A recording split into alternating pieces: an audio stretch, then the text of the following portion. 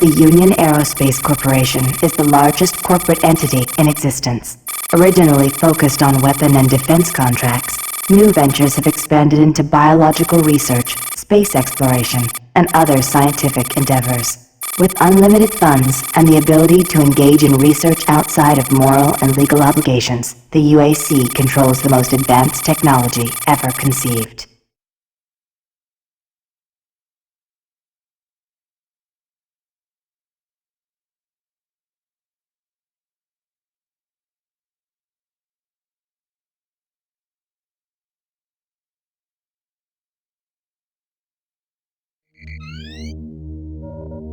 Incoming transport detected.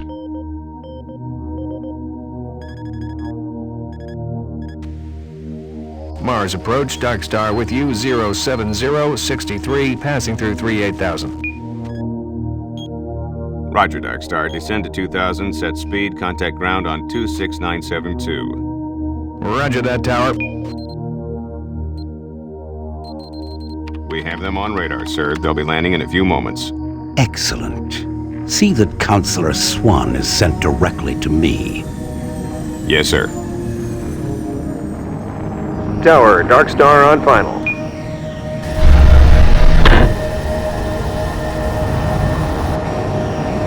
We've got you, Dark Star. You are set for lockdown. Welcome back.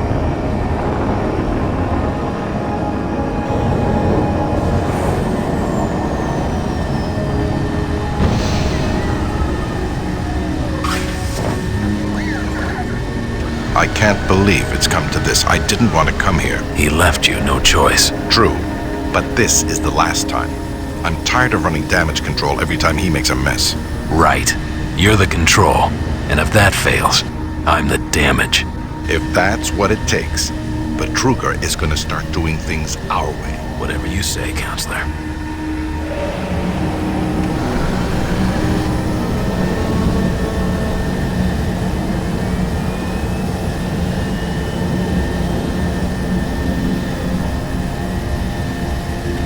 Welcome to Mars. All new arrivals need to check in at reception. If you're looking for someone to help you, just head to reception. Welcome to Mars City, Union Aerospace's premier research facility.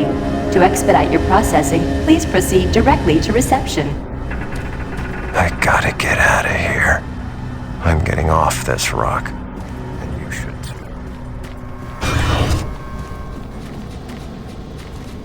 Welcome to Mars, Marine.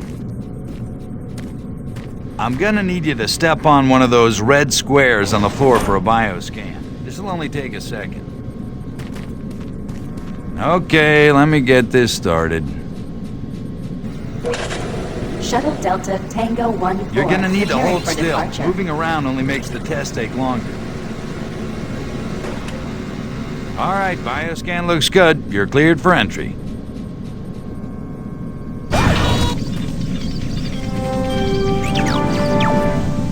On behalf of the UAC, welcome to Mars City. This facility serves as the central hub for all scientific research, Attention. archaeological Director study, Banks, and please military report to Central operations. Administration. Goal number 1 at the UAC is the safety and well-being of all employees and guests. To help achieve this goal, we ask you to follow all UAC corporate procedures at all times. This includes restricting your movement to areas for which you have clearance. Always remain alert and aware of what you and others are doing. If you notice anything out of the ordinary, or just have a simple question, find the nearest UAC security guard. They are here to help, no matter how large or small the problem is. Our station on Mars provides a perfect blend of work habitats, recreational facilities, and social support structures. This ensures our goal of providing a true home-away-from-home experience for everyone. Keep this in mind as you help us pursue our groundbreaking research that is destined to transform the daily lives of everyone here and throughout the solar system. If you need more detailed assistance, please see your Human Resources Manager. If you are a guest, you may bring up any issue with your appointed UAC liaison. Thank you, and have a nice day.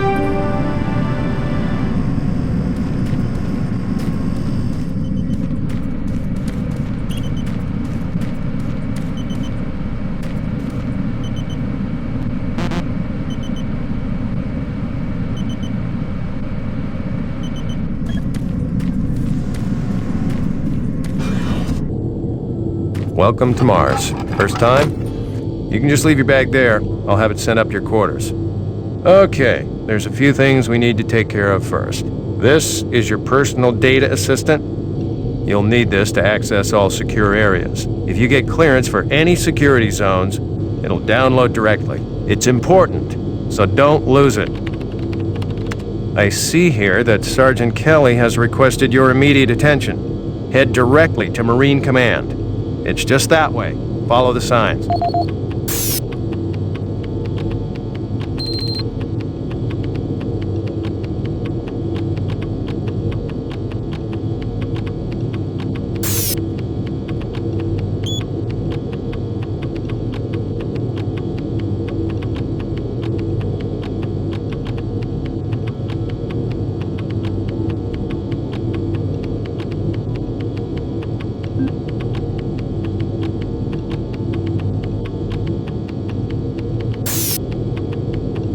Welcome to Mars, Marine. This briefing is designed to acquaint you with a few of the standard operating procedures here on the Mars post.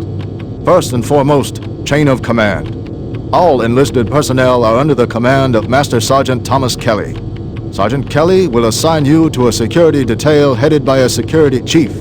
Please report to your security chief for all duty-related concerns. While on duty, please stay on your assigned patrol coverage area.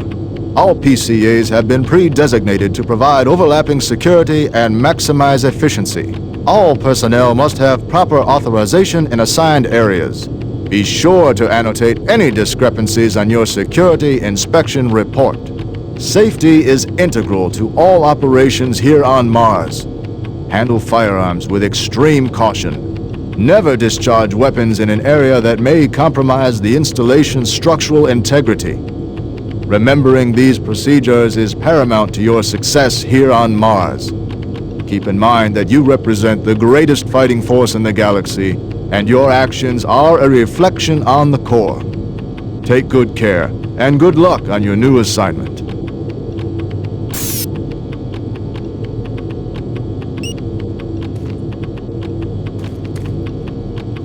You better move along. It looks like you've got some important things to do.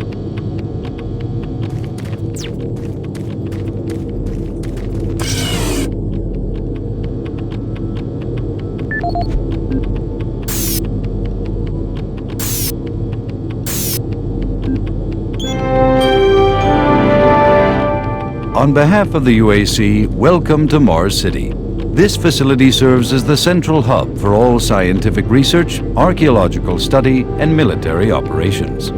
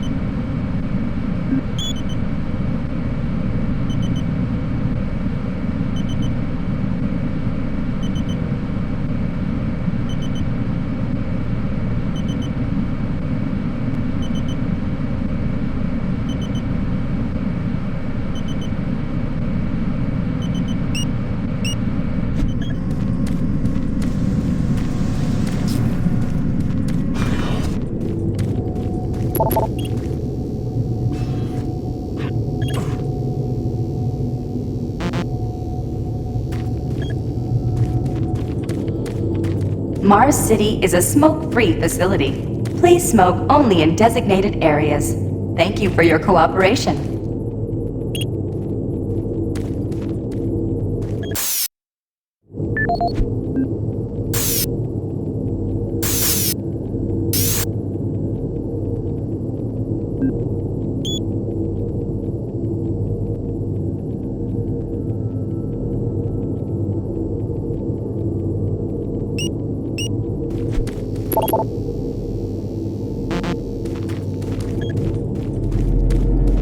Haven't seen you before.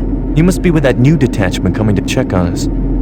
Is there some type of problem? I'm just trying to get my work done here. I'm here because there seems to be some very serious problems. Oh, really? Do I need to remind you of the groundbreaking work that we're doing here? No. But I've been authorized by the board to look at everything. The board authorized you? The board doesn't know the first thing about science. All they want is something to make them more money, some product. Don't worry, they'll get their product. After how many accidents? Tell me, Dr. Petruger, why are so many workers spooked, complaining, requesting transfers off Mars? They simply can't handle life here. They're exhausted and overworked. If I had a larger, more competent staff and bigger budget, even these few accidents could have been avoided. I'm afraid you'll get nothing more until my report is filed with the board. I will need full access, Dr. Petruger, Delta included. I won't have any difficulties doing that, will I? Only if you get lost, Swan. Just stay out of my way. Amazing things will happen here soon. You just wait. Let's go.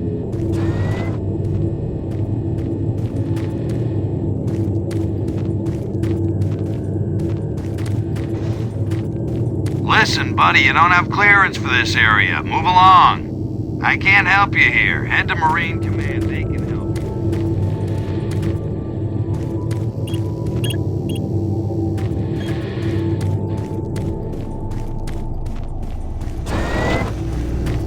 Excuse me. Excuse me. I don't think I've seen you before. You must be a replacement for one of the guys we lost. Excuse me.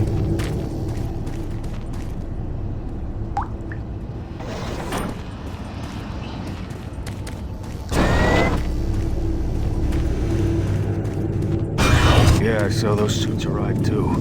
Weird. The UAC must be worried about something. I hear there's been IBM News Network. Your universe now. Someone new. It's always nice seeing new faces around here. Hope you enjoy your stay. Military presence on Mars. A spokesperson stated that... Miller, you hear about Corporal Allen? Yeah, they said he just lost it. Shipped home this week. We lose one, gain another. No shit. I wonder who they're gonna move to Bravo team now. Who knows? I just hope they don't take anyone from my squad. I hate pulling double shifts. I hear ya. Another newbie. Welcome to the worst assignment you'll ever have. Another replacement, huh?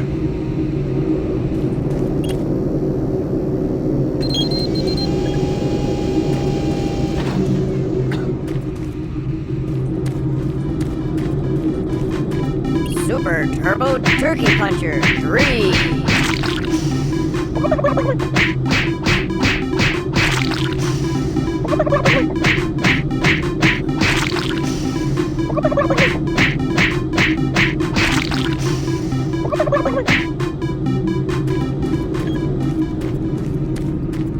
Faint signals. Tell me, just what the hell is happening over there? Beats me, man. Look, all I do is repair the converters when they blow, okay? That's it. Fine. But what's overloading them so much? I mean, how much damn power do they need? I wouldn't ask him if I was you, man. I heard Travis started poking around and he got transferred fast. Didn't even see him leave. Hell, no one saw him go. Was here 1 minute, gone the next. Lucky bastard. I'm really trying to get this fixed quickly, so, do you mind? Marine Command is right around the corner. Why don't you go bother someone there?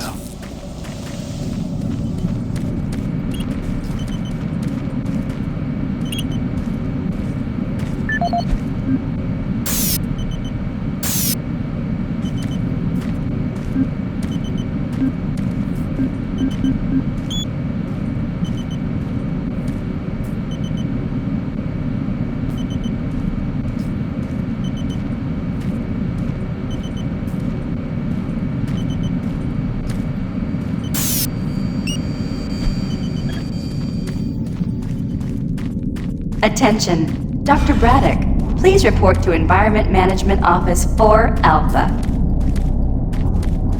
You need to report to Sergeant Kelly ASAP. He's in Command HQ.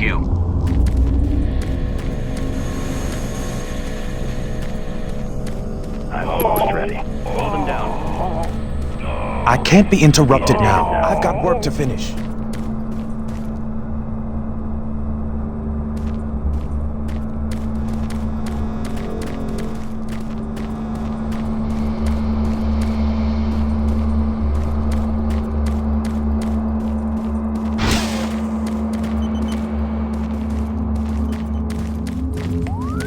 Welcome to the unit. I'll see you around. I would like to request another security. I'm trying to reconfigure this little guy. I can't talk now. Thank you. Don't you have some orders you need to be following?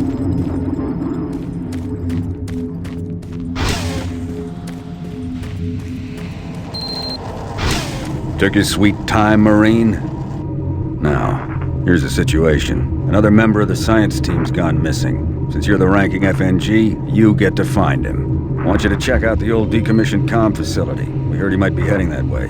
The only way there is through the service passage under Mars City. I programmed this sentry to guide you to the maintenance elevator. I hope you follow the sentry better than you've followed orders so far. Pick up some gear at the security checkpoint at the bottom of the elevator. Oh, and when you find him, just bring him back. Do not hurt him. Now move out.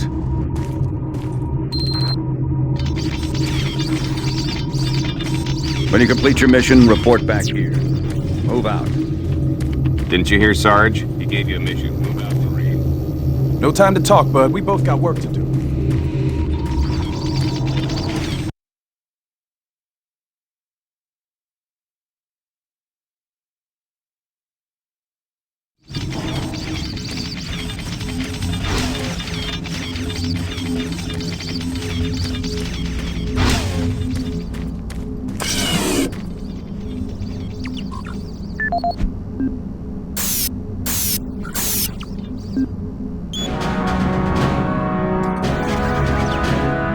Representing yet another great accomplishment of the UAC, the Series 3 plasma gun is an extremely versatile medium-range combat weapon.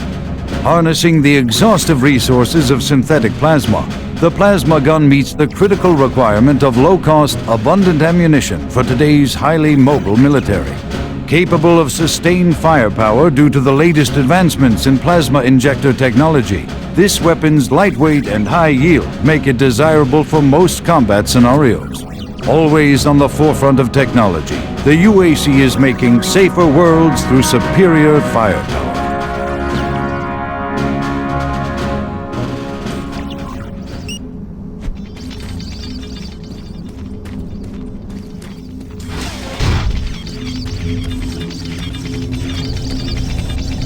Attention UAC personnel. Interested in earning more credits? Volunteer at Delta Labs today. See your service branch director for more details. What? He said that he saw some strangers.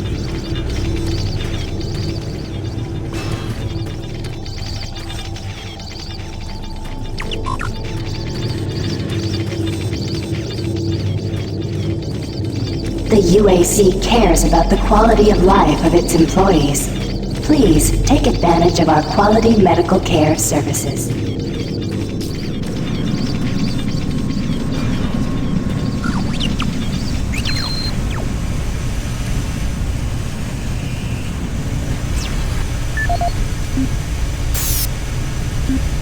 This is the audio log of maintenance technician Adam Bernache, dated November 10th, 2145.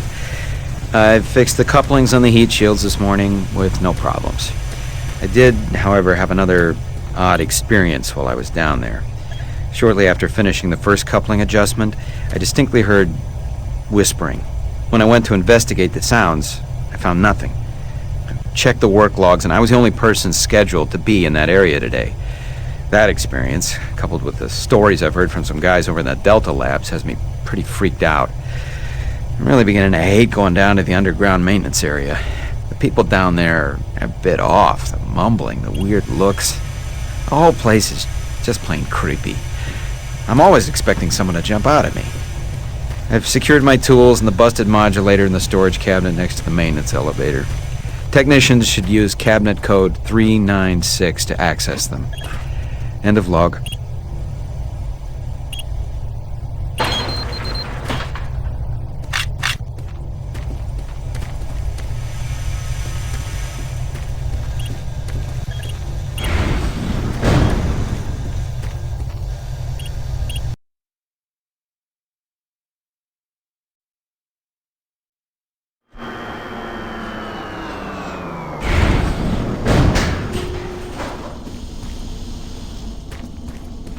Welcome to the dungeon, Marine. Most unexciting place on Mars. I'm gonna need you to grab some armor and secure your pistol before I can pass you through security. Okay, grab your gear. Now you're ready for combat. Let me do a radio test. MarsSec radio check. Excellent. Good signal. Looks like you've been assigned the decommissioned comm facility. Just follow the main passage through the underground junction, then straight out. You'll have a quick evac. And what better way to see the Martian surface than to run across it? Okay, you're all set. Oh yeah, keep in mind, civilians are working down here. Don't get excited and shoot any.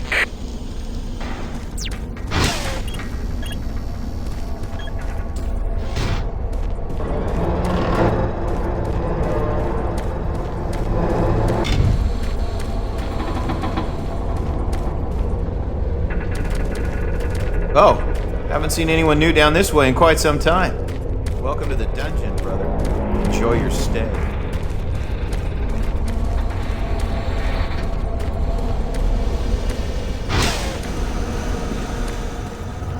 Hey! You're looking for the scientist, right? I'm not sure you want to find him. You see... never mind.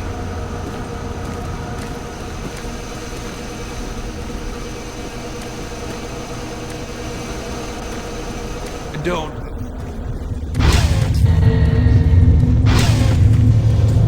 Listen, Scotty. I've done this a million times. It's not that hard. Why don't you crawl your fat ass down here and do it yourself? Because I'm getting paid to make sure you do it. Just finish the coupling so we can continue.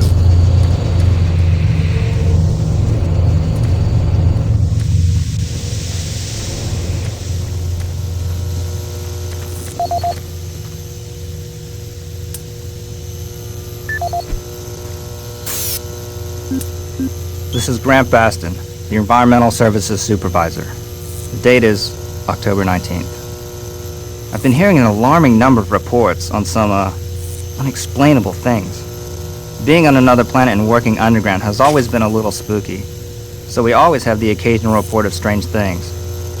But what is worrying me is the fact that the number of these reports are up by a lot. People are truly frightened. The rumors we're hearing about experiments from the Delta Complex are not helping. The power fluctuations aren't helping at all either. Having the lights flicker constantly and losing power for several minutes at a time is scaring everyone down here. I'm doing my best to keep people in track, but we're continually short-handed. Someone's reporting in sick almost every day. I'll keep my director apprised of the situation, and will continue to log reports as I get them.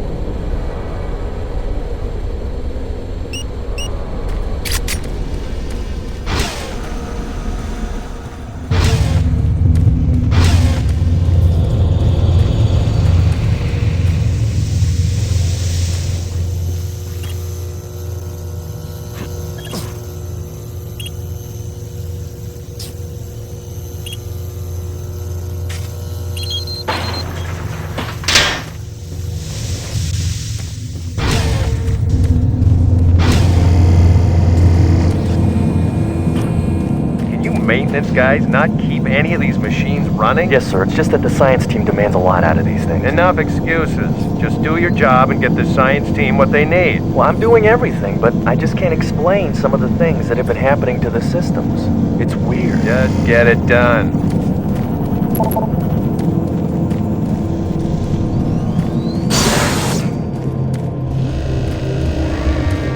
Jeez!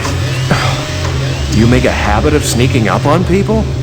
Everyone's already on edge down here with all the strange things that have been going on. The garage area is right through that door. Now stop bothering me.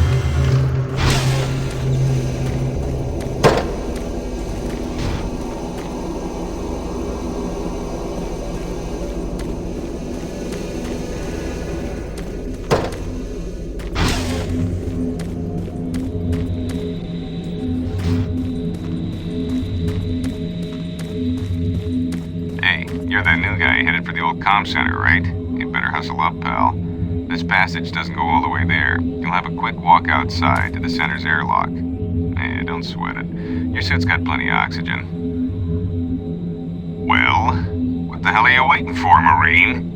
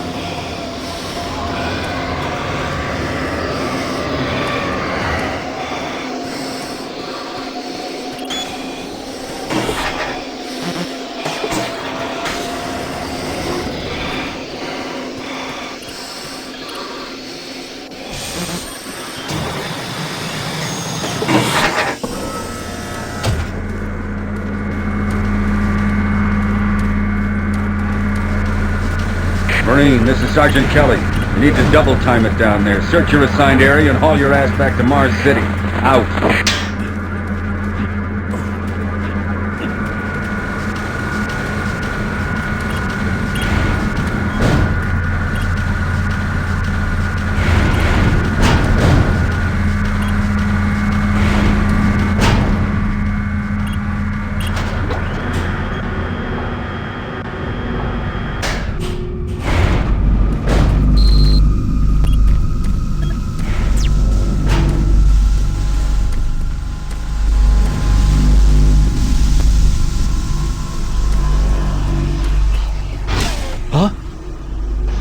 No, please. You must let me get this communication out. They have to be warned while there is still time. I can't let... You don't know what I've seen. You can't possibly understand or comprehend. The devil is real. I know. I built his cave. I'm getting abnormal readings here. This is bad. God! We can't hold these levels. We're losing it! Lord, help us!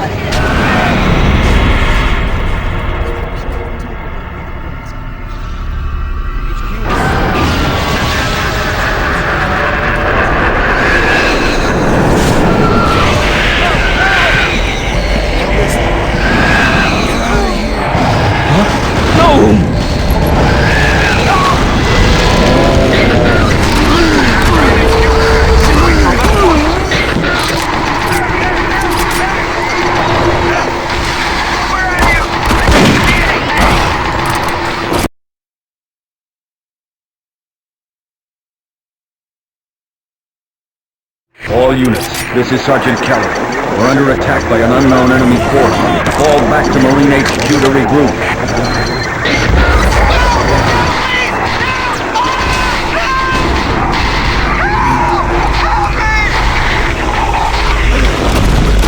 I say again, fall back to Marine HQ and await further orders.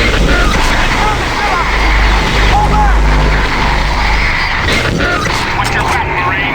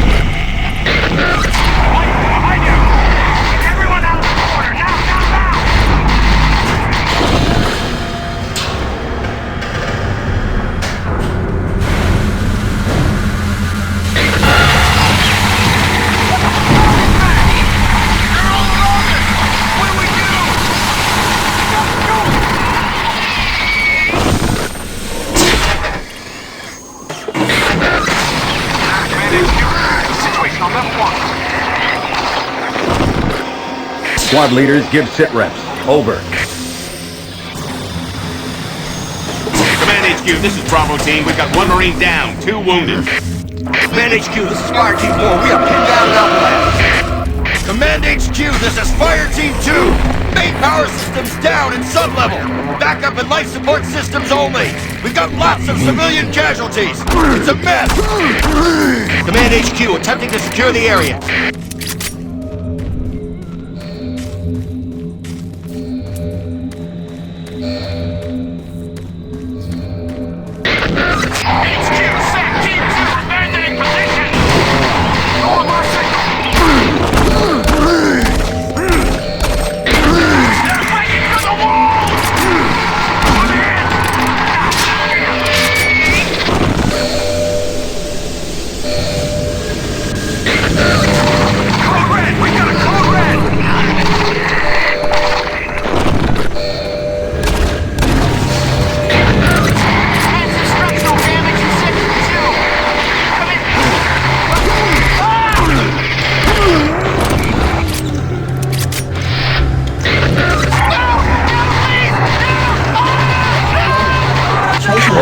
This is Command HQ. Report directly to Marine Headquarters and await further orders.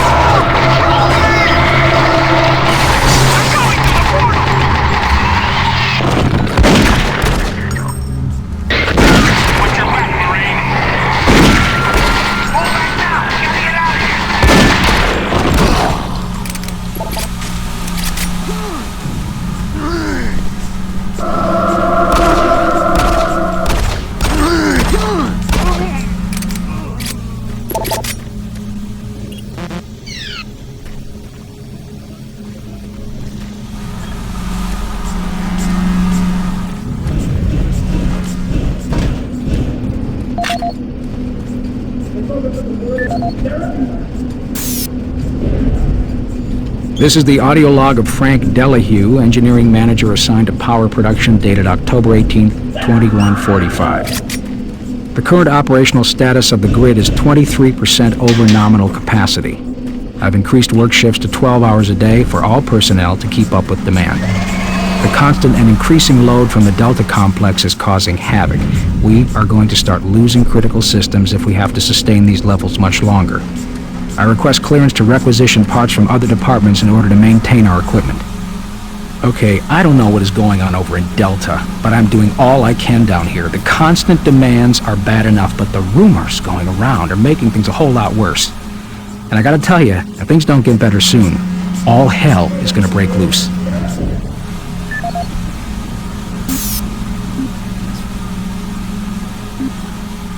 This is the audio log of Frank Delahue, engineering manager assigned to power production, dated October 24th, 2145. Reclamation problems continue to plague the main processor. 2 more valve overloads on that unit in just the past week. These overloads can destroy the valves, causing very dangerous fire, jetting with enough heat to incinerate sensitive equipment nearby. To date, we've had only 1 reported injury as a result of these valve failures, and this is due in large part to the quick response of the engineering team. Our procedure of entering the failure code 842 in the operation terminal has proved adequate, and I recommend no changes in our procedure. Command HQ, situation on level 1.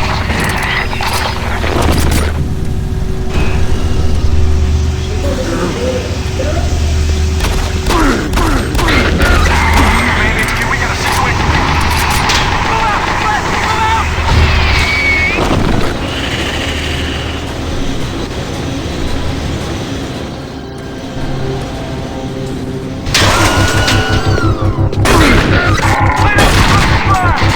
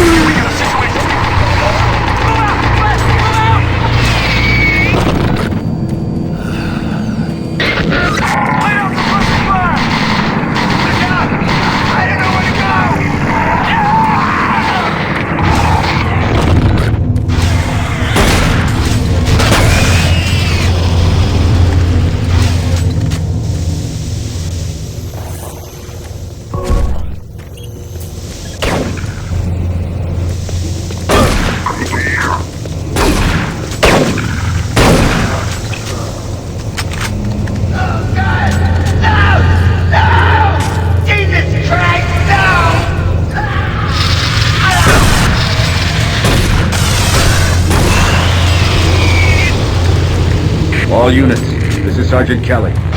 We don't know what we're up against. Repeat, we have negative ID on the assailing force. They're mean SOBs. You don't have a clear path back to HQ. Stock up on ammo, establish a stronghold, and keep them at bay.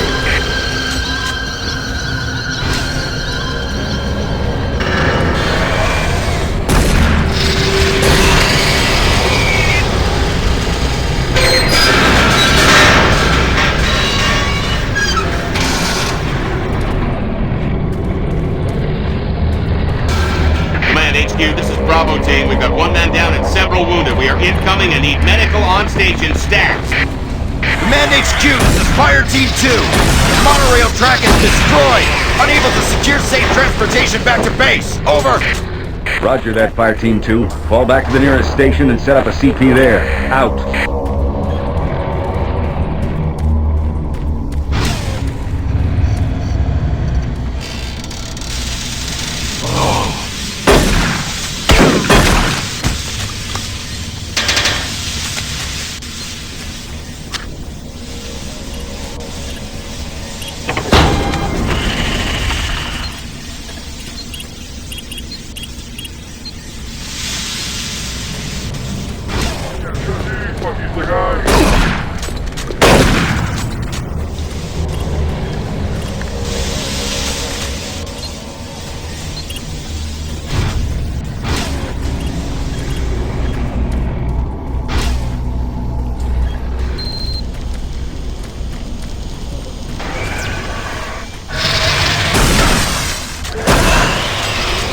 All units, this is Sergeant Kelly. Fall back to Marine HQ and await further orders.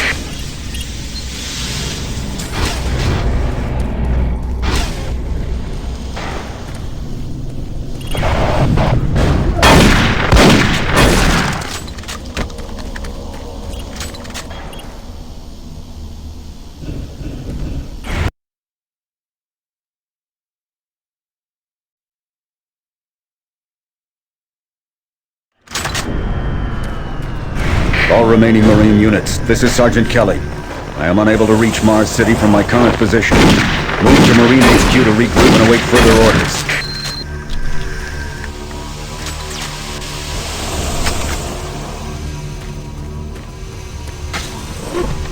Hey, you!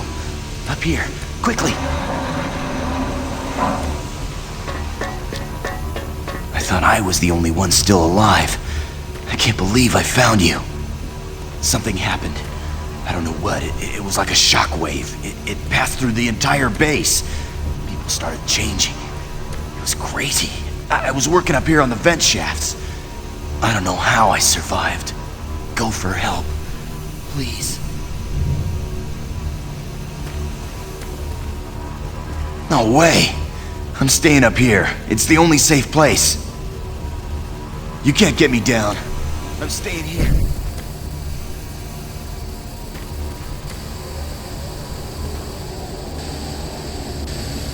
Be careful. I don't know what's in there.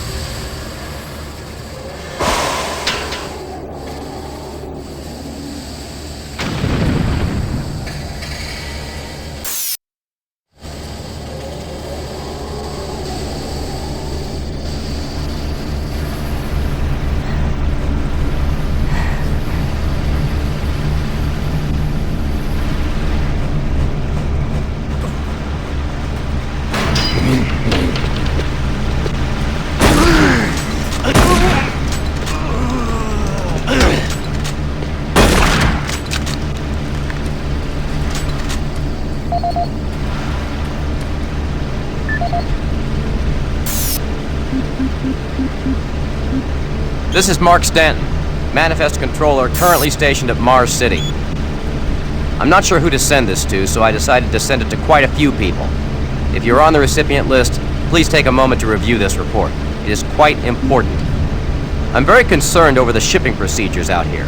I am the Manifest Controller, and as such, I need to be informed of everything coming in and out of Mars City. Someone here is subverting my position and preventing me from getting data on things being shipped. This is unacceptable. Not only could this reflect poorly on my upcoming review, but this is my job and I'm tired of being out of the loop. I have no idea who keeps telling the shipping crews to allow things in and out without allowing me to produce or procure the manifest. But whoever it is, it must stop. One of the dock workers actually told me to piss off when I tried to stop one of the last containers from going straight to Delta. I immediately filed a report and will follow up with the transit manager next time I see him. End of log.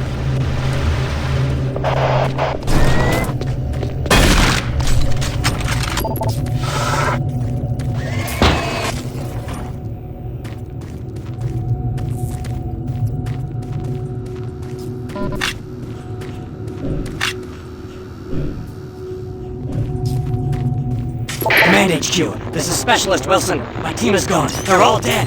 I'm running blind here. What are my orders? Over. Specialist Wilson, this is Sergeant Kelly. Stay sharp, son. Move to your last known RP and fortify your position. We'll find you.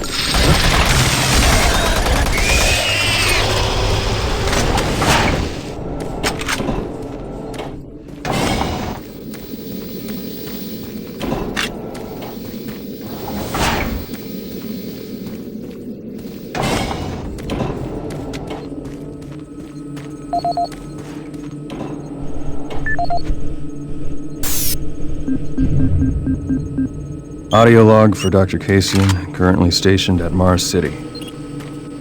I have just left the weekly status meeting here in Medical. The most prominent topic was the vast number of psychological issues we are seeing as of late. The number of reports indicates that 10% of the overall base personnel have shown symptoms.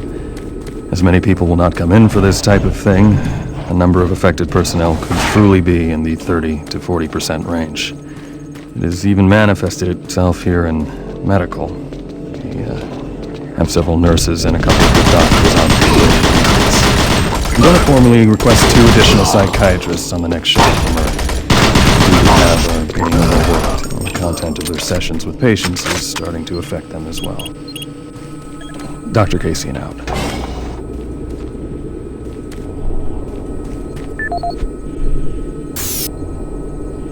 Dr. Mark Kasian, at 1547, patient Jonathan Wills was admitted after complaining of insomnia and nausea. According to the nurse, Mr. Wills was calm and exhibited no signs of disorder when he was brought to exam room 5. However, by the time I reached him at 10 after 4, his personality had changed dramatically. When I entered the room, Mr. Wills lunged at me with a scalpel he apparently stole from a supply drawer. With the assistance of an orderly, we managed to subdue and sedate him without injury. Mr. Wills was heavily medicated and could not be diagnosed, but in the 20 minutes he was left unattended, he managed to carve 3 symbols in his arm and cut his own tongue into 2 halves. I can only guess at the cause of his problems. I hope that additional psychiatrists arrive soon. In the meantime, in response to this assault, all medical supplies and armaments will be locked in a secure hospital cabinet with the code 347. Dr. Casian out.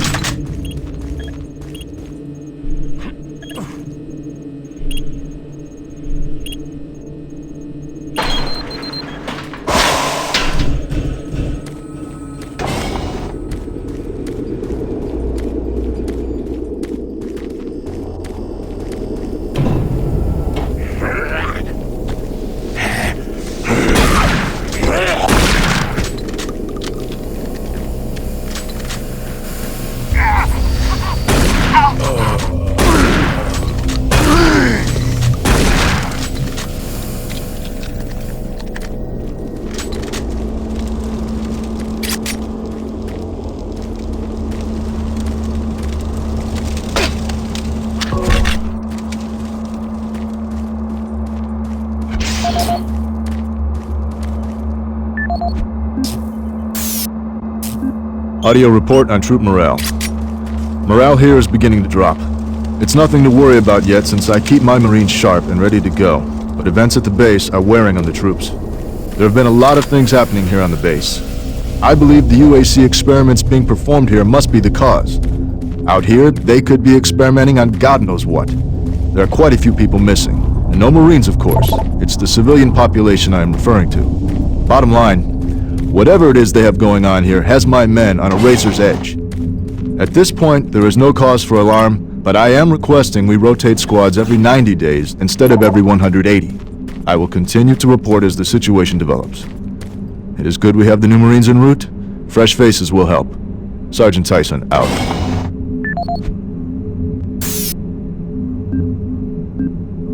Audio report confirming new troop deployments for the Mars City Marine Facility, October 30th, 2145. The new troops will be arriving within a few days.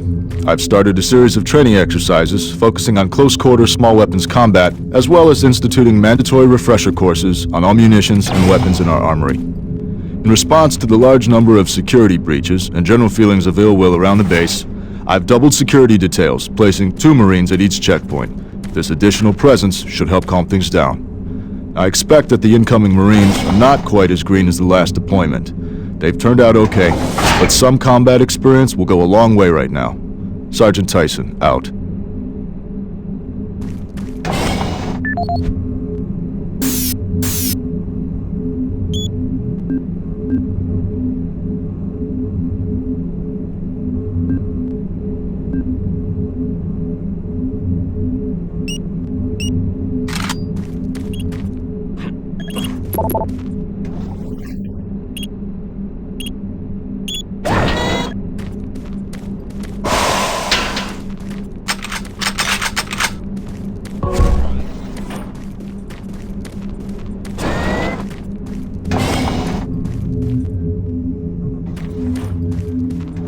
Connection established. Marine, I can't believe you're still alive. I'm unable to return to Mars City. All passages out of the Delta complex have been blocked. I'm setting up a command post here. I can monitor status reports of the entire base from Delta Central Authority and communicate with other Marine teams. It's your mission to link up with Bravo Team and get that transmission sent. Head toward Alpha Labs. It's the fastest way to find them. I'll update your PDA security clearance from here. Good job. And good luck, Marine.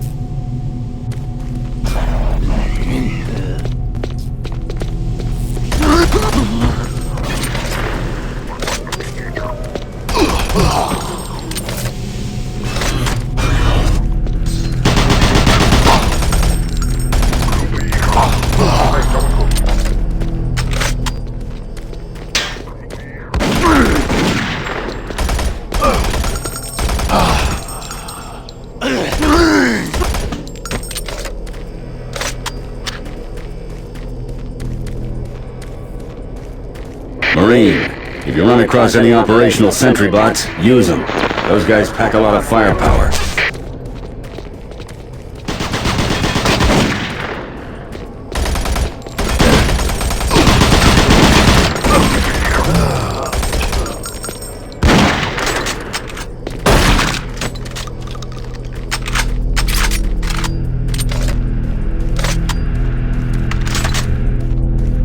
The UAC is here to help you. Psychological services are free and confidential.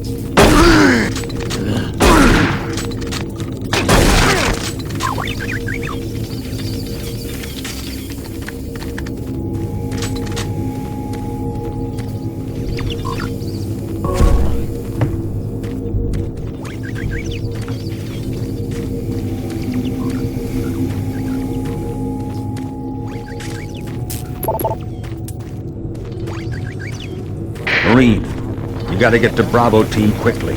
They need all the firepower they can get. Sending that transmission is critical to our survival.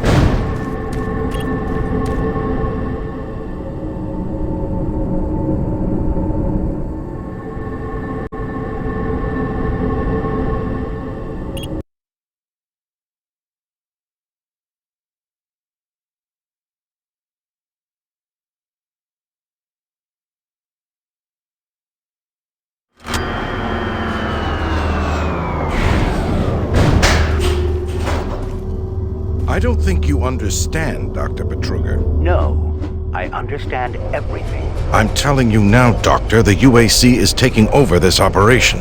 Operation? Is that what you're calling it? The situation is out of control. It's not out of control, Swan. You are.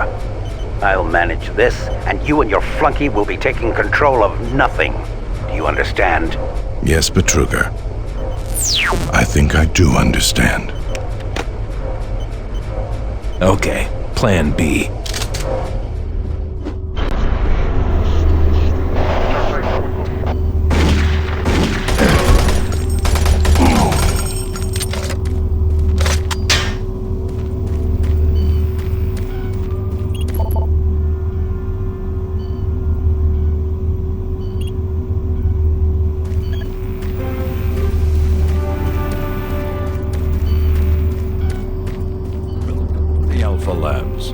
Formerly designated Phase 1 by the Union Aerospace Research Division, the Alpha Labs began construction on October 29th.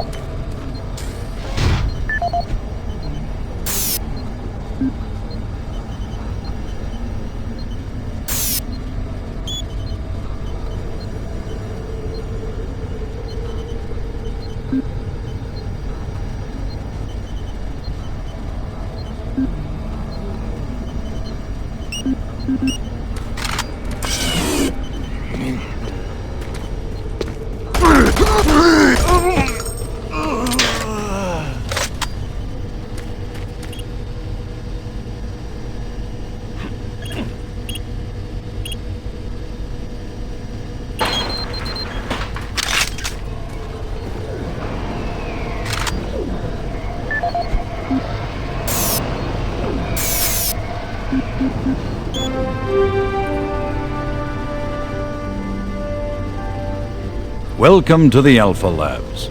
Formerly designated Phase 1 by the Union Aerospace Off-World Research Division, the Alpha Labs began construction on October 29, 2095, and became fully operational July 17, 2130. Originally created as the prime science and research facility, Alpha Labs are responsible for the development of leading-edge technologies such as the elemental phase deconstructor, hydrocon, and molecular fuel storage compressor, all presently being utilized right here in the Alpha Labs. These endeavors have allowed for much-needed expansion into the UAC's current leading research facility, Delta Labs, where Union Aerospace is opening all new opportunities in research and development.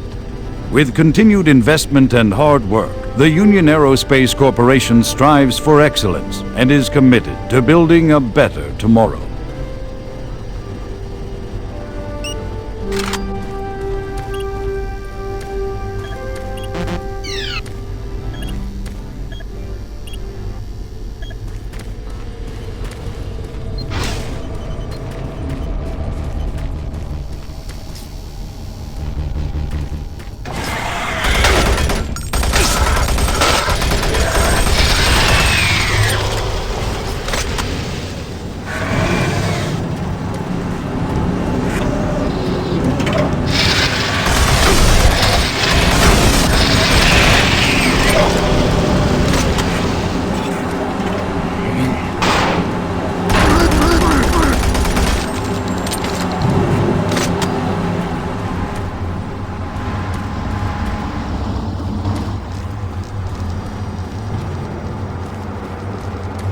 Don't stop, buddy.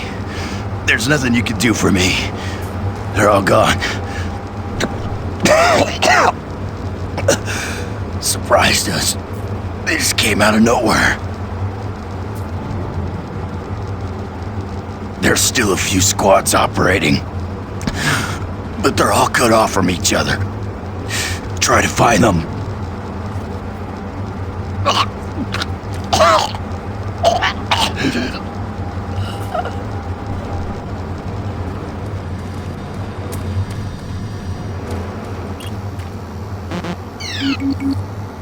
Access denied.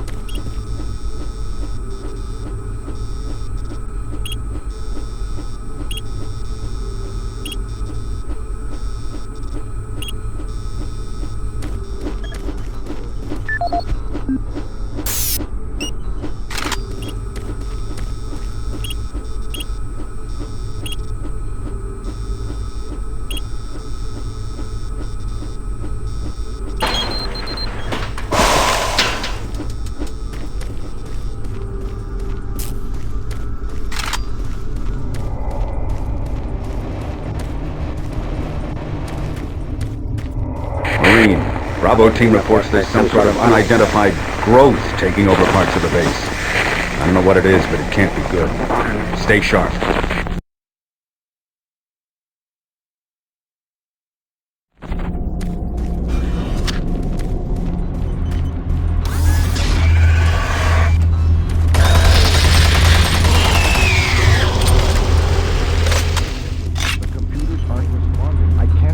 Access to the systems. We can't do it here.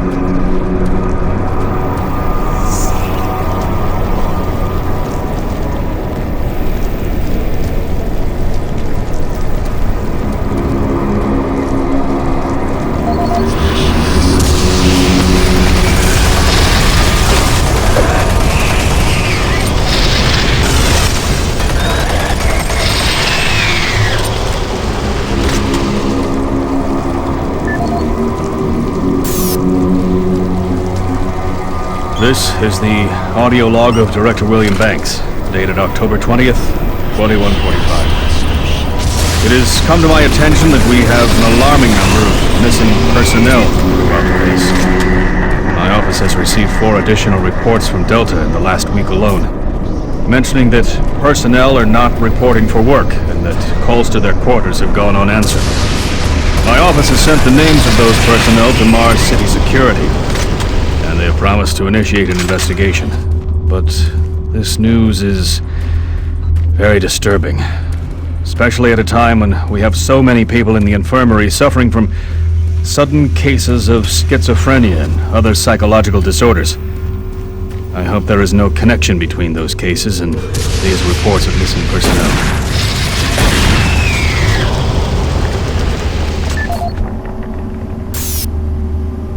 This is the audio log of Director William Banks, dated October 5th, 2145. It has been brought to my attention by Environmental Services that the recent power grid changes have caused many non-critical systems to malfunction. The report explains that this is due to either intermittent power outages or lower than optimal voltage input. It also says that sufficient power distribution to all non-critical systems is becoming more difficult to maintain, thanks to Dr. Betruger and his so-called optimizations to the energy stores in and around the facility. I assured the Director of ES that I would file a report with Central Authority over this.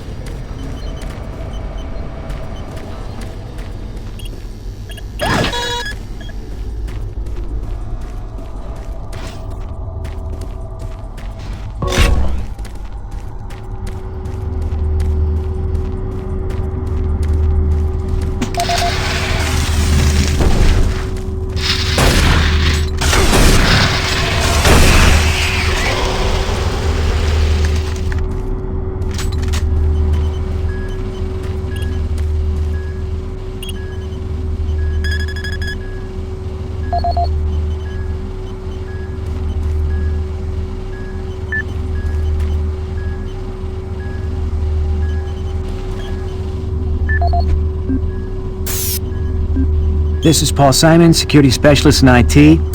Our network security has been breached several times over the last few days. Now, it looks like it may have been going on longer than that, but whoever did this really knew what they were doing. They covered their tracks really well. I just happened to notice some log anomalies, or it would still be going on. The intrusion came on an encrypted carrier signal from the Delta complex. They piggybacked the virus on one of the supercomputer requests, and it peeled itself from the data stream once it was inside our firewall.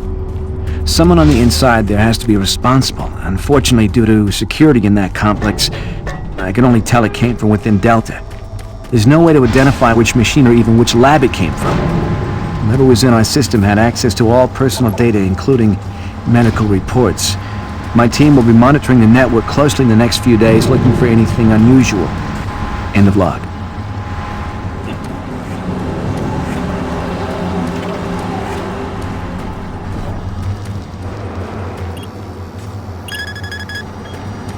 Access granted.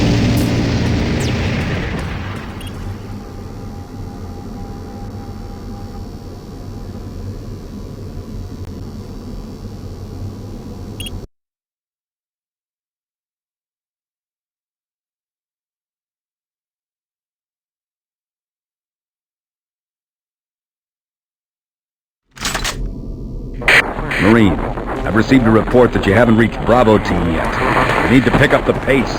Can't wait for you. Reaching the communication facility quickly is imperative.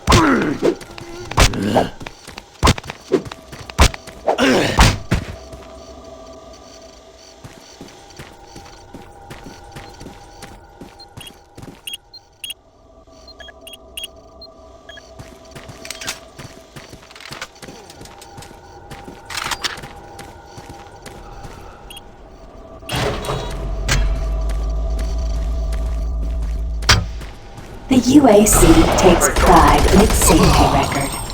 Please follow UAC procedures.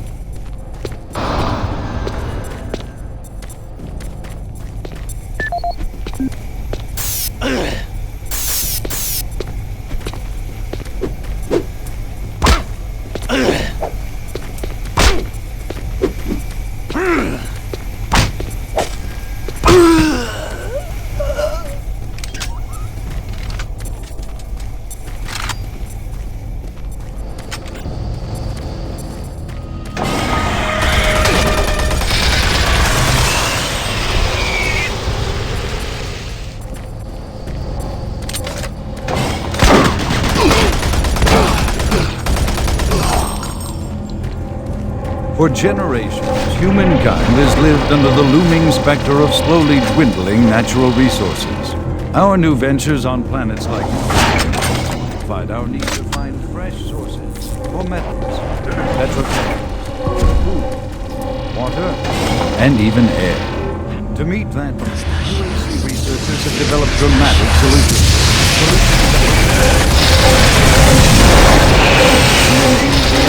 Human race. Mars itself is our chief ally and the key to our solution. Look around at its vast red deserts, rich in naturally occurring iron oxides. They are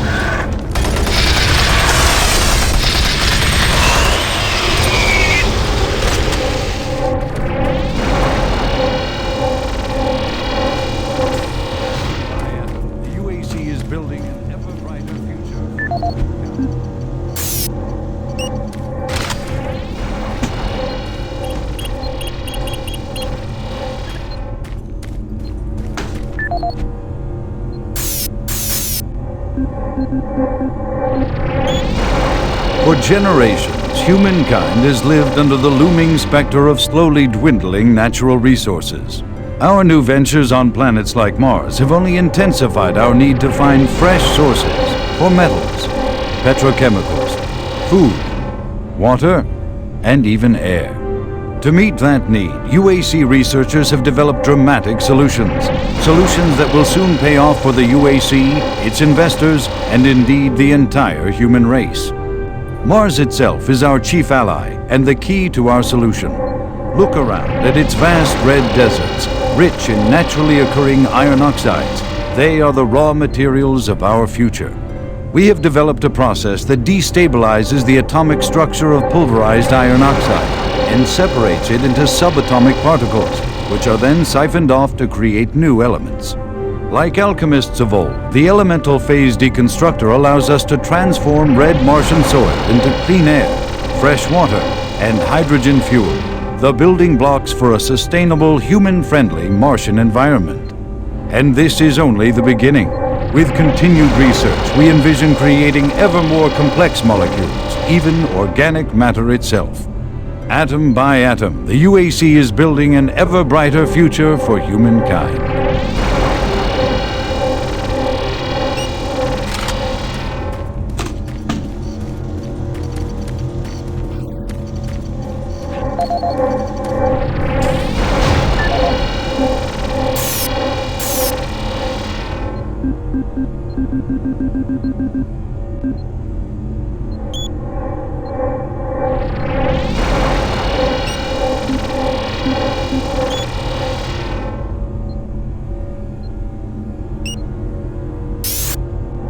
Audio log for Kyle Berger, research supervisor for the EPD project. The elemental phase deconstructor is fully operational, and the research data we have gathered so far is very impressive. Unfortunately, we had a terrible accident last week. Research assistant Patterson was calibrating one of the quark emitters in the chamber, and witnesses say he appeared to see something, almost like something was talking to him, and he backed right into the particle beam.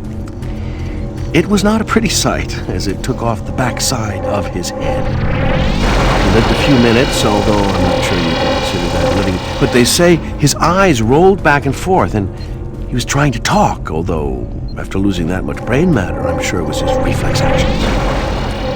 Anyway, due to this, I have enacted new safety protocols in the lab, and we have stocked one of the storage cabinets with emergency medical supplies. The code for the cabinet is 752. End of log.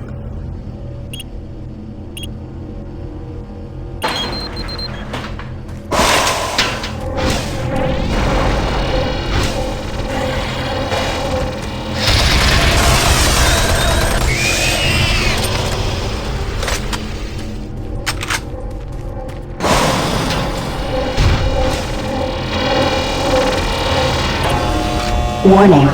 EPD laser active.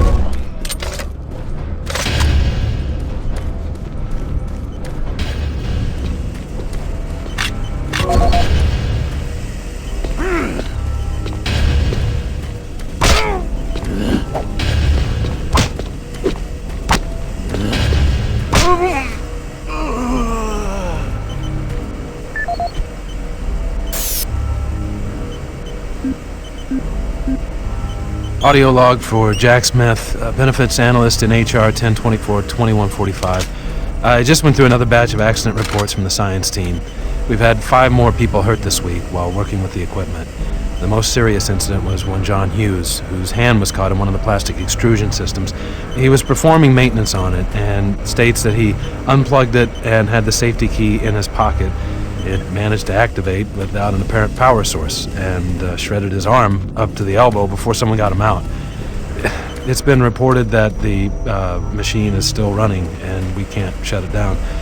The cost on that incident alone is enough to raise the red flag, Gas but leak this is stopped. just one in a Fire pile. We're going to extinguished. overrun our budget on benefits payout this quarter. And while it's not my department, I have to assume that the new equipment budget is going to be blown out as well because, according to these reports, the equipment's breaking down on a daily basis. Please mark this for review at corporate. End of log.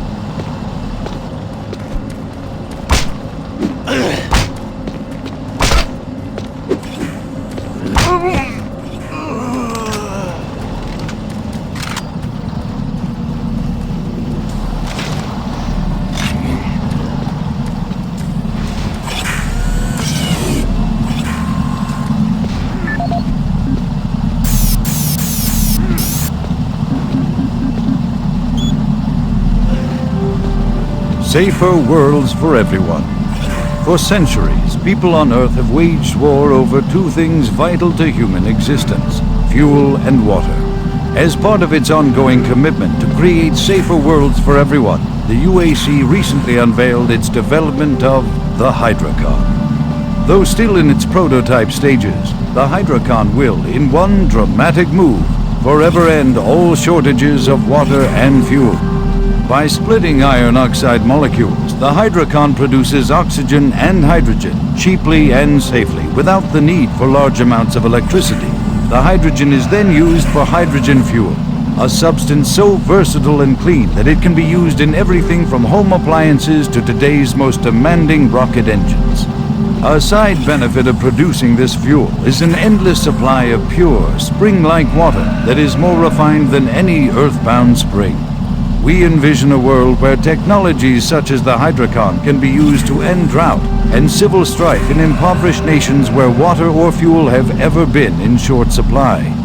While always at the forefront of scientific research and development, Union Aerospace hopes that the creation of the Hydrocon will continue to make safer worlds for everyone.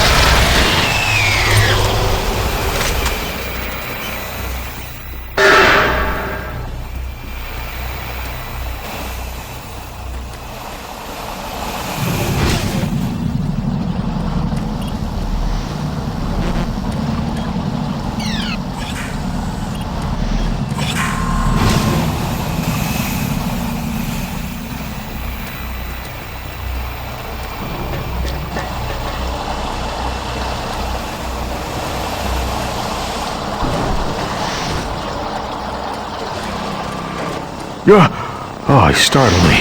Man, am I ever glad to see you. I thought I was all alone, and it's been freaking spooky lately. The Hydrocon's blown a few circuits and is unstable. Be careful with that gun. A stray bullet into the glass shields could blow the whole area. I'm gonna try and get this thing stabilized. I'll head to the science office when I have this under control. If I don't get the Hydrocon operating within acceptable levels, it could blow.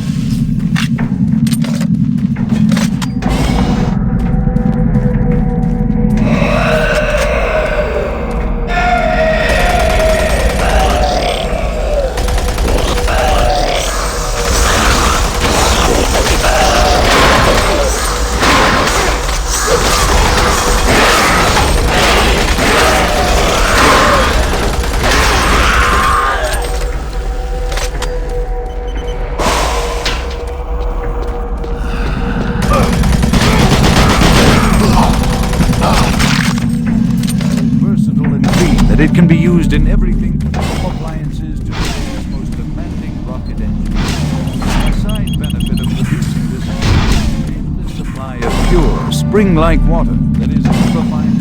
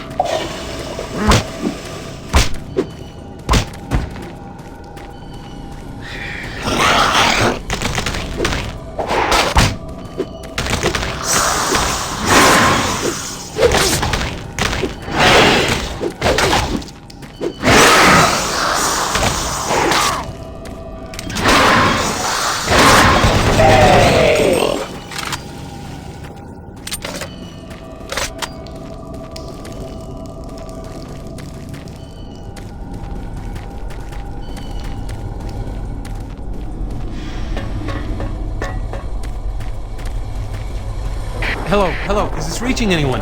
I'm broadcasting on a very low frequency. If you can hear me, I'm not far. Please help me. I've locked myself in storage room C4. Please, if anyone can hear me, please help me.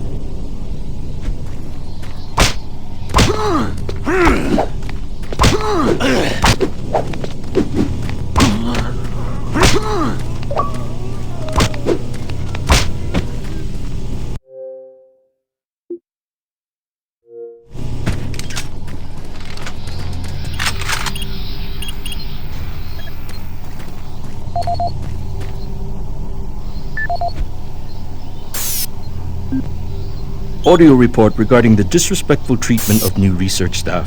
September 14th, 2145. As you know, I have gone to considerable effort to recruit my staff researchers for Alpha Labs. Finding team members with the qualifications, let alone the willingness to come to Mars, has not been a trivial task. You know this already. But it is necessary that I emphasize why their complaints must be taken seriously. We won't be able to keep our people or recruit new researchers if the harassment continues. No, harassment is exactly the right word. I'm routinely getting reports of UAC security asking inappropriate questions and submitting my staff to unnecessary background checks. I must insist that we be allowed to keep our personal lives private and be left to complete our assignments without further delays. If there is some kind of security threat, I suggest that UAC security look more deeply into their own staff. This is Andrew Chin, end.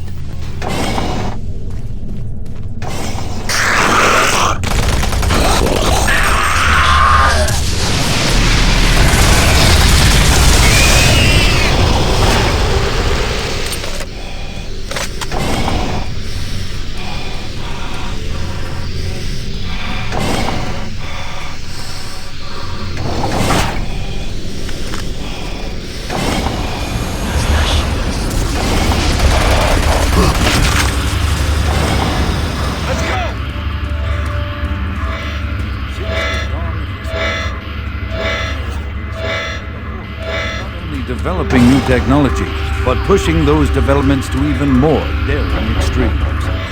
With an abundant production of hydrogen fuel, thanks to the hydrocon, the specialist team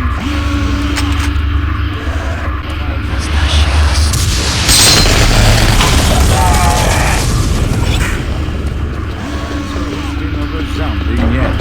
Under the direction of Dr. Malcolm Bertrand, key UAC scientists have made startling new discoveries in the fields of quantum physics, and with this they've been able to... Marine, Bravo team reports they've located your position but are unable to move to your current location.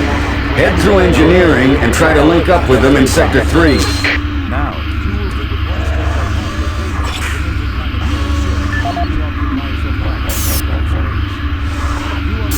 molecular fuel storage.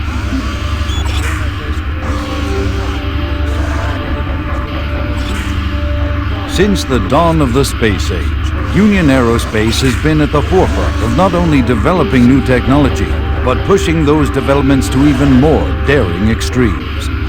With an abundant production of hydrogen fuel, thanks to the Hydrocon, the specialist teams asked the big question: can we devise a way to store and deliver that fuel to make the dream of deep space research a reality? The answer has been a resounding yes. Under the direction of Dr. Malcolm Betruger, key UAC scientists have made startling new discoveries in the fields of quantum physics. And with them, they have been able to use the actual space between electrons and protons in a molecule as a storage medium for fuel in our interplanetary antimatter drives. Now, fuel that would once take up half the payload of an interplanetary ship only occupies a fraction of that space. You are looking at the Molecular Fuel Storage Compactor. The MFS compressor is yet another UAC marvel that brings the dream of reaching and colonizing the most distant planets closer to a reality. The UAC has long made safer worlds for everyone, and now they will bring those worlds even closer than you could ever imagine.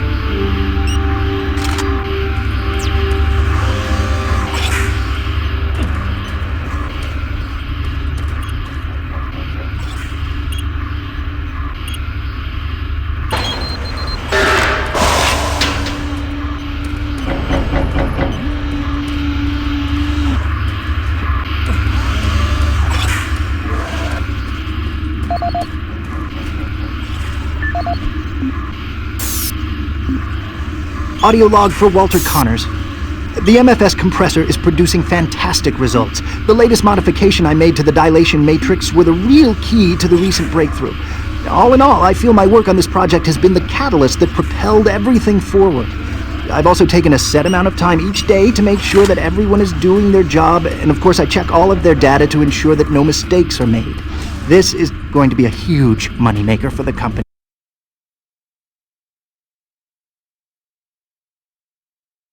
And quite honestly, without my input and hard work, I'm not sure that we would have gotten this far. But I wanted also to thank you for your supervisory role in the project. Working with you is a true honor. Just remember me in the end of your reports, as I'm certain I deserve a promotion. Walter out.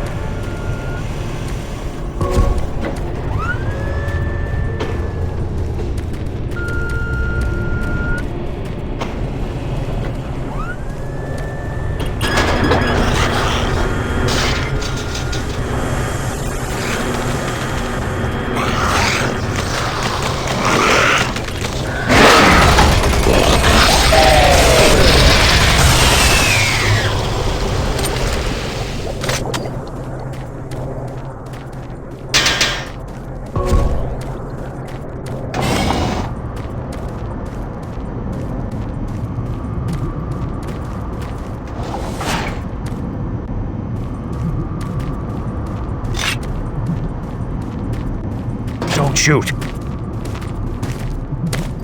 I can help you. The lights are all out. I'll lead you through here if you can get me off this base.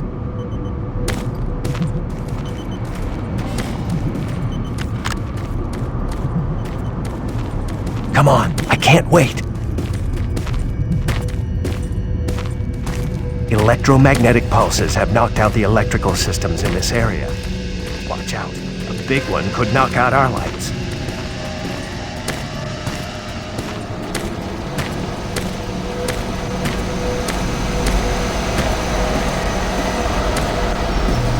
There's one.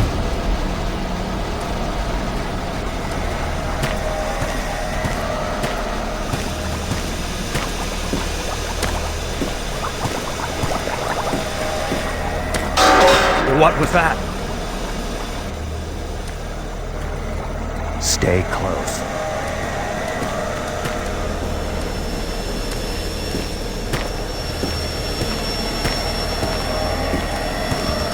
Kill it! close.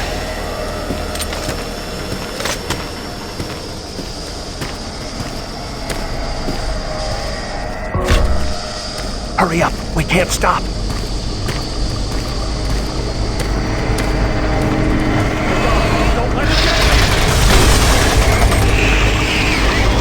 Thank God it's dead.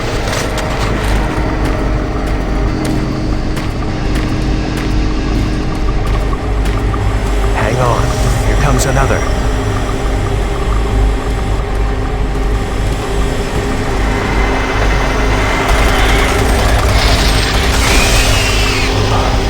That was close.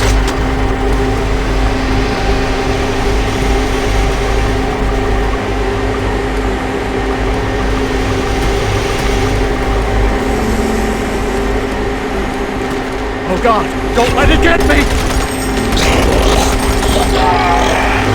Thank God it's dead.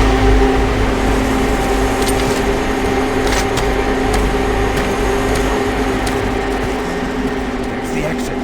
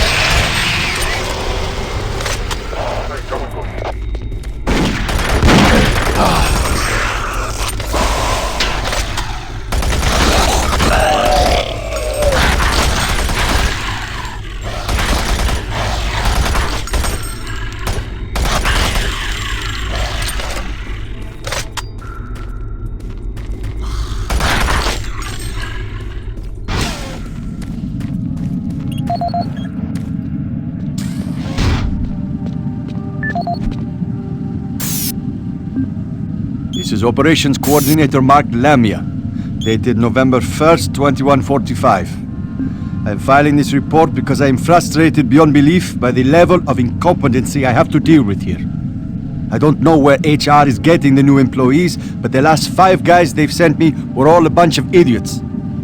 They can't get any of their work done on time. I constantly have to keep an eye on them. They work slow, they don't follow any of the standard operating procedures, and they can't even remember basic things that I tell them. For example, I changed the cabinet door codes here to 1, 2, 3 because I thought that was easy enough to remember, but they still forgot it. I don't understand why HR can't get me better people. I am requesting full authority to hire and fire my own employees. It's the only way I can run my department smoothly. End of log.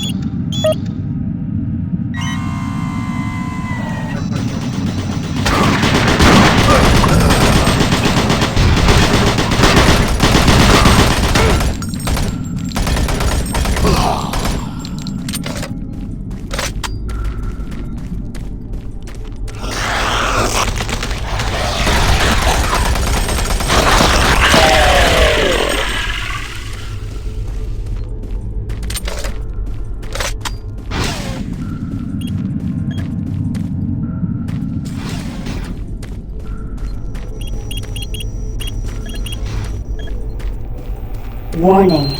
Toxins present. Please execute cleanup procedure.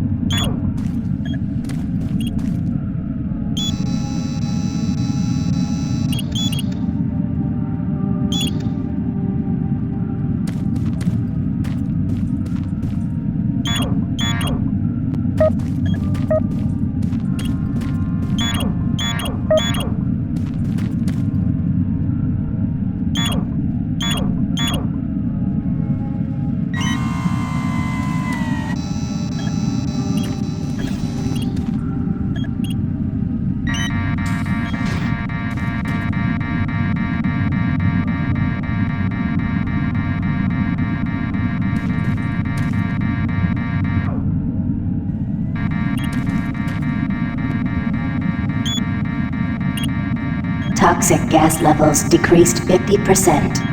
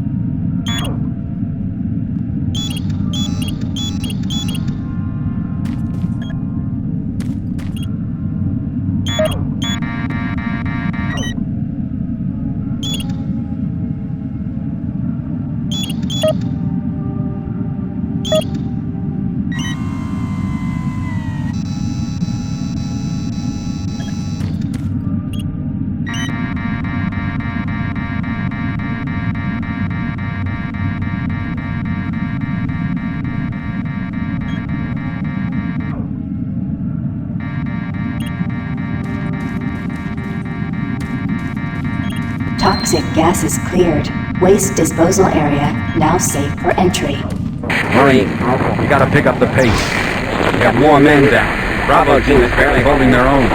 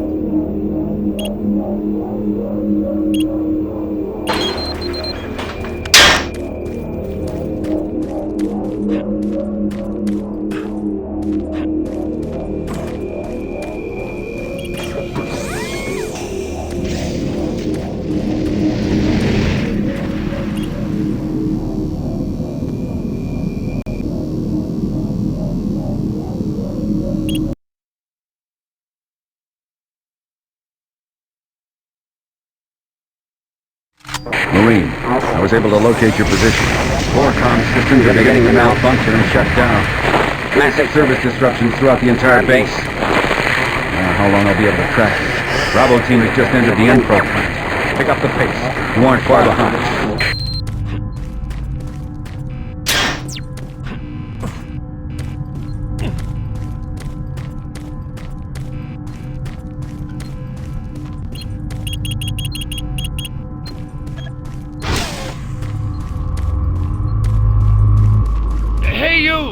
Can you help me? I'm trapped in here. Release the door locks and get me out.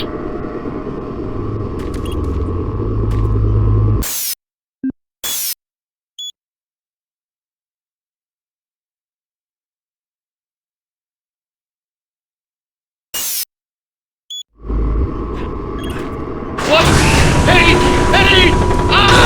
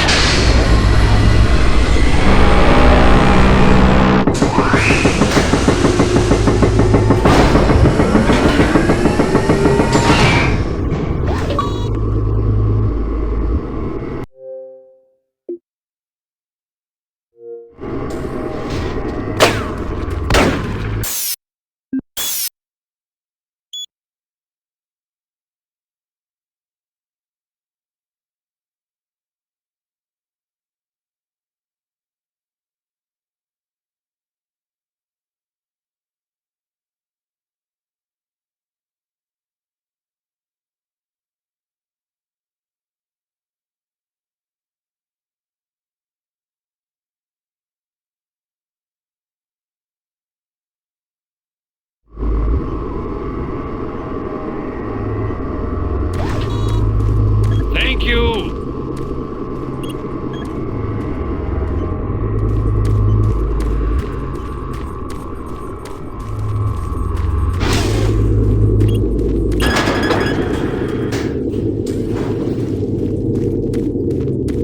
Thanks for getting me out of there. I got trapped in the chamber when the power went out. I don't know what's going on here. I don't understand why none of the systems are responding. I'm going to try to get an uplink into the main system from here. This is a secure terminal. I might be able to get a connection. I'm going to stay here. I can lock the door after you leave. I think I'll be safe.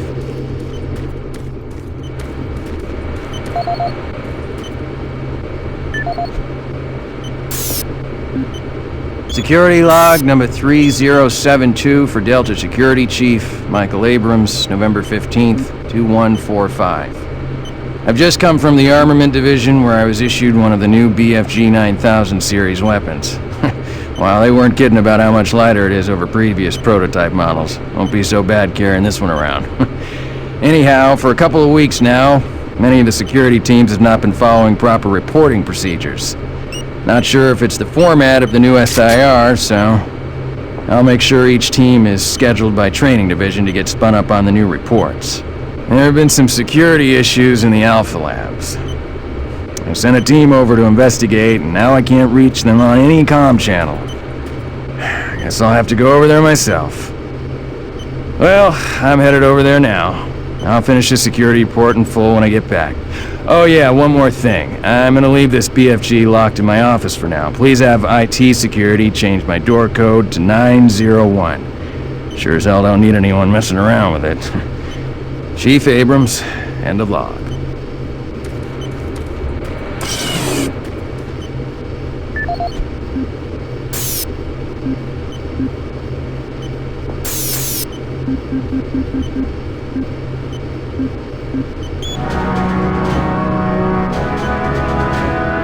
In a quest to provide armies with a well-balanced set of weapons, the UAC looked to the past when designing and manufacturing the newest line of Mach 2 chain guns.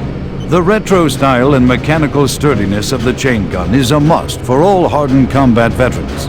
Early adapters have nicknamed it Saw. With its armor-piercing 30 caliber bullets, the chain gun is capable of literally cutting opponents in two. Packed with all the punch you need in close combat fighting, the chain gun delivers unparalleled reliability and functionality. Always on the forefront of technology, the UAC is making safer worlds through superior firepower.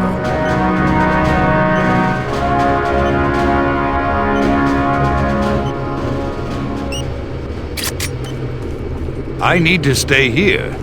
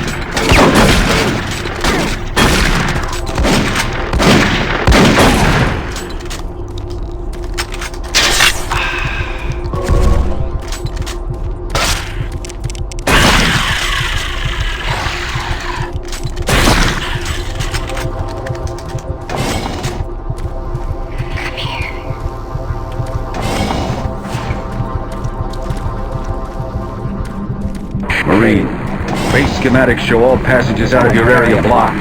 The only way through is by traversing the EFR, mechanical subsystem with two possible routes through it. Activating the system will get you a direct route, but it's dangerous. Extending the service bridges is safer, but the lighting systems are fried. Make your choice, Marine. Good luck.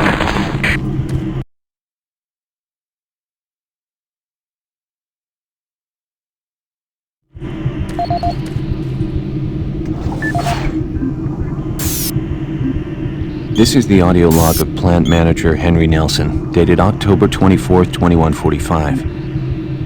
I don't know how I should report this, so I'll just talk about what I know and what I need. I've had quite a few employees reporting to me that they've heard strange sounds, like voices talking to them, calling them, even when they were alone. At first, I didn't believe them. The guys down here like to kid around, but they assured me they were serious. I ignored the stories at first, until one day, I heard something too. I was working on one of the lift-up service panels, and I distinctly heard the voice of someone saying, "Over here." I quickly turned to see who was there, but the passage was completely empty. I looked around, but I didn't see another soul. I even checked the work logs, and no one else was working near that area. I don't want to sound crazy here, but my guys and myself are a little spooked, and some of the guys were even talking about ghosts. So, to make everyone, including myself, feel a little more comfortable, I'd like to request that a security team make a thorough check of the EFR area. Thank you. Henry Nelson.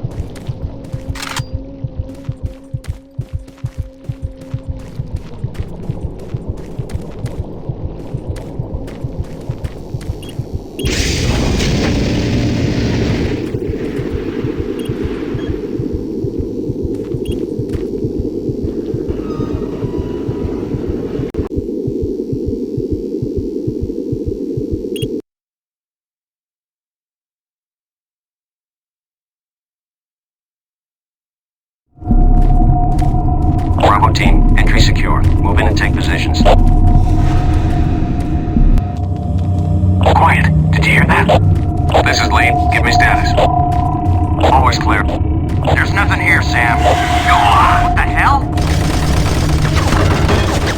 Son of a bitch! Lead, I'm swinging around left. No!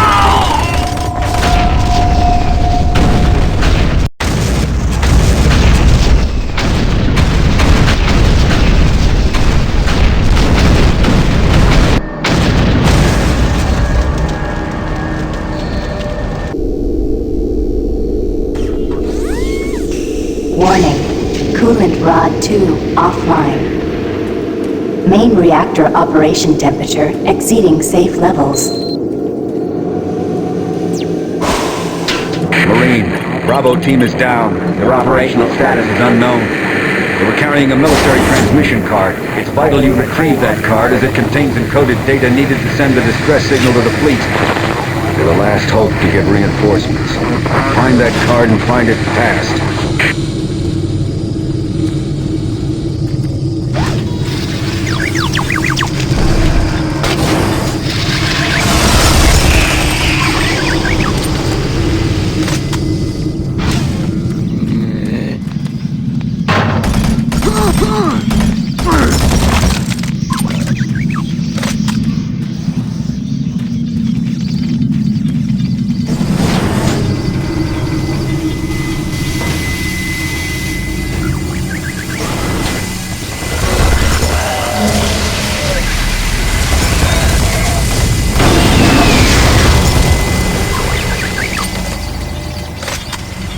Attention. All personnel evacuate the facility.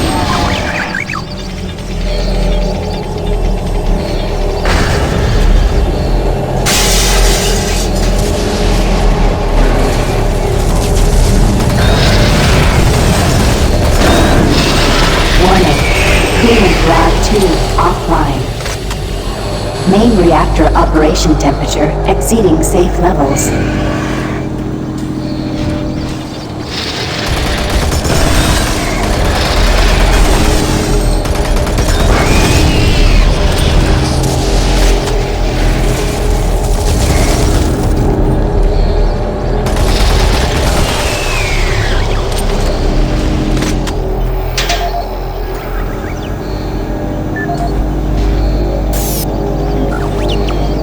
Paul Rad, Chief Technical Officer for the Enpro facility.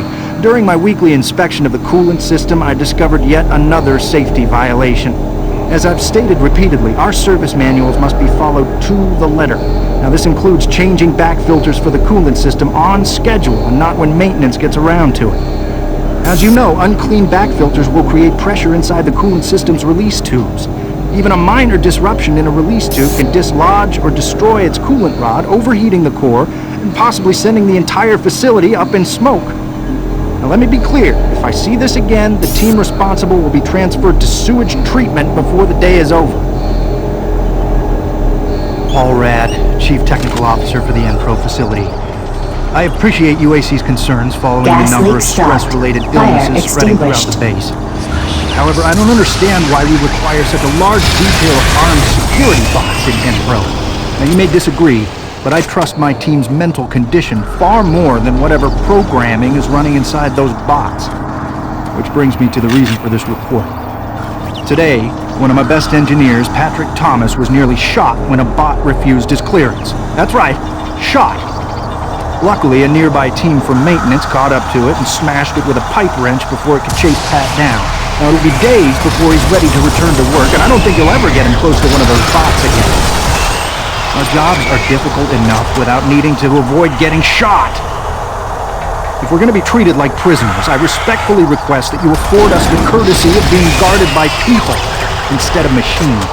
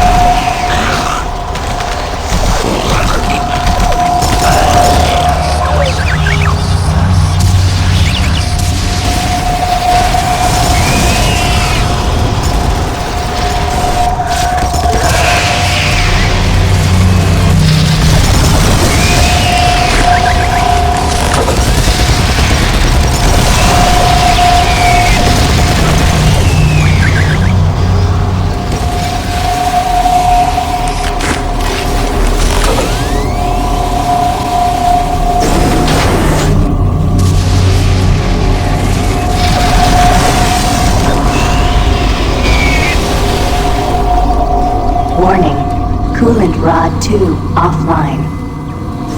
Main reactor operation temperature exceeding safe levels.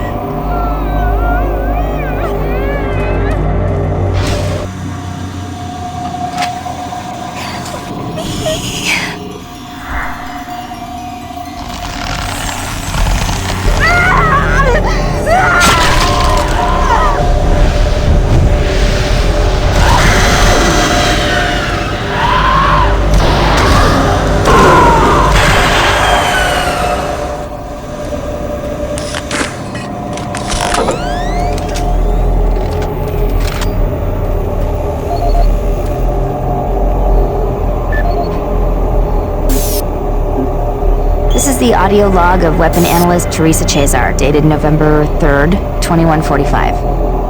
I'm pleased to report that the preliminary tests on the ammo storage in the new Mach 3 plasma gun has far exceeded our expectations. We've realized a full 50% gain in the storage capacity of ammo packs as a result of utilizing techniques engineered in the Alpha Lab's molecular compactor. I believe with the ongoing compaction research, we will reach our goal of 3 times the plasma storage currently available in standard ammo packs. I would also like to mention that all of the employees here at the Enpro plant have been very helpful and quite eager to accommodate all of my requests. For security reasons, I've locked the plasma gun and the extra ammo in locker 063 with door code 972. End of lock.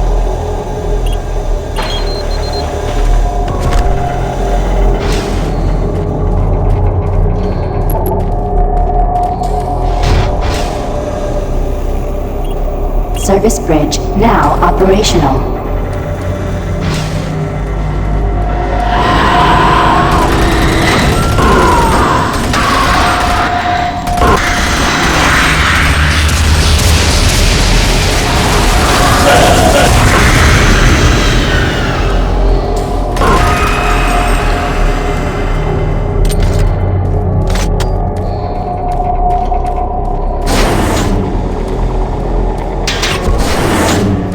Attention, all personnel evacuate the facility.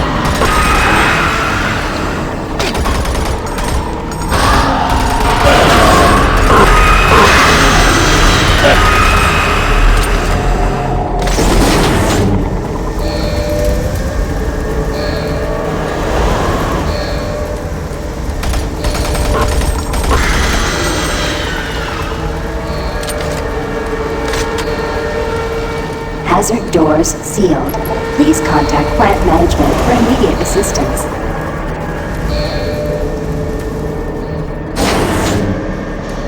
Warning, reactor core temperature 235 degrees Celsius. 5 degrees Celsius.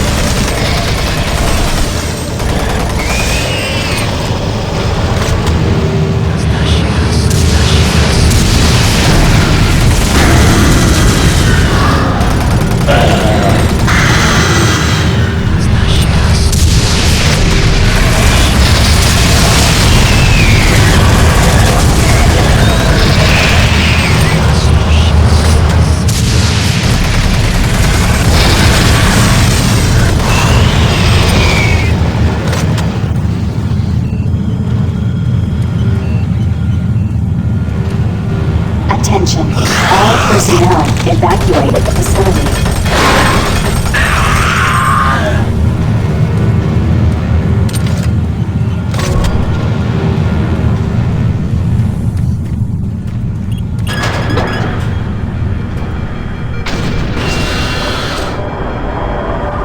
Warning, reactor core temperature 585 degrees Celsius.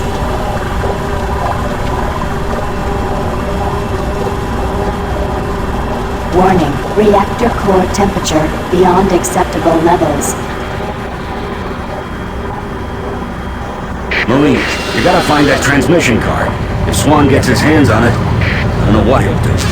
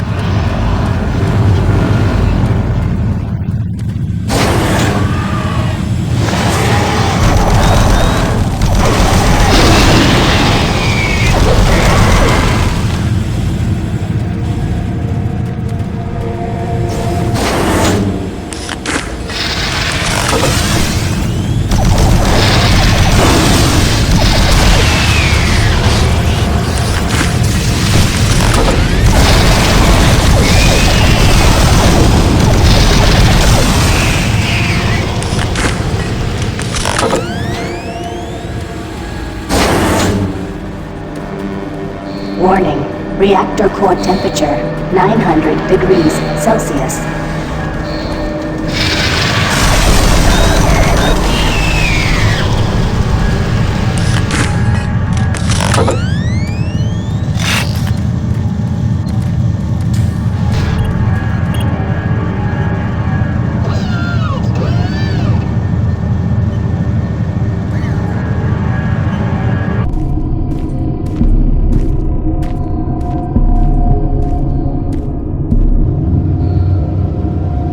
Do you see the card? No, sir. Okay, let's get to the communications facility. We can stop the transmission from there. Whatever you say, Counselor.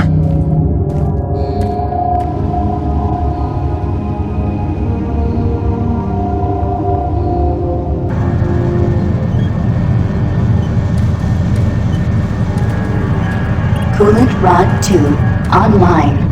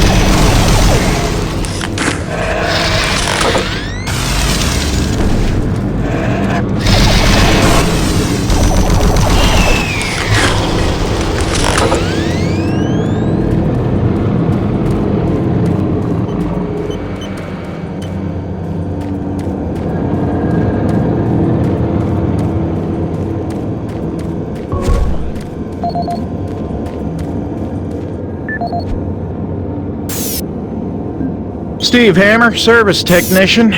Since Private Swenson wigged out, shot up that drink machine, then lit himself up with a plasma gun, we've all been a bit nervous.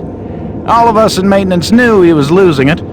Finally, when that darn drink machine wouldn't accept his credits, he lost it. Started swearing up and down, and you had to laugh when that machine lit up, but before any of us could react, he fed himself enough plasma to power an office building.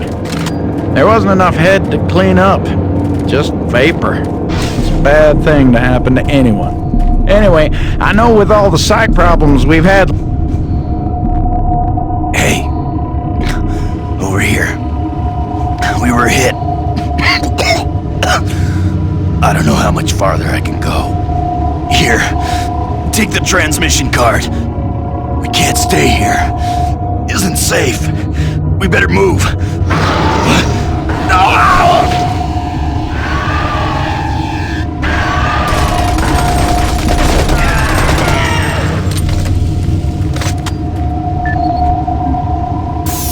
Steve Hammer, service technician. Since Private Swenson wigged out, shot up that drink machine, then lit himself up with a plasma gun, we've all been a bit nervous. All of us in maintenance knew he was losing it. Finally, when that darn drink machine wouldn't accept his credits, he lost it. Started swearing up and down, and you had to laugh when that machine lit up, but before any of us could react, he fed himself enough plasma to power an office building. There wasn't enough head to clean up, just vapor.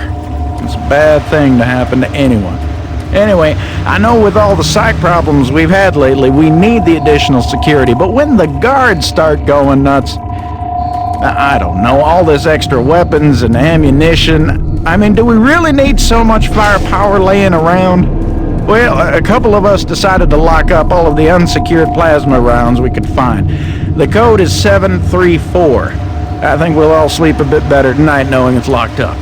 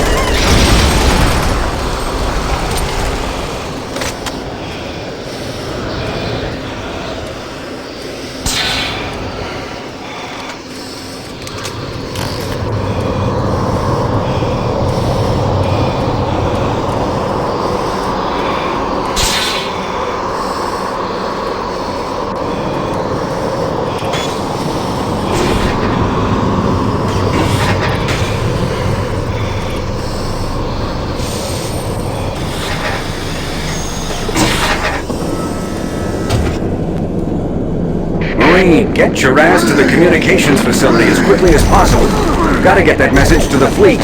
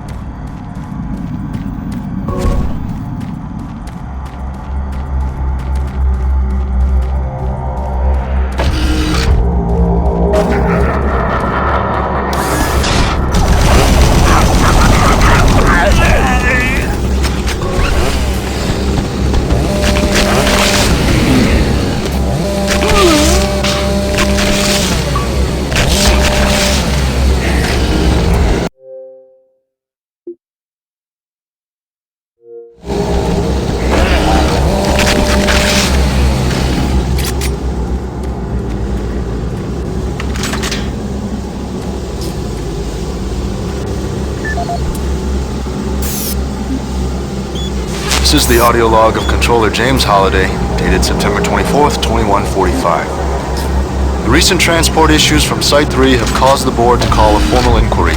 We'll study weight limits and suggest better ways to provide protection for Site 3 artifacts. Our equipment... What the f... God damn it, these PDAs, does anything work with these? Finish this later.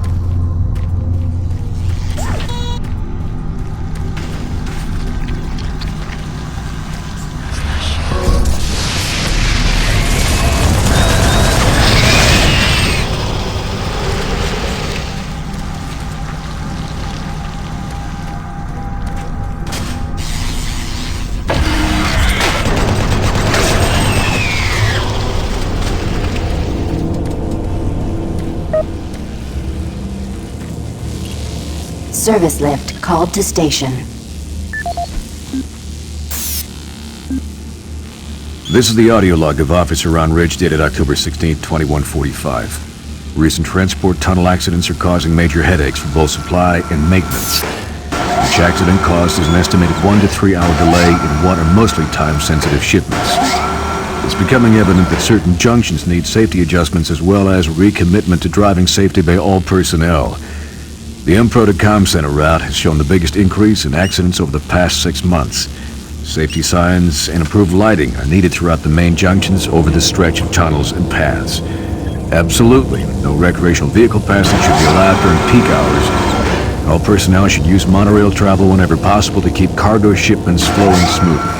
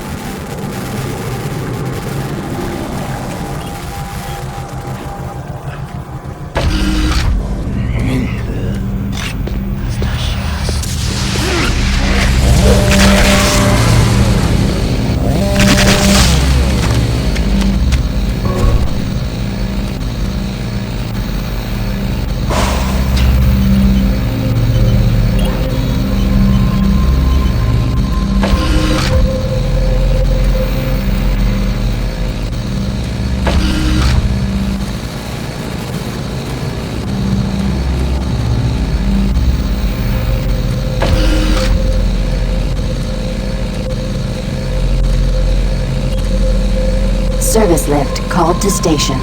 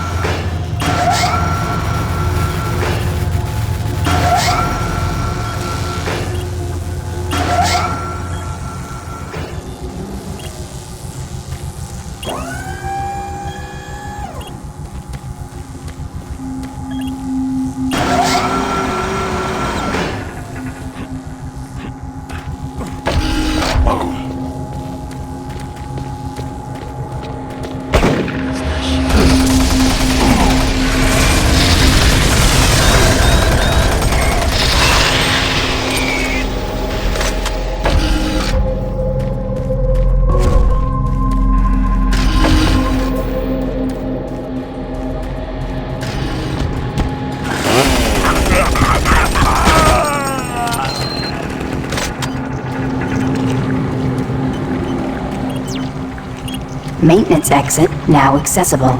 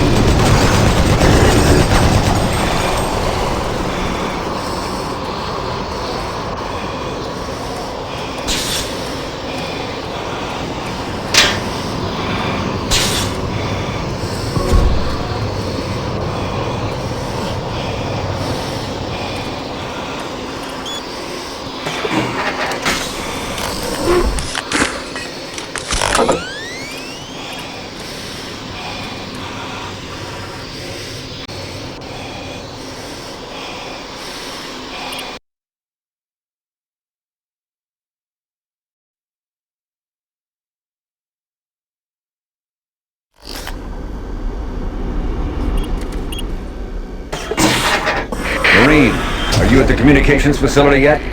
You gotta get that message to the fleet now. Watch out for Campbell and Swan. Those UAC suits don't give a damn about what happens to anyone. I gotta move on.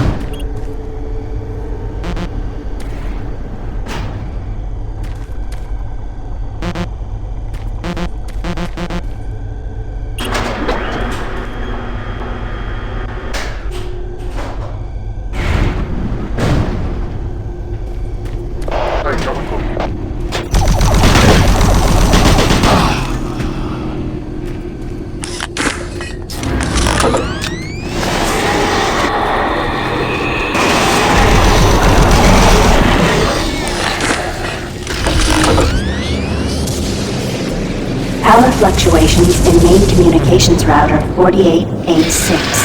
Attempting insulation reroute.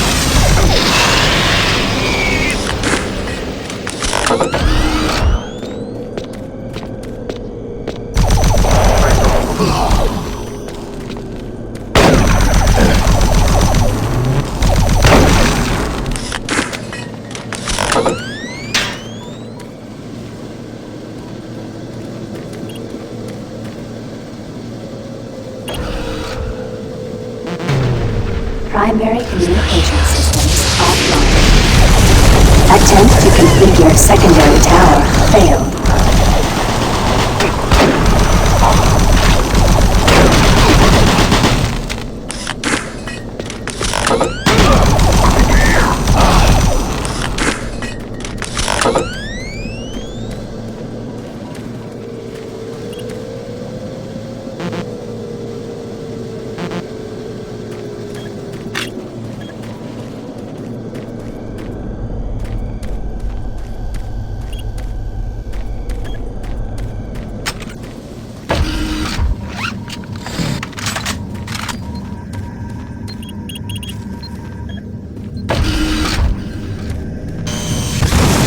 Communication system overload. Communications shut down.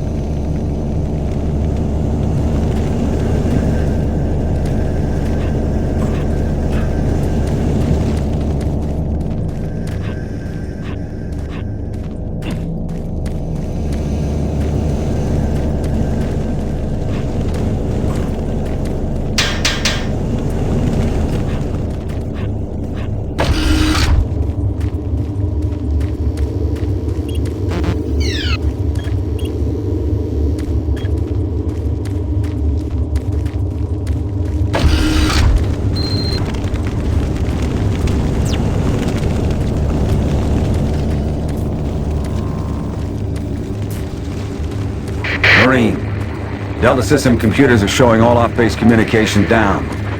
It's that fool Swan, isn't it? You're gonna have to find another way to send that message. Make your way to the satellite room and manually establish a link from there. Base schematics are showing the quickest way is through engineering. You can't fail, Marine. Get that message sent.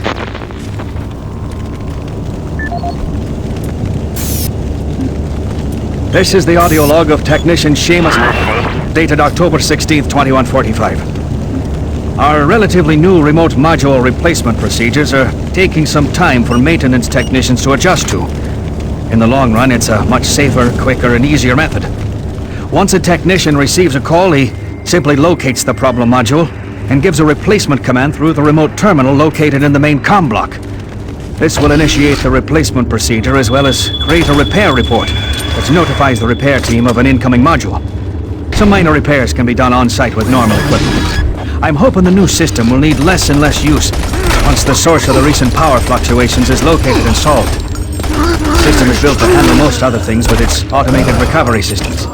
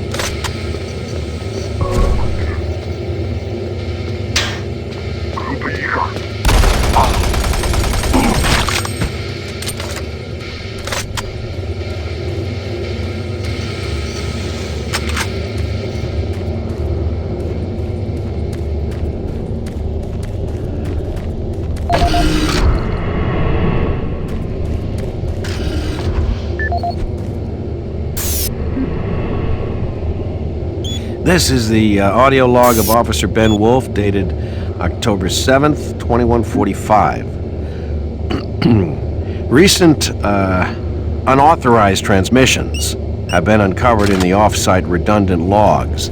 These logs are usually not validated, but an unscheduled audit has shown significant activity. More investigating will be done to get to the bottom of this matter.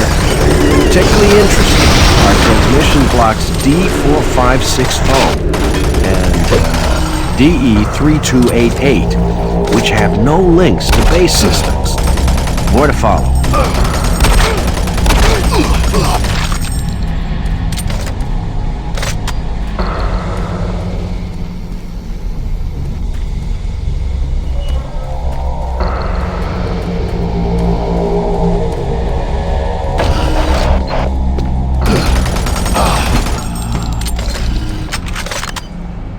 Marine, I believe the source of the invasion was from the main portal here in Delta. After you send that transmission, get here as quickly as possible.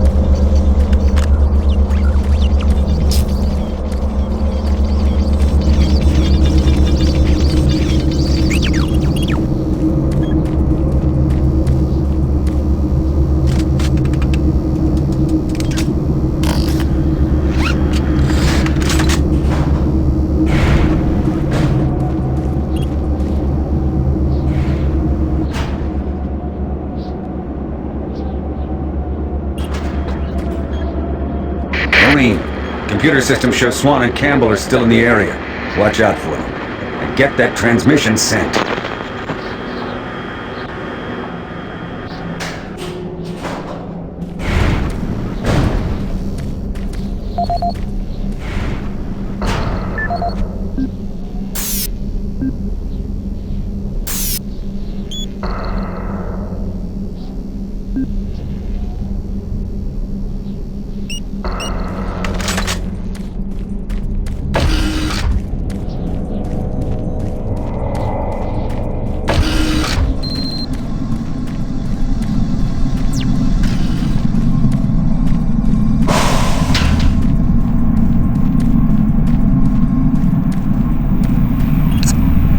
Manual uplink established. Marine, you hear me? Back off from that console. Do not call for reinforcements. We don't know what the hell is going on here. And until we do, this area remains under UAC control. Cancel that transmission. Satellite connection established.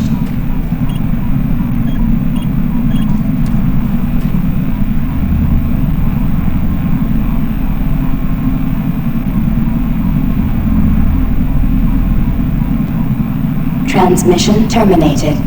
You did the right thing.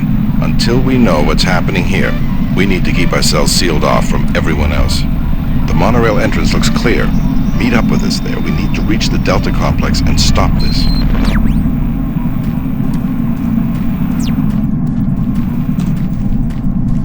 Marine!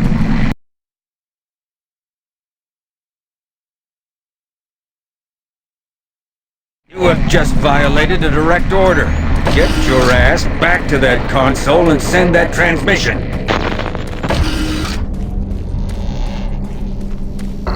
Marine, this is your last chance to get...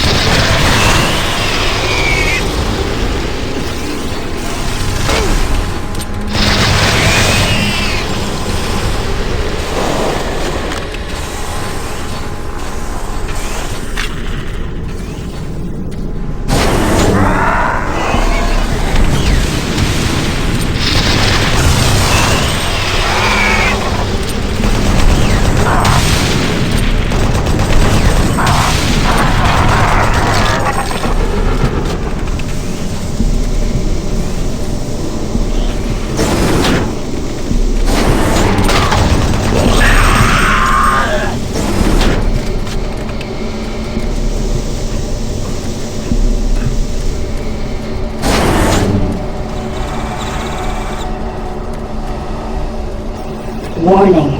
Flow control system failure. Toxins identified. Execute cleanup procedure.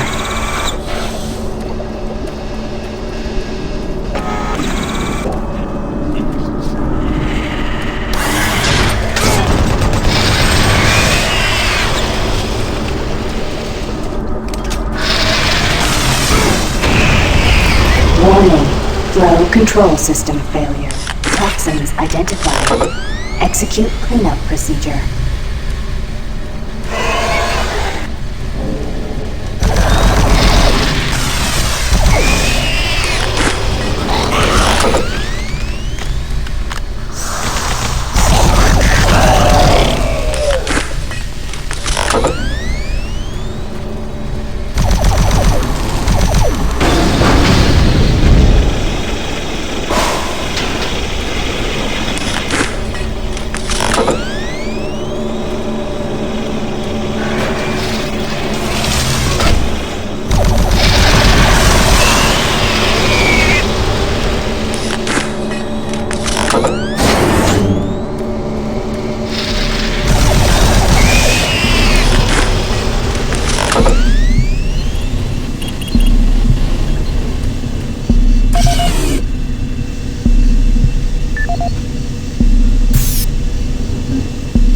This is the audio log of Nicholas Edgway, member of UAC Mars Hazmat Response Team, dated October 1st, 2145.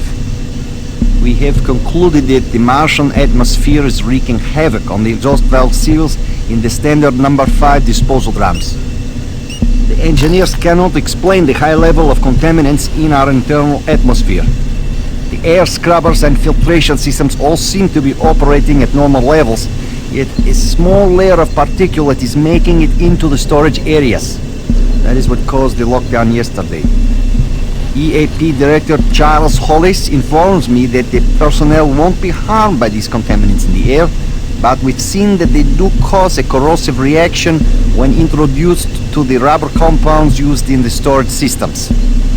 Effective immediately, all number 5 disposal drums must be locked away in at least a Class 2 rated transport medium. Assessment ends.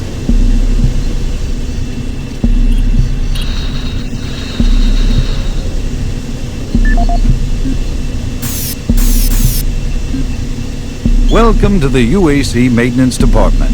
This video will provide you with the necessary tools and information to do your job efficiently and safely.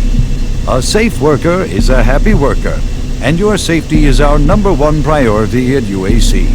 Observe all signs and follow all procedures to keep you and your coworkers out of harm's way. Cleanup is one of the most important aspects of what we do in maintenance. This phase of our job keeps everyone safe, and research has shown that working in a clean and toxic-free environment has a positive benefit on overall productivity. Power generation on Mars produces 2 byproducts, steam and green goo. We vent the steam all over the base through vents, floor grates, cleverly placed pipes, and pretty much any place else. The goo is a result of the MFS process reacting with core elements in the Martian soil. It is not radioactive, but it is quite toxic. Remove all toxic spills at once.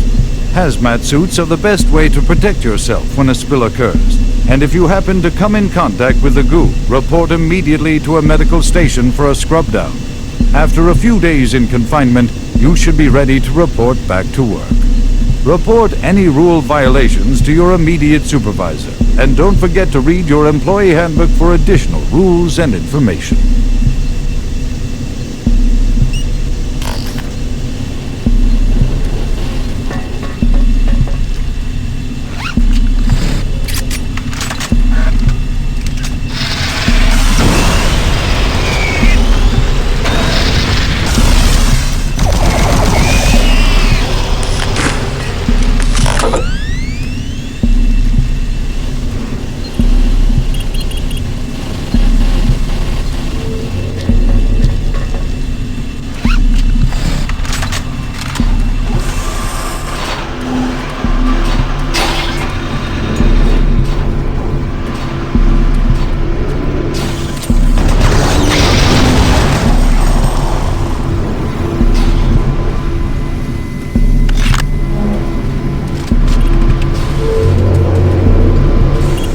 Pump station shut down.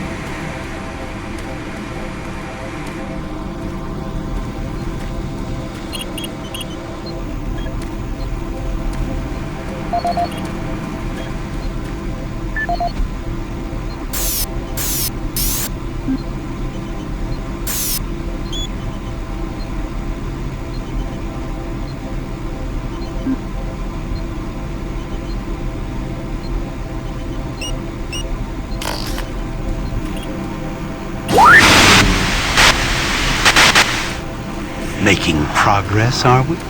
And in such a hurry to find us, to find me. There's no need to rush. I am everywhere, and everything here is mine. It's a pity you did not alert the fleet, but it is of no consequence. I'll alert them myself. They will come to the rescue and be consumed by my legion.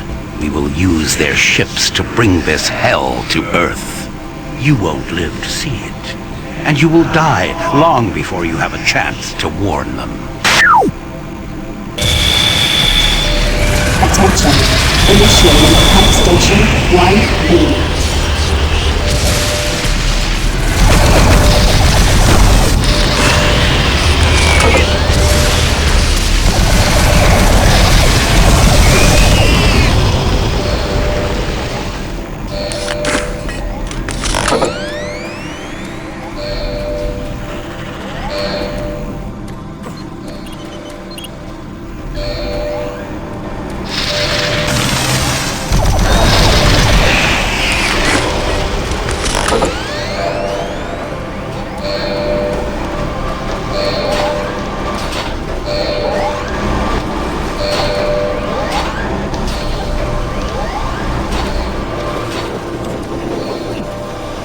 Warning. Air filtration system offline. Toxicity level increasing. There's nothing left for you but a slow death as your lungs fill with toxic gases.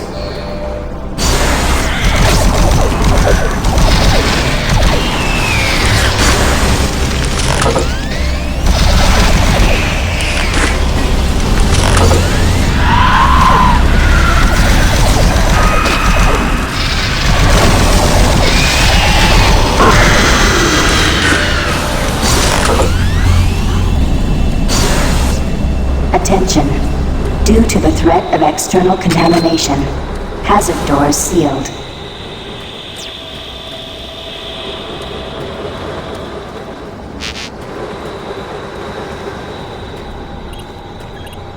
Attention. Due to the threat of external contamination, hazard doors sealed.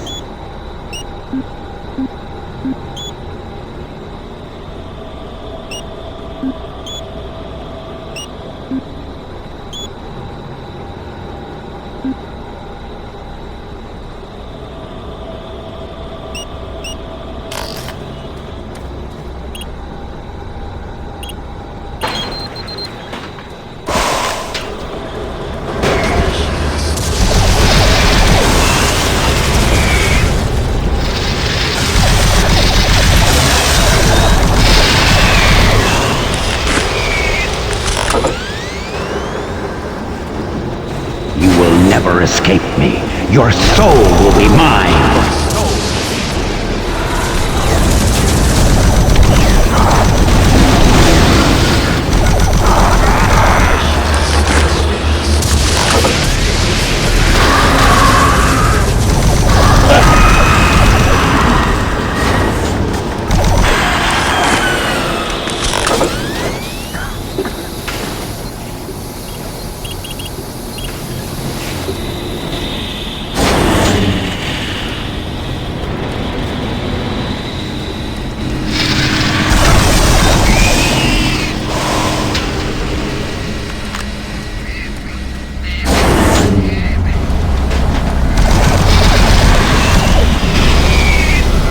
Warning. Danger level yellow. Unsafe toxicity level detected.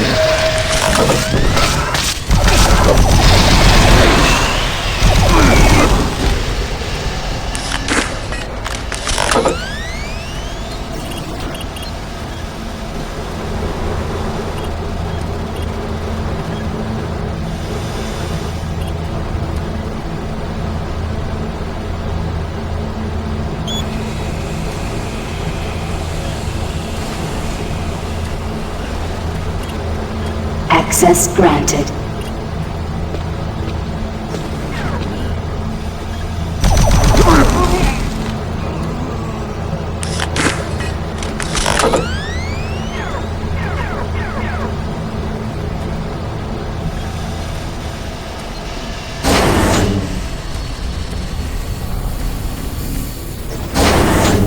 Destroy him.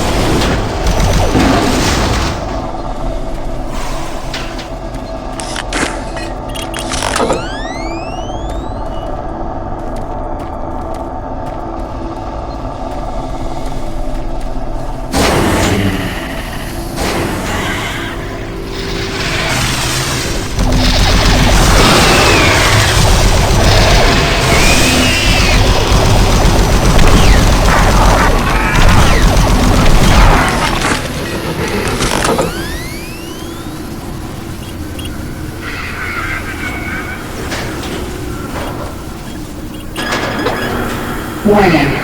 Danger level orange. Unsafe toxicity level detected.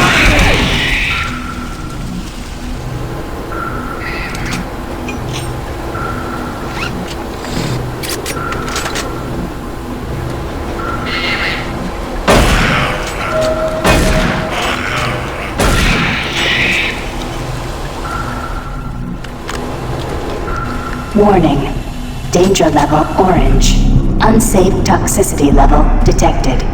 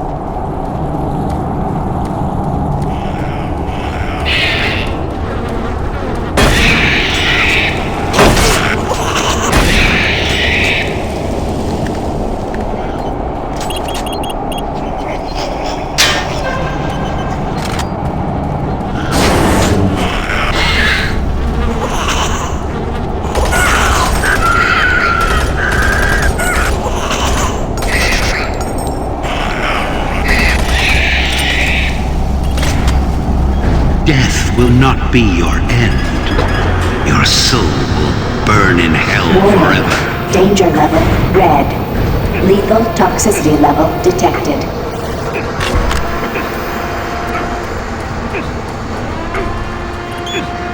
Air scrubber 1 of 3 activated.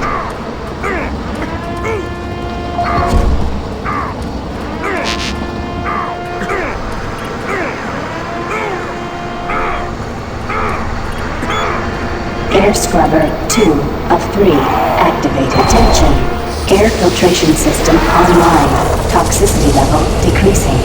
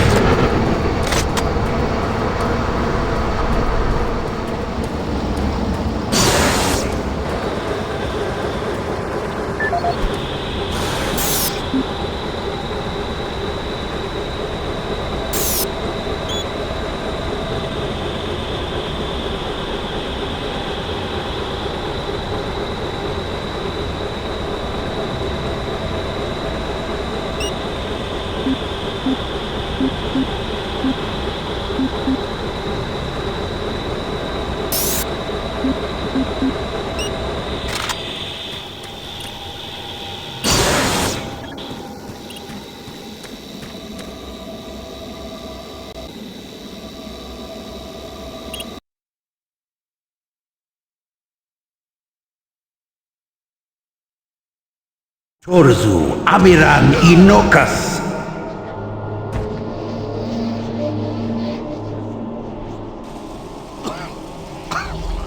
Rise, rise, Quas Mir Yalopan. There is no death for you.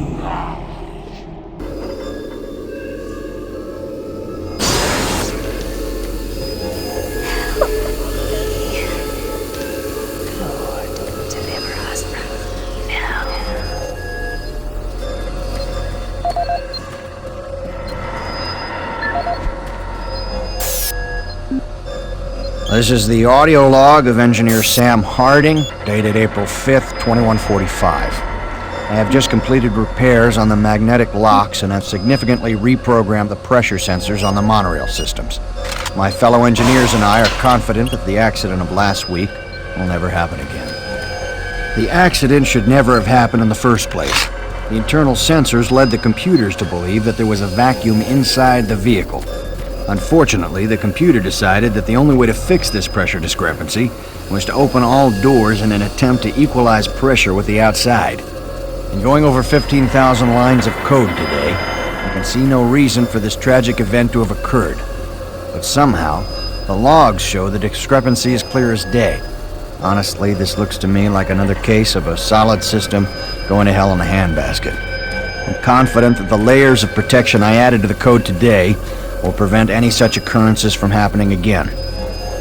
I'm off to meet Engineer Jim Torben at the access doors to the Delta Complex platform to try and troubleshoot a faulty track sensor that's been causing the door to stick.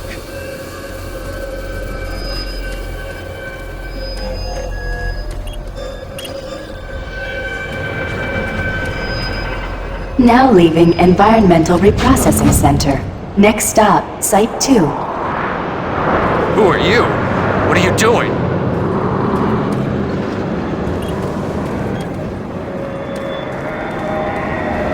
I was waiting here on the train for my partner. He went to investigate what was going on, but he never came back. And now I don't know where he is. I don't know what the hell's going on. But I bet it has to do with those artifacts we were digging up at Site 2. I bet they're somehow connected with those things in the Delta Complex. Remember, safety first. Please do not exit the vehicle without wearing proper environmental protection. In the event of an emergency stop, MARSEC will be dispatched immediately for your safety. Have a nice day. Now entering Site 2.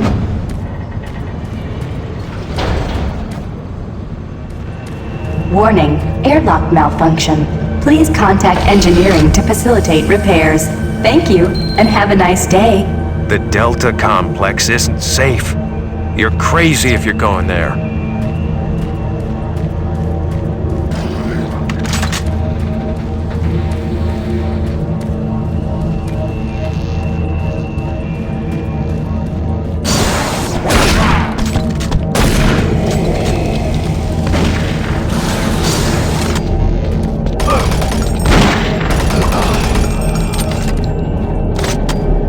Destroy all who oppose me.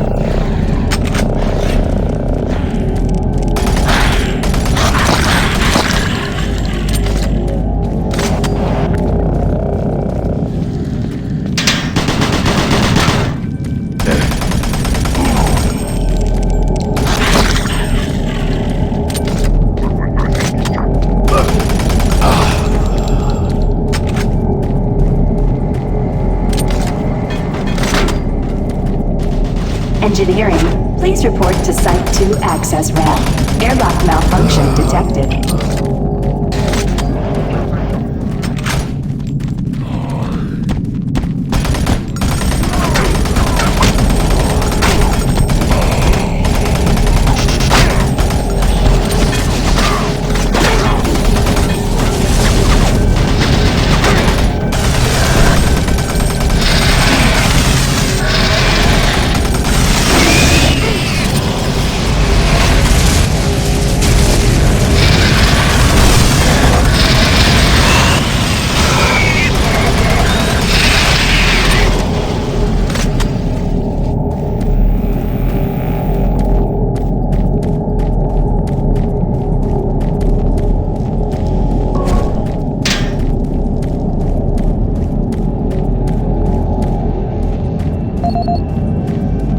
Engineering, please report to Site 2 access ramp. Airlock malfunction detected.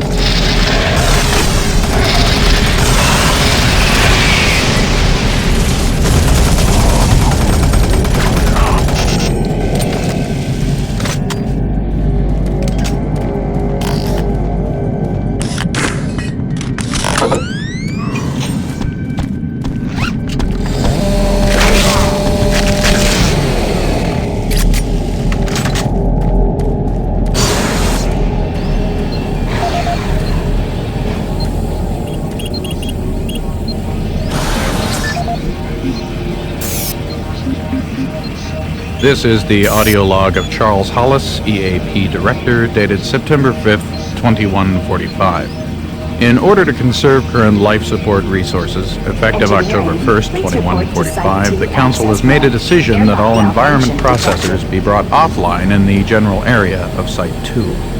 Tomorrow, I will be sending out emails to all team leaders asking for an update on their asset relocation program to Site 3. We feel that we have unearthed enough useful material as it pertains to the project from Site 2, and choose to now devote resources in the exploration of Site 3. End log recording.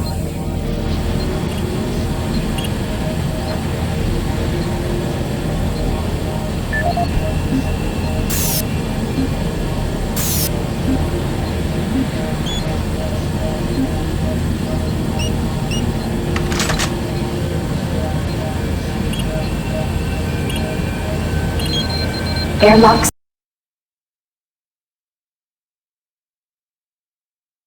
Security override enabled.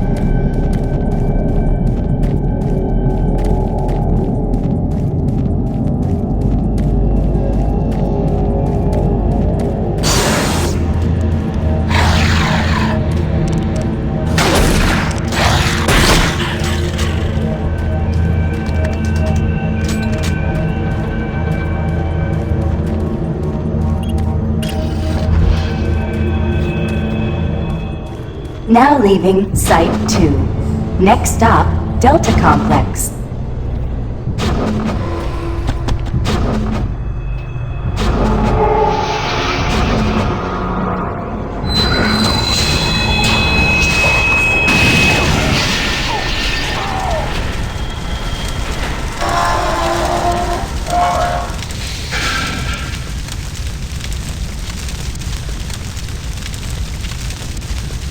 Engineering, please report to Delta Complex access ramp.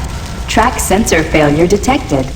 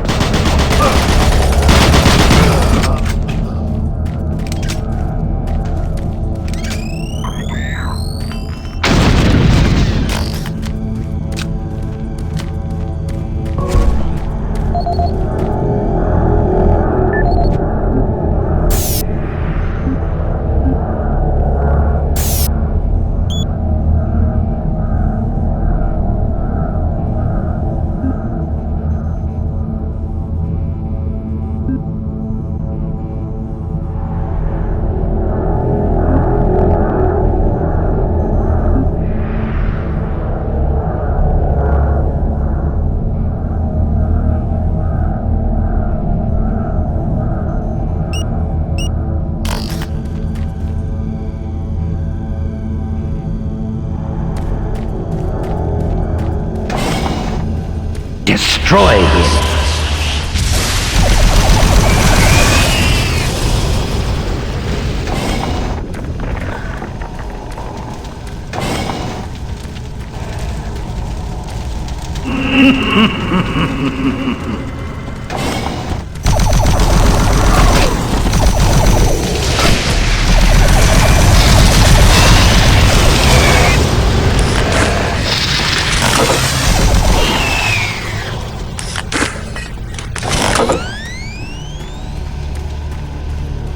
Warning. Automated turret guns online.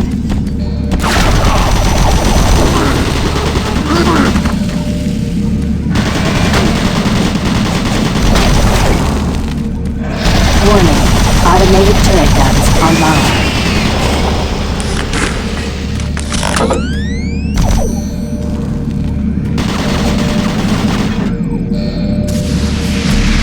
Warning. Automated turret guns online.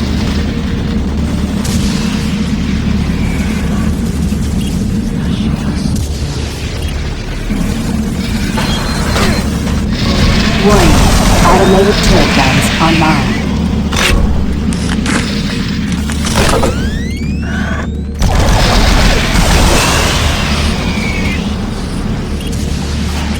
Warning. Automated turret guns online.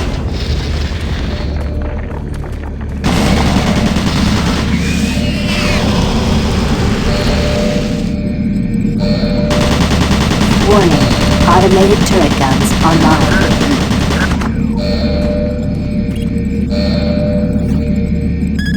Attention. Automated turret guns offline.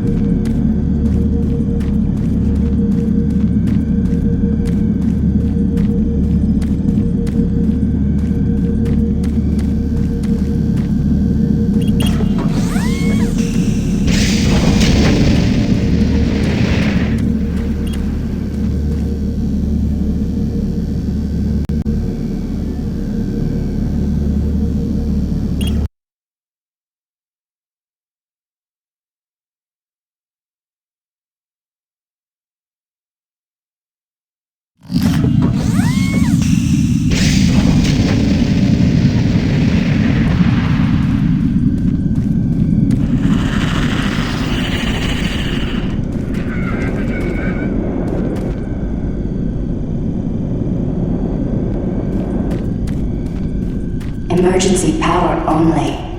All Delta operations suspended.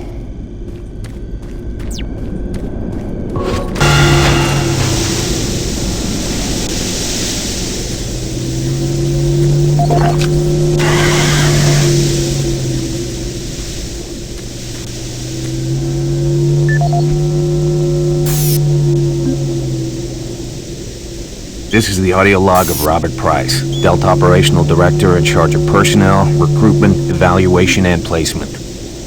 Assignment of engineers to the lower Delta labs has become almost impossible. In 6 months, we've gone from a volunteer surplus to a critical deficiency of qualified personnel willing to accept assignment. Increases in both pay and benefits have done little to help this situation. Through exit interviews as well as the weekly Delta medical brief, it's become apparent to everyone that the rate of sudden and unexplained mental illness is way beyond acceptable levels, even for Mars. They're derogatorily being called sub-delts up here, and I have a feeling this attitude will spread to other parts of the UAC. End of log.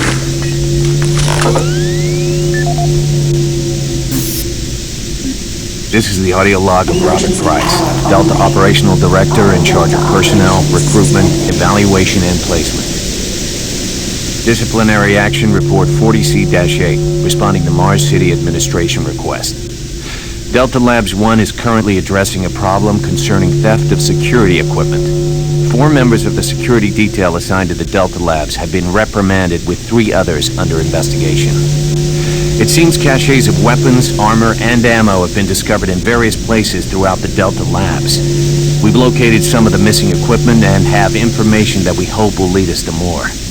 I have a team investigating storage room 21D with security code 298, where I've learned stolen items may be located. I hope to recover all items and find all personnel responsible. End of log.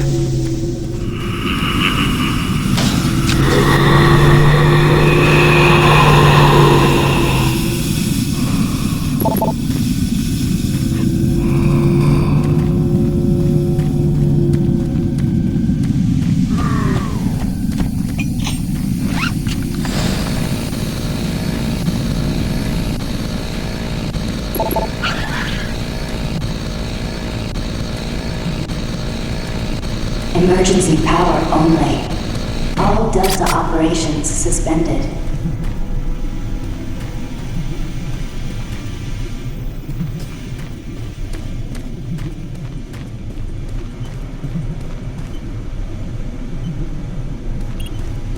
Systems down.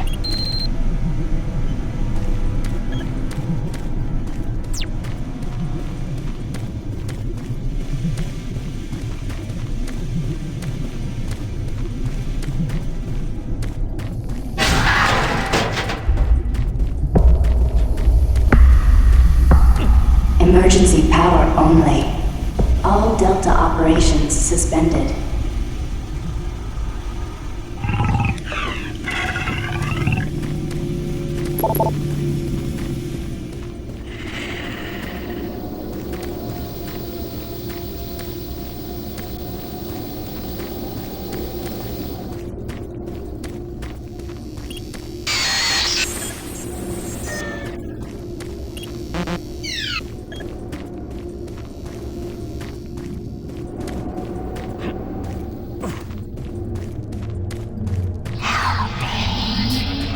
Emergency power only.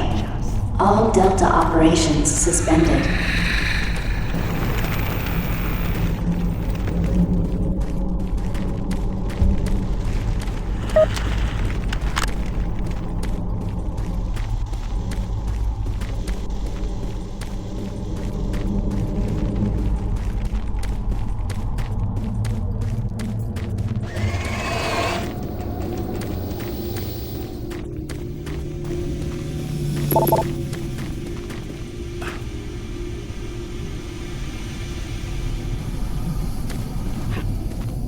Emergency power only.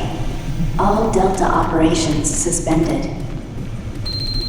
Warning. Reactor core offline. Follow safety procedure. Orange.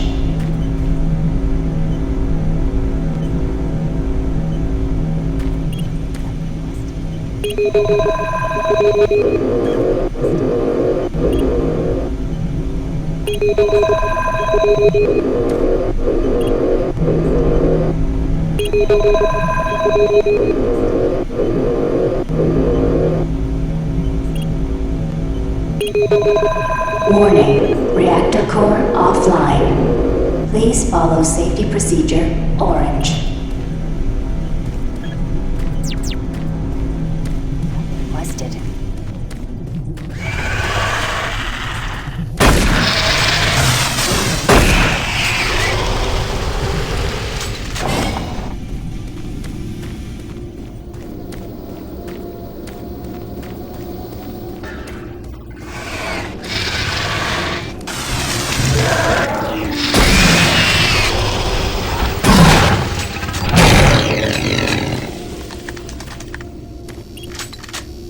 Warning, reactor core offline. Please follow safety procedure, orange.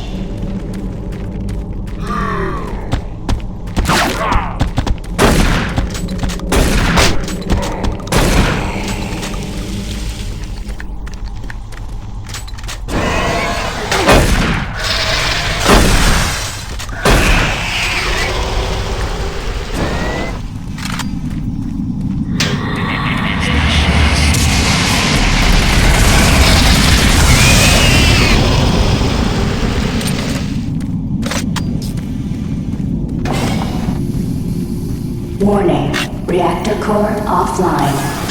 Please follow safety procedure, orange.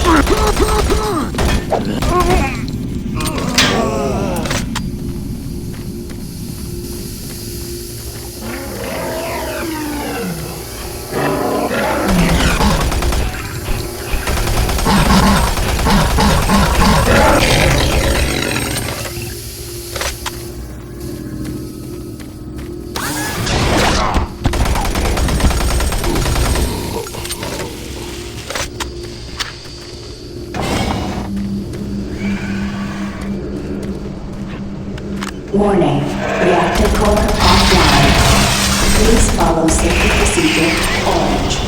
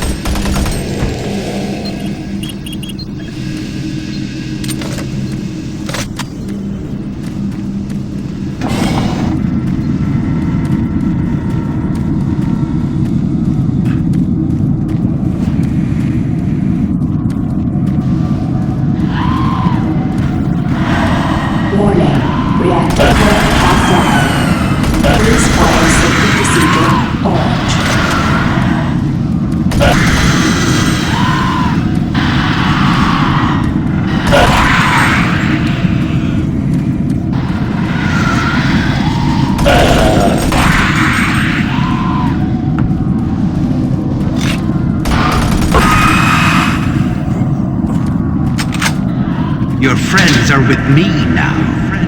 Soon, you'll join them.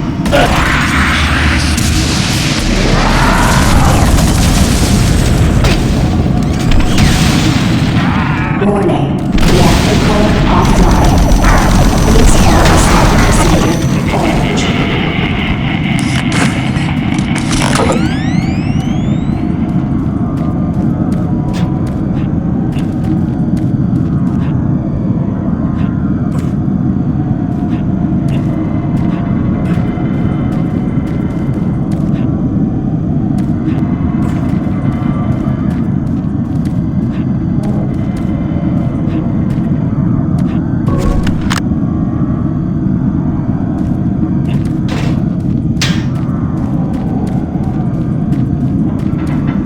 Warning. Reactor core offline. Please follow safety procedure. Orange.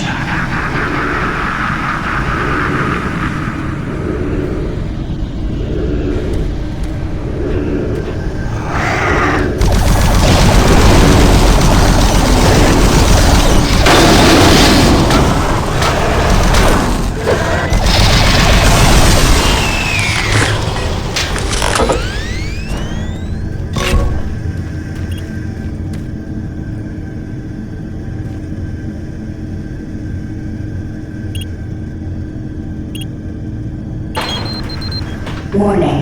Reactor core offline. Please follow safety procedure. Orange.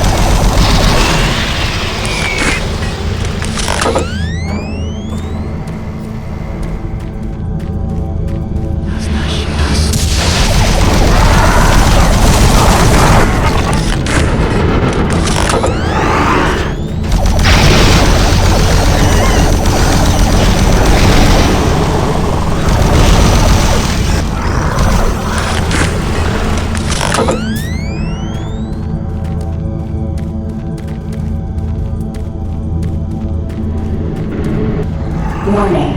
Reactor core offline. Please follow safety procedure. Orange.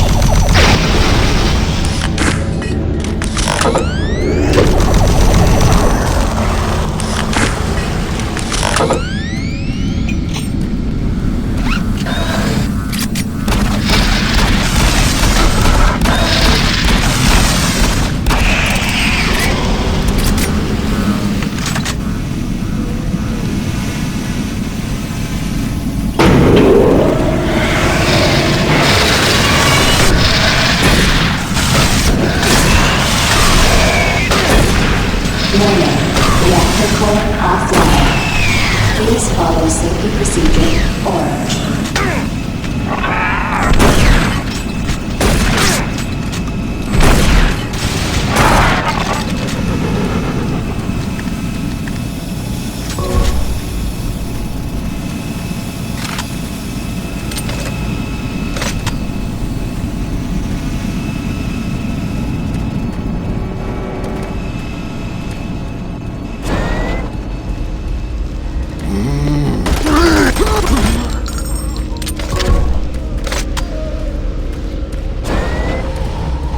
Warning.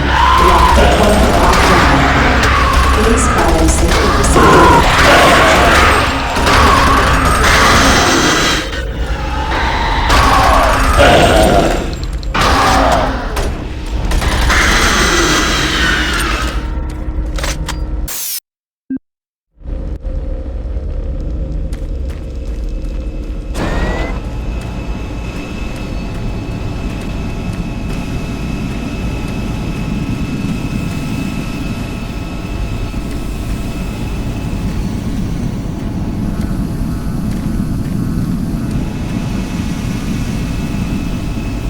Warning. Reactor core offline. Please follow safety procedure. Orange.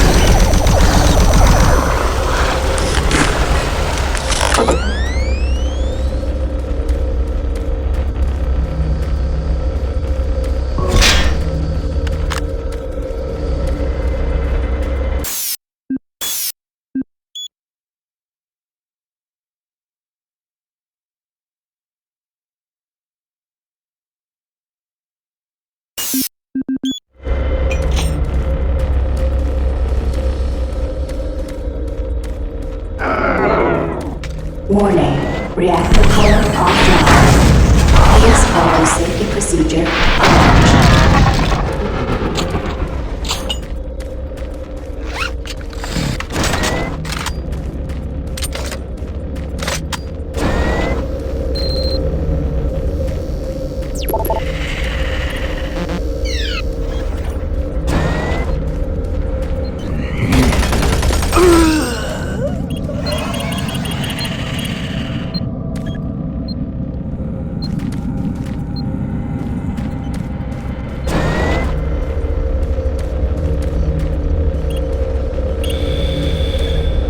Attention.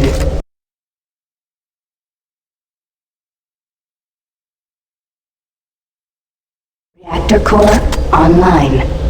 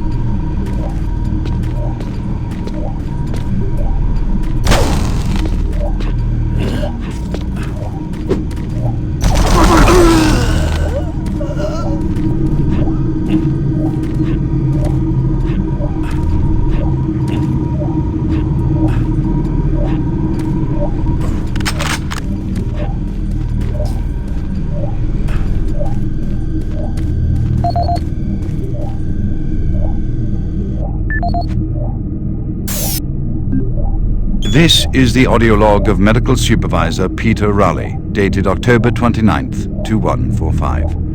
We have exhausted all known forms of drug treatment in hopes of finding a way to abate this strange outbreak of dementia, and I have yet to receive any additional data from the psychiatrists back on Earth. Options are quickly dwindling. Approximately 80% of all extraplanar participants exhibit signs of mild neuroses within the first 48 hours after returning from their expeditions. Within 72 hours, 75% of patients exhibit extreme signs of paranoid delusion and violence. We have isolated these cases in hopes of finding the pathogen. As yet, we can find no biological contaminants that would lead to such drastic changes in cognitive processing. It seems that whatever this pathogen is, it attacks higher brain functions and only leaves more basal functions in the lower brain stem. We've witnessed that a high percentage of subjects lose ability for rational thought and communication skills, and then the physical changes become evident. Subjects in this group appear to atrophy. Skin pales, muscles become slack, bone, teeth, and fingernails become almost translucent, veiny sinews of their former selves. I have never seen anything like this in my career. Our observations continue.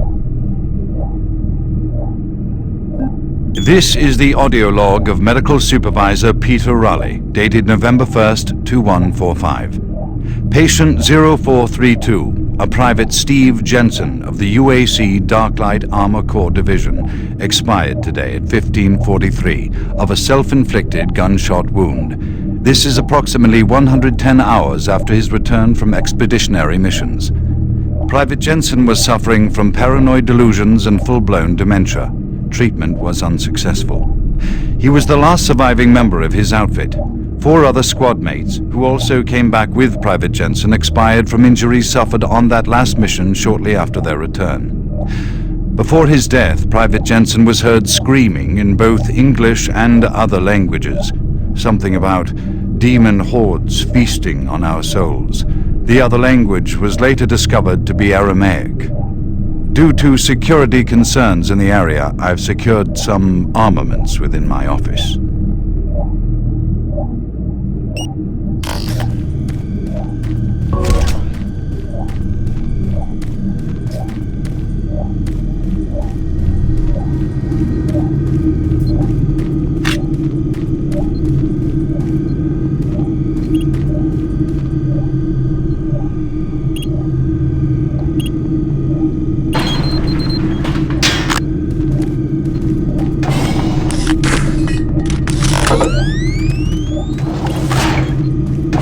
Making progress, Marine? Your journey is futile.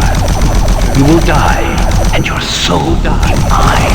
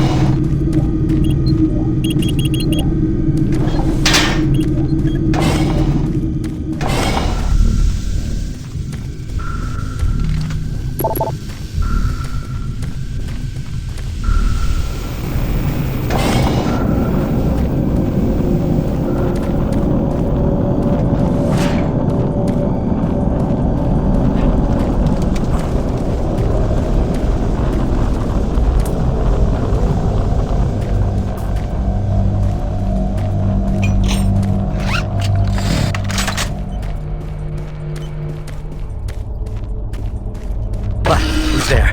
Oh, thank God. You're not one of them. I thought everyone else was gone. I was part of this. I helped them. The madness of opening to another dimension. Look, we don't have much time. We let it through. The evil, the protective stabilizer on the portal just failed after Betruger took the device. It was an artifact we had found in the ruins. He took it into the portal, and hell followed him out. You have to help me first. I'm going to try to get the teleporter systems running again. The areas are destroyed around us, so it's the only way through this part of the complex. You need to find me a working plasma inducer. It's all I need to get the teleporter working. You can look for it in operations. I have a security clearance. I'll unlock some doors for you. There. We don't have a lot of time. Please hurry.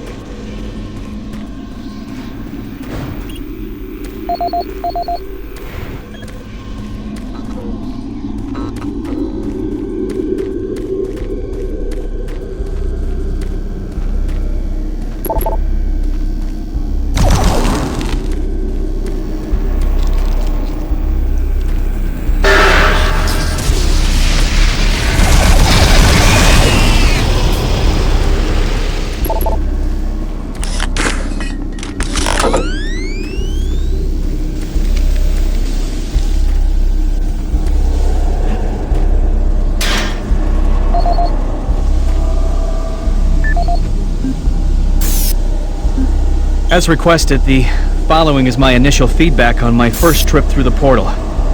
Private First Class Frank Cinders, dated October 15th, 2145. I don't know exactly where to begin. Obviously, I survived the first trip and feel no worse for the wear. I'm not feeling any of the symptoms reported by the others who have gone in before me, but I'm at a point where I'm still trying to process everything.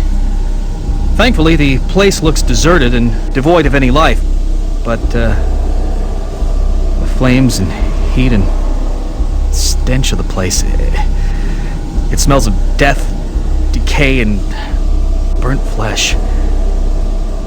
Tomorrow we're going back in with some of the eggheads, science division, to start securing forward positions, and we expect to start sending out the mapping droids at the same time. I feel I must admit on a personal note that I've got a really bad feeling about this. I don't understand what we're doing there or what we hope to prove. PFC Cinders, signing off.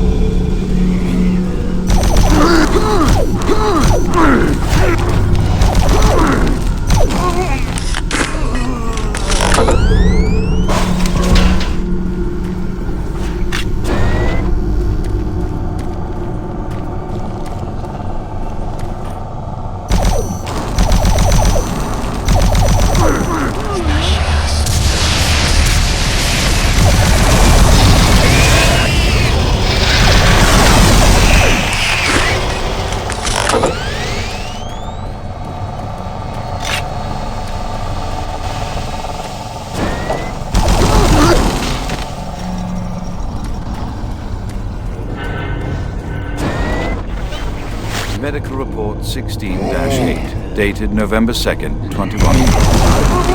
Patient 04. Dark Light Armor Corps Division yesterday, 15:43. Private Jensen was suffering from paranoid delusions and full-blown dementia. Treatment was unsuccessful. Initial psychiatric interviews suggested only mild psychosis with speech, motor activity, and thought processes within normal range. Paranoia being the only psychotic element directly evident. Reference interview G8A. Private Steve Jensen, October 18, 2145. UAC psychologist Dr. Hooper interviewing Steve Jensen, male, age 27. Steve, can you talk to me about the last few weeks, please? I don't want to talk. Well, I'm here to help you, Steve. I've tried talking. They think I'm crazy. You think I'm crazy. They, your colleagues, aren't doctors. Let me help you. Help? Nothing can help us. Prior sessions over a period of 72 hours reveal rapid deterioration of both physical and mental capacity, with behavior inconsistent with any known patterns. The patient was responsive for brief periods and had to be restrained during interviews. Reference interview H-3-2, Private Steve Jensen, October 21st, 2145. Tell me what you see, Steve. I don't want to see it anymore. I don't want to feel it. They'll be here soon, and then you'll see it. Can you talk about what you see?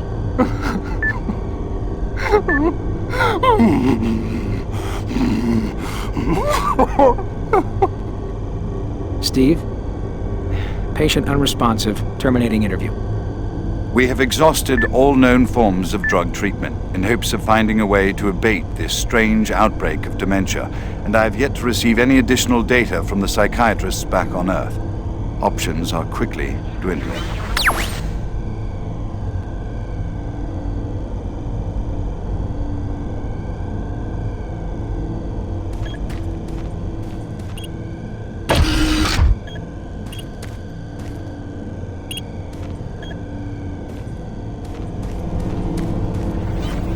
Medical Report 16-8, dated November 2nd, 2145.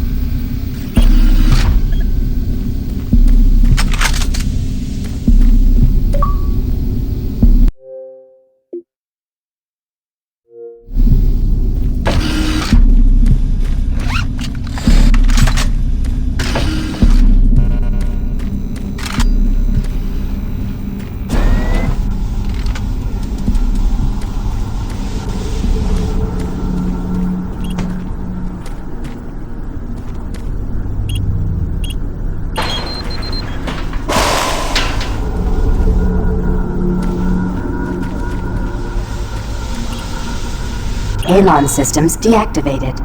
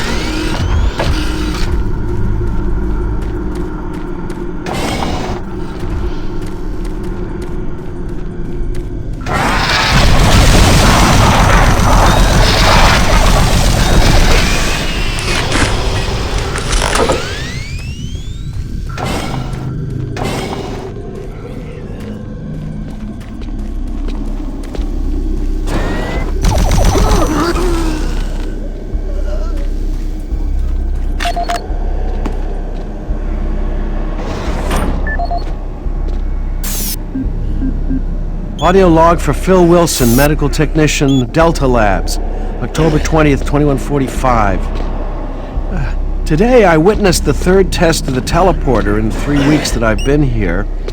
Volunteers are becoming harder and harder to come by, and it isn't difficult to see why. They all come back screaming like loons about demons, pools of blood, real fire and brimstone stuff. At first I wasn't paying much attention, just doing my job, but the last was Robert Clayton.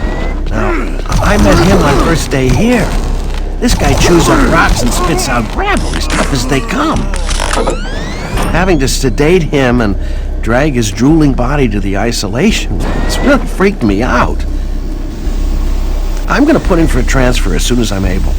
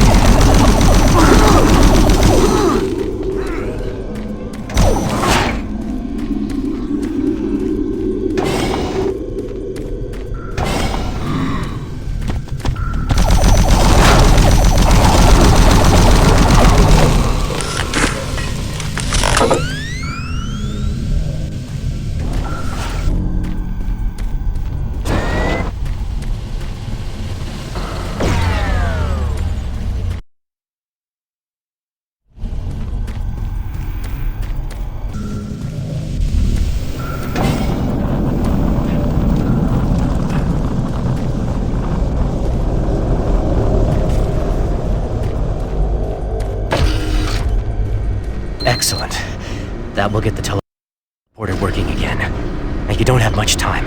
You're going to need to teleport across the containment chamber. It's the only way through this part of the complex. Head into the chamber and initiate the sequence on the machine. I'll take care of the rest. I'm not going with you. Good luck. But before you go, I want you to take something. It's a journal I made about the experiments. Those things. It's all there. It'll explain everything. Get it to someone so this never happens again. Get out to the teleporter pad. I'm ready here.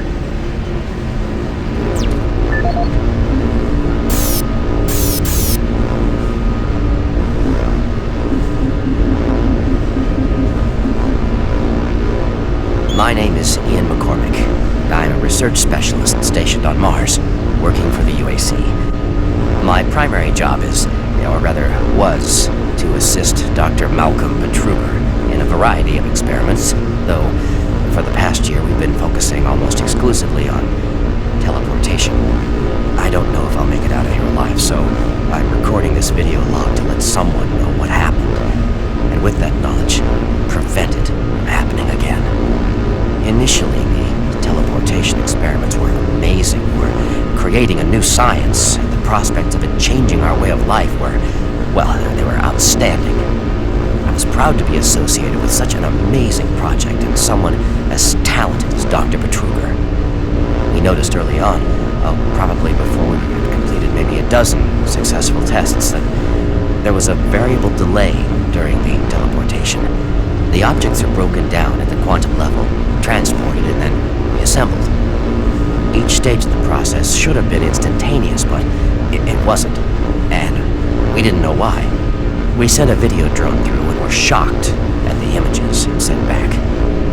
Just a few frames of video right before the drone came back through showed what appeared to be several sets of eyes looking directly at the probe. We had just found a living, breathing creature that was not human. Petruger immediately sent out a request for volunteers. He specifically wanted UAC security force members because he wanted to capture one of these creatures. I've made a lot of mistakes, but I am most ashamed of my involvement during the next phase. To get medical clearance to send human subjects through the device, I doctored up several of our reports to indicate that we had performed living tissue experiments.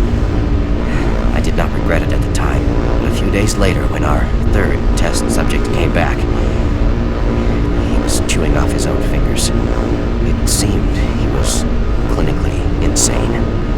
We started sending teams in, about once every 2 days. The teams were reporting nightmarish experiences, sightings of things that ultimately made us conclude that the other dimension was not just another dimension. It was hell, and the creatures we were bringing back, demons. And then Petruger, he went through the portal himself. I don't know what he was thinking. It was an unscheduled trip, and he just went, and we couldn't stop him. And when he came back, he had changed. He sounded and looked the same, but he just... I don't know, he was just different. And then he did the unthinkable. He took the Soul Cube, the device that was discovered in the ruins, into the portal. The portal stabilizers just started to fail, and then living hell erupted into the base. Oh, we were stupid for not destroying the portals as soon as we realized what was on the other side. Oh God, forgive me. I blame myself for my part in this. Please, someone, never let this happen again. I'm sorry, Ian McCormick.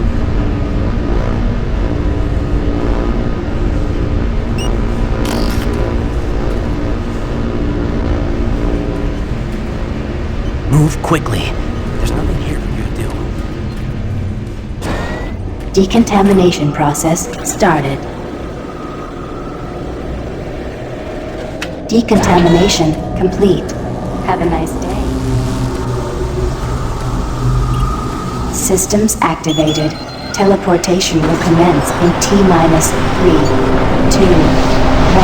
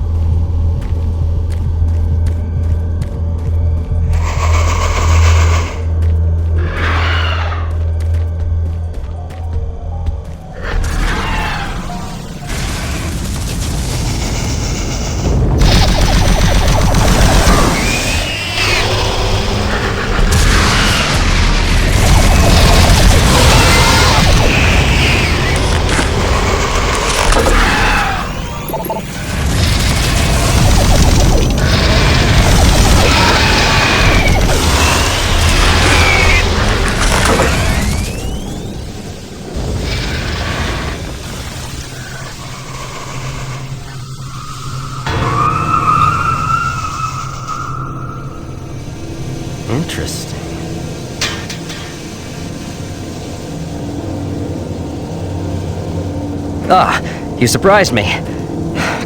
I'm glad to see you. I would have hoped they would have sent more than just one guy, though. I've been studying one of the specimens we brought back to see if there's something physiological that would be a weakness, a way to stop them. I found nothing so far. Haven't had enough time. I'm gonna stay here and keep looking. It's the only thing I can do. There are combat supplies in the storage cabinet in the next room. The code is 624. I hope you can use it.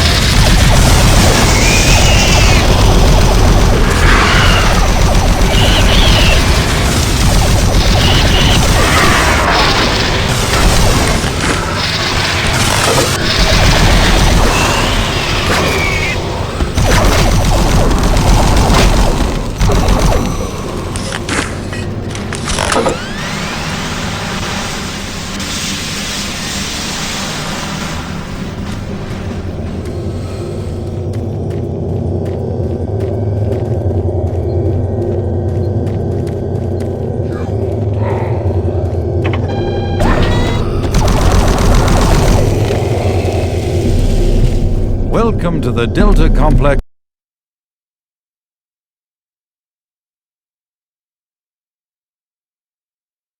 Stasis Chambers. This facility was constructed to house and study the extra-dimensional beings, which were recovered during some of the first teleporter tests originating from Delta Level 3. While little is known about their native environment, the specimens appear to be carbon-based lifeforms with extremely high heat tolerances. The epidermal tissue is extremely resilient to abrasion or incision, which has complicated internal studies. Observational studies have shown incredible strength and agility, as well as the ability for some specimens to manifest and control cohesive plasma masses. The method by which these plasma masses are created is yet unknown. It is believed that the specimens possess a rudimentary intelligence and social structure, as was demonstrated during the first tragic expeditions through the portal. While the cost in human life has been great in acquiring these specimens, we hope to one day complete genomic mapping and begin to answer the many questions we have about these entities.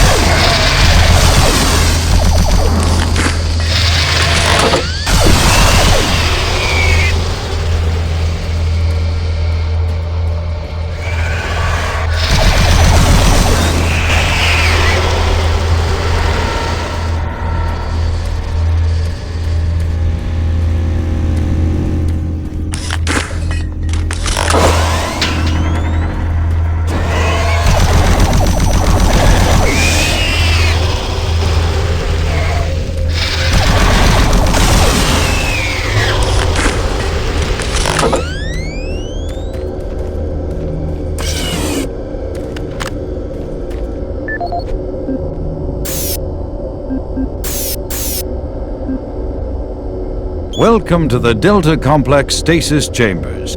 This facility was constructed to house and study the extra-dimensional beings, which were recovered during some of the first teleporter tests originating from Delta Level 3. While little is known about their native environment, the specimens appear to be carbon-based lifeforms with extremely high heat tolerances. The epidermal tissue is extremely resilient to abrasion or incision, which has complicated internal studies. Observational studies have shown incredible strength and agility, as well as the ability for some specimens to manifest and control cohesive plasma masses. The method by which these plasma masses are created is yet unknown. It is believed that the specimens possess a rudimentary intelligence and social structure, as was demonstrated during the first tragic expeditions through the portal. While the cost in human life has been great in acquiring these specimens, we hope to one day complete genomic mapping and begin to answer the many questions we have about these entities.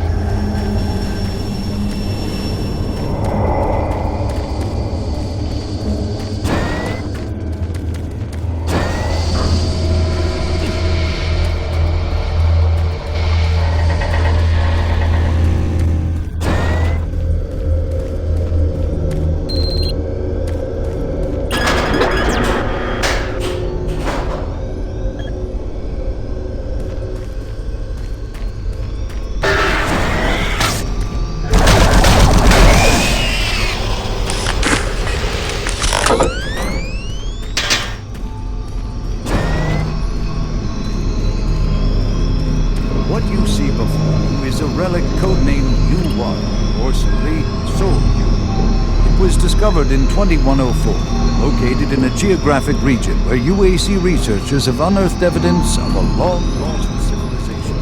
We know nothing of this civilization other than they exist. This is the audio log of Research Director Larry Bullman, October 19th, 2145. I've been examining the glyphs on the cube-shaped artifact, which some are calling the Soul Cube, and combined with previous research data, it is my conclusion the device is some sort of weapon. If the power fluctuations would stop long enough for me to get the linguistic CPU online, then I am sure my theory would be verified. You know, I'll take this opportunity to lodge yet another complaint about the continual power problems. Living in this godforsaken base is bad enough without having to watch the lights flicker constantly. It's just... Well, never mind. Back to the task at hand. What I've deciphered so far is a bit, I must say, disturbing. It seems that when one has possession of the artifact, if one inflicts damage or possibly kills another being, it extracts power from that event somehow. Now, once a certain threshold has been reached, the artifact has the ability to kill anything you attack with it. How you attack with it, I'm frankly not certain, indicating that the artifact is autonomous in some way. To date, I've only deciphered about, 2/3, give or take, of the markings, but my initial glance at the rest of them indicates it harbors some far greater power. As you know, at this time we have not seen any reaction from the cube, and it has withstood any scanning, abrasion, or other test beyond picking it up and examining it. I suspect that just like the civilization that constructed it, its capabilities are diminished to the point of being useful only as a paperweight. End of log.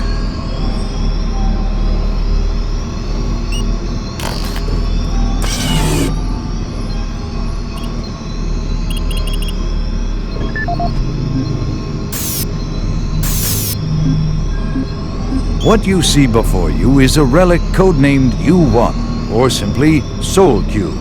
It was discovered in 2104, located in a geographic region where UAC researchers have unearthed evidence of a long-lost civilization. We know nothing of this civilization other than they existed, and that they were all wiped out in some type of cataclysmic event, according to what we've been able to decode from stone tablets found throughout the ruins. What clues we have been able to piece together reveal a culturally advanced society whose technology can only be described as mystic, as evidenced by U1's strange characteristics. Efforts to further examine U1 have been futile. Mass spectrometer and radiation scanning methods have failed to provide reliable identification of the molecular makeup of this artifact. The object cannot be weighed, and in all tests we've been unable to determine its mass. All attempts to physically manipulate or open the artifact have been met with no success. We also have had no success in deciphering the symbols adorning U1. What we do know is that the thermographic readings are constant, unwavering temperature of 98.8 degrees Fahrenheit. Our research continues, and we hope that with continued investment and research, we can, one day soon, learn to exploit the technologies that make up U1.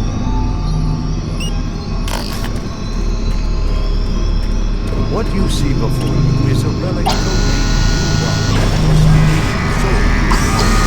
discovered in 2104 in a geographic region where UAC researchers have unearthed evidence of long-lost civilization. We know nothing of this civilization other than they existed, and that they were all wiped out in some kind of...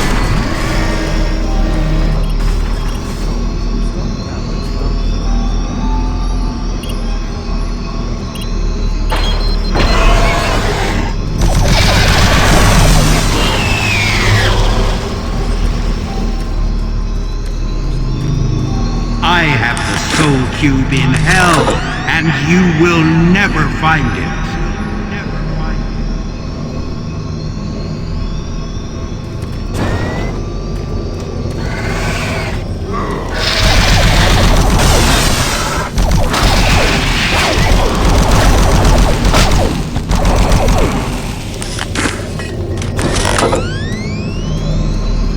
What we do know is that the thermographic readings are constant. Fahrenheit.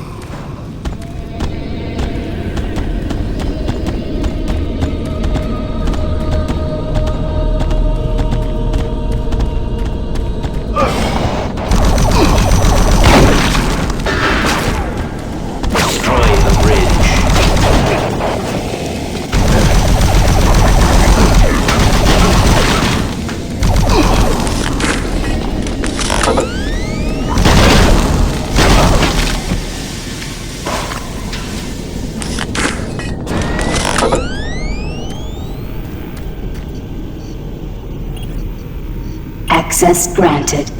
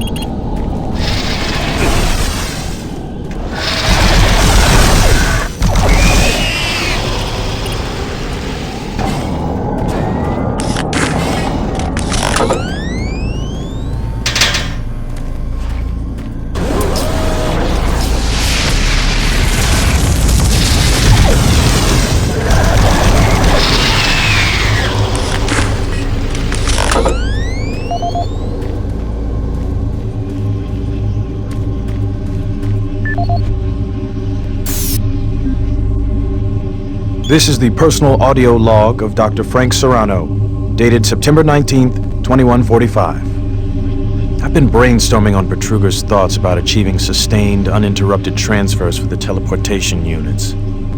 Currently, our systems can only build enough of a charge to have the portals open for approximately 10 to 15 seconds. It's enough time to get a team through, but not enough time to send in some of the heavier equipment. Engineering in the Inpro facility informed me that we can theoretically boost the active portal time to 45 seconds quite easily. But this will require rerouting power from central processing, and we just can't afford the downtime. The power requirements for this system are astronomical.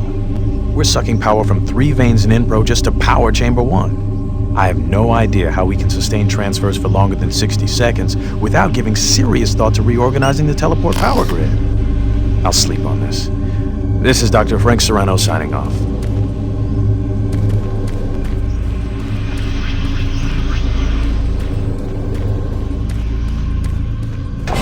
destroy him.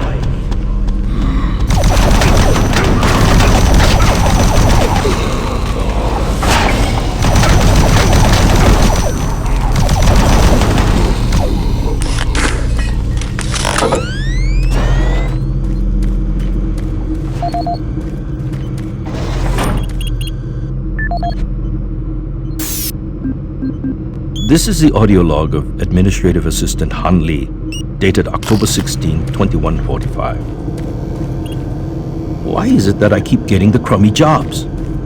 Armor Corps 1st Platoon and 1st Science Team were completely wiped out this morning on their second excursion. And I am the one charged with writing up the reports and sending this information back to Earth and next of kin. So here I am. First cup of coffee for the day. 5 hours of sleep the night before, no shower, and I have 20 dead bodies to fill out paperwork on. I haven't seen the actual corpses, but word coming down from the grapevine says that it looks like they have been hacked up pretty good. This says everyone on the base spooked, but Truger is nowhere to be found, and there are a lot of questions being asked with no answers from anyone. Last I heard, they were suiting up the next outfit with the new BFGs. Sounds like they weren't taking any chances on this next trip with them packing that kind of firepower.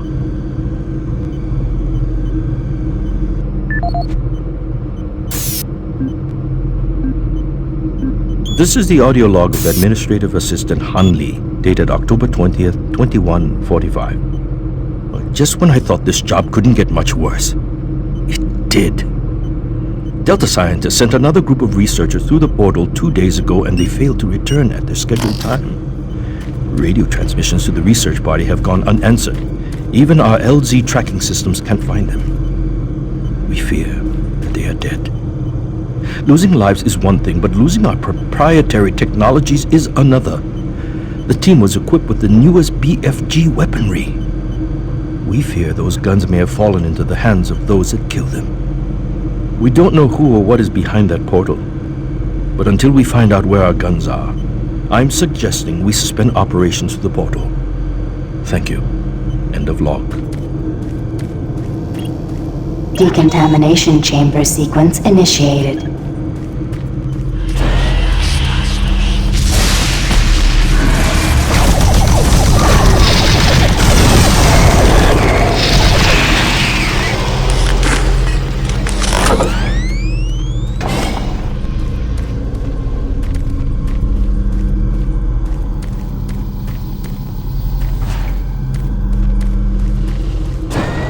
Decontamination process started. Decontamination complete. Have a nice day.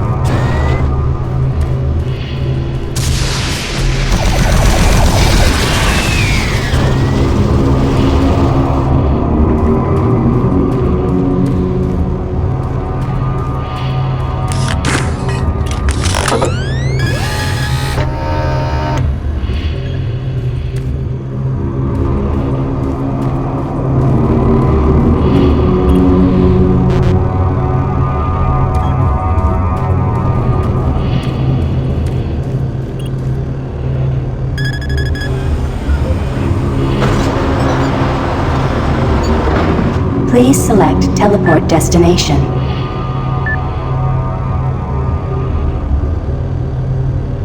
Pad 2 selected.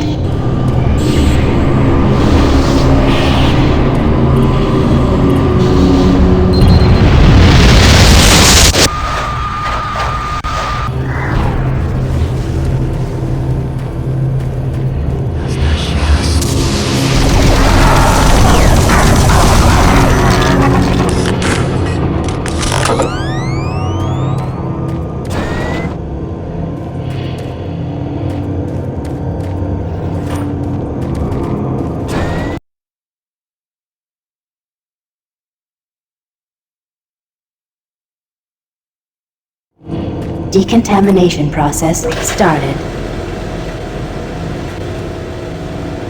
Decontamination complete. Have a nice day. My patience with you is wearing thin.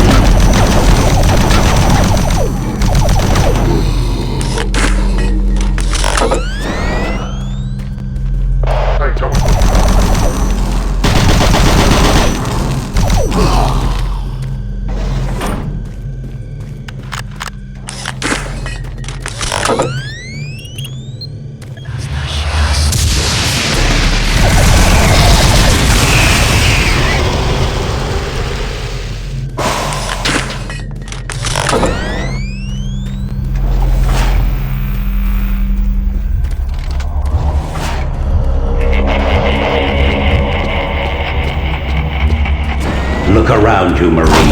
Everyone is dead, and soon you will join them.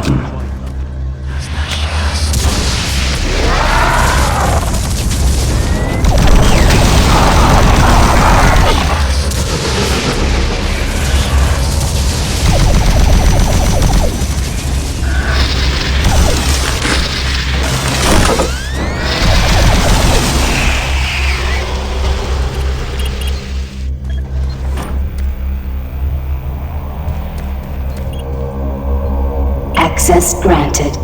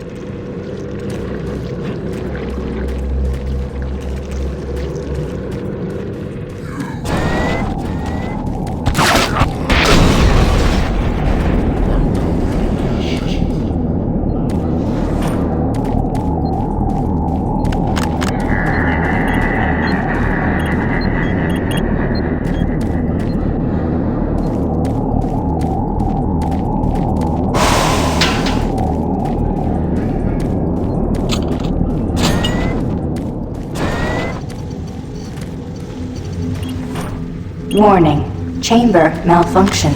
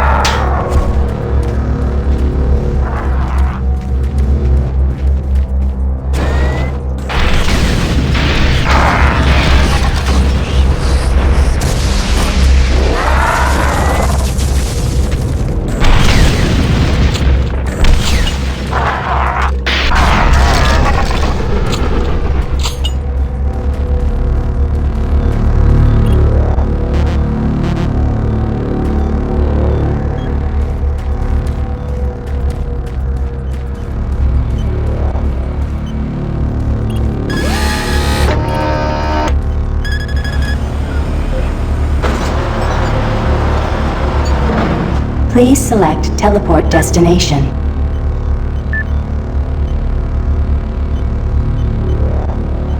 Pad 3 selected.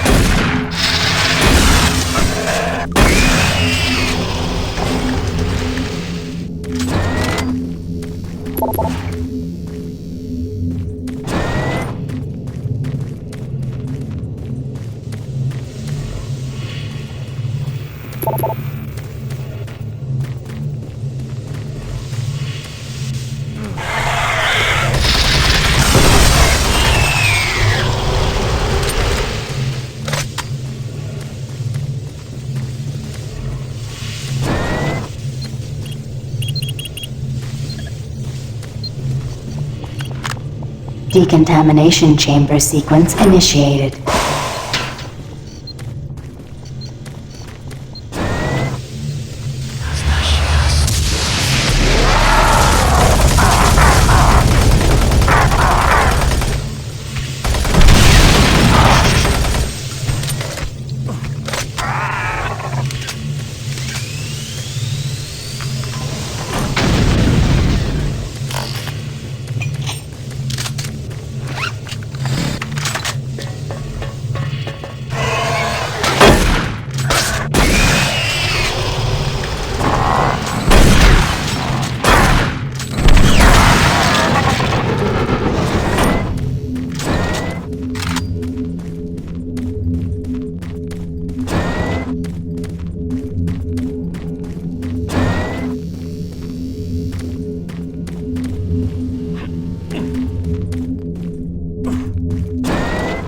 Decontamination process started. Primary system failure. System shutdown. Backup systems online. Stop him! Maintenance personnel needed in Chamber 3.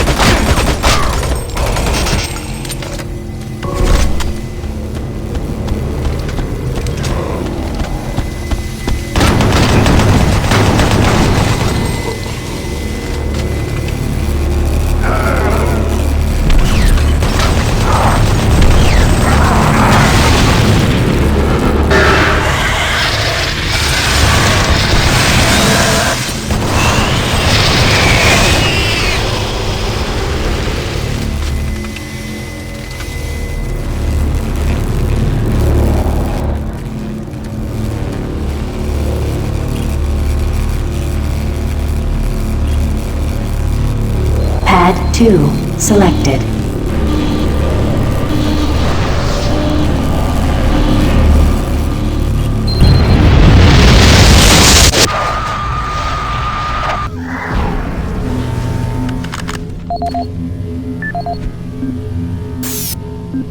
This is the audio log of Dr. Martin Schultz, dated August 7th, 2145. We need to amend the operating procedures to ensure that all target teleport markers are properly set and locked before engaging the systems. We had a tragic accident today in Chamber 1 that led to the death of Susan, one of our female chimps. She stepped onto the platform during the calibration phase. An electrical short engaged the system and literally split her in two. Her torso appeared at the destination marker, while her lower extremities remained in place on the source pad. I'm not sure how we've gone this long without this problem appearing sooner, but it seems like we've been having nothing but difficulties getting these systems to work. I don't know where Betruger finds the energy. He's been busy slaving away in the labs for 16 hours a day trying to debug these latest problems. What's he trying to do? Dad? Regardless, we have our work cut out for us over the next couple of days, going over all the systems logs to see exactly what went wrong with this round of tests. Dr. Martin Schultz signing off, hoping to report better news next time.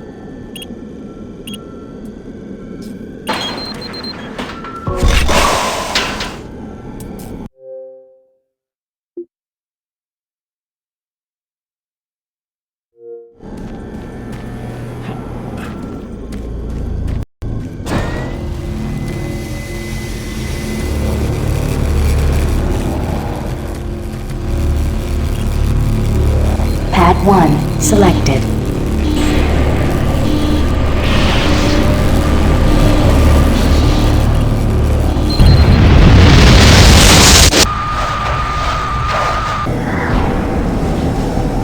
Making progress, Marine? Your journey is futile. You will die, and your soul will be mine.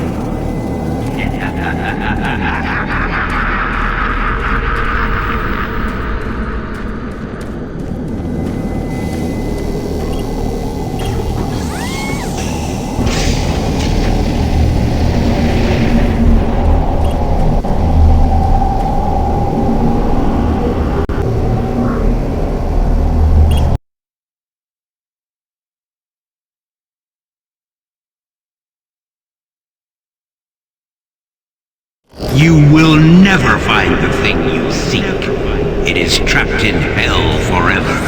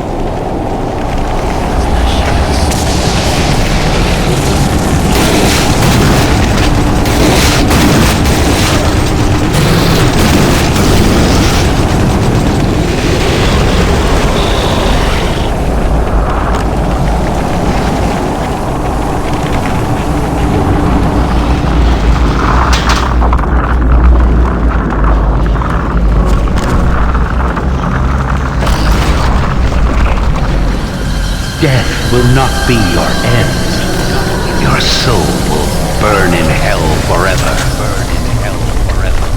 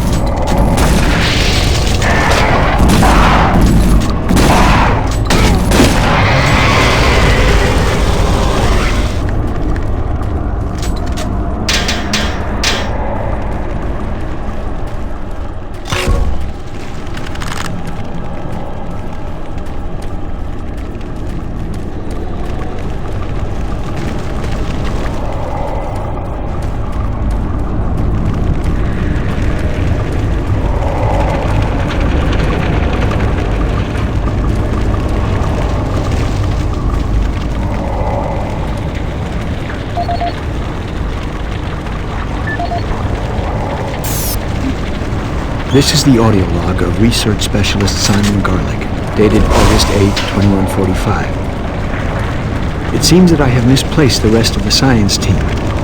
I don't know how it happened. This place... well, I don't know what this place has done with them.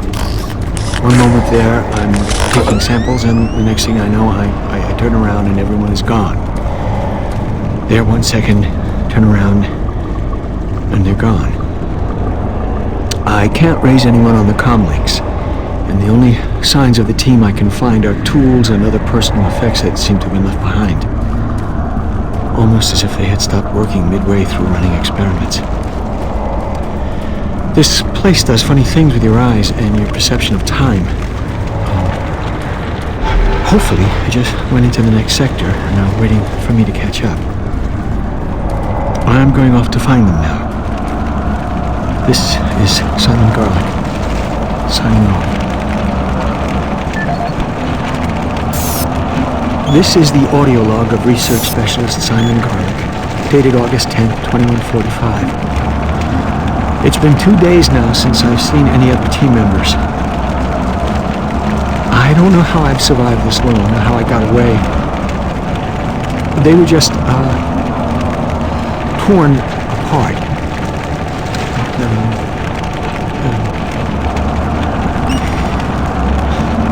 They could only be described as demons. I have never seen such a big thing move so quickly. Oh dear God, what has happened to us? The teeth. That's the last thing I remember seeing. Teeth. The sounds. Words cannot describe. I'm sure it's just a matter of time before they find me again. I'm convinced they are toying with me, allowing me to stay 2 steps ahead of them. I can see them in the shadows sometimes. Why do they taunt me? I'm not sure how much longer I can... I'm shooting at shadows here. and every moment I feel them creeping closer toward me. Oh God. Oh God, we should never have...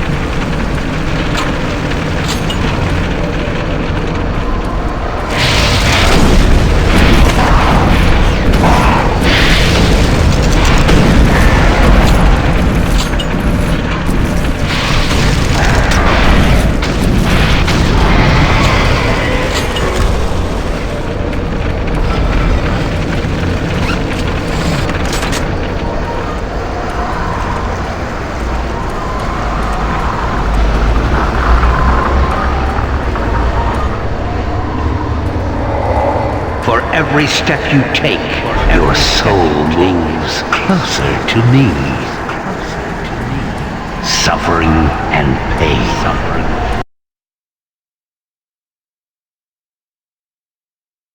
Waits for you.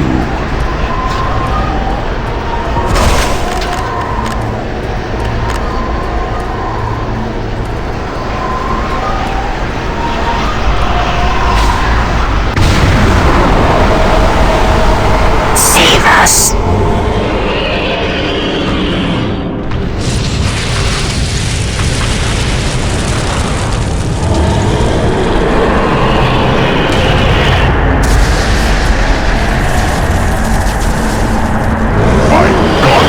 Destroy you!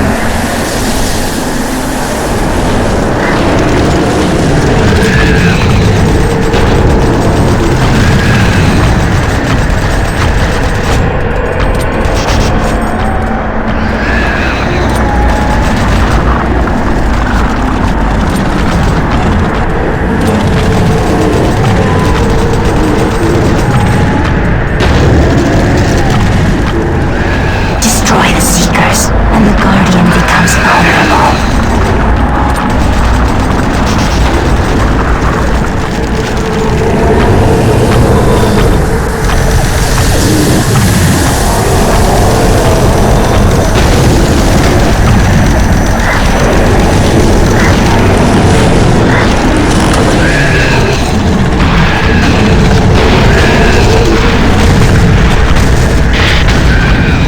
Destroy the Seekers, and the Guardian becomes vulnerable.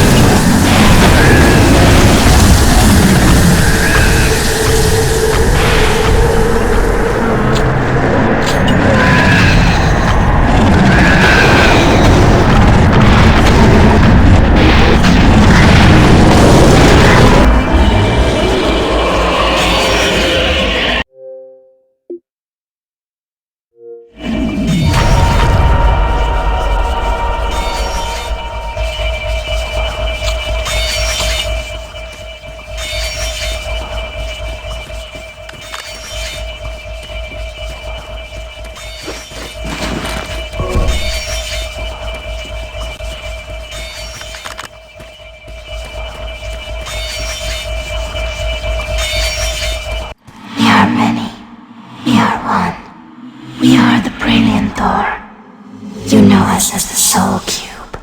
Free us from our eternal prison, and we will help you. Vanquish our enemies, and we grow stronger. Listen for our call, and then free us to smite down the evil.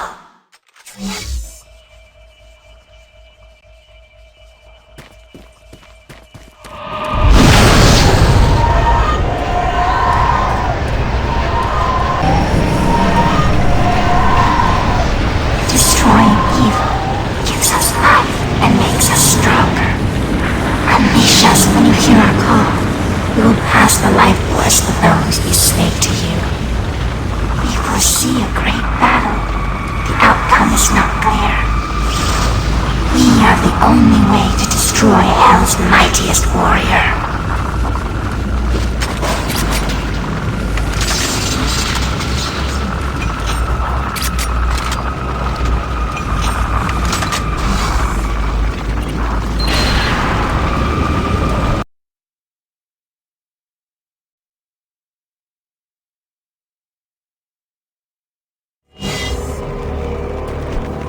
You are too late. Hell no longer needs that portal to enter this world. The invasion you saw was only the first wave. The Hellgate is capable of sending millions of my children into your world. Soon, the fleet from Earth will be here, and with their ships, we will bring this hell to Earth! This hell to Earth!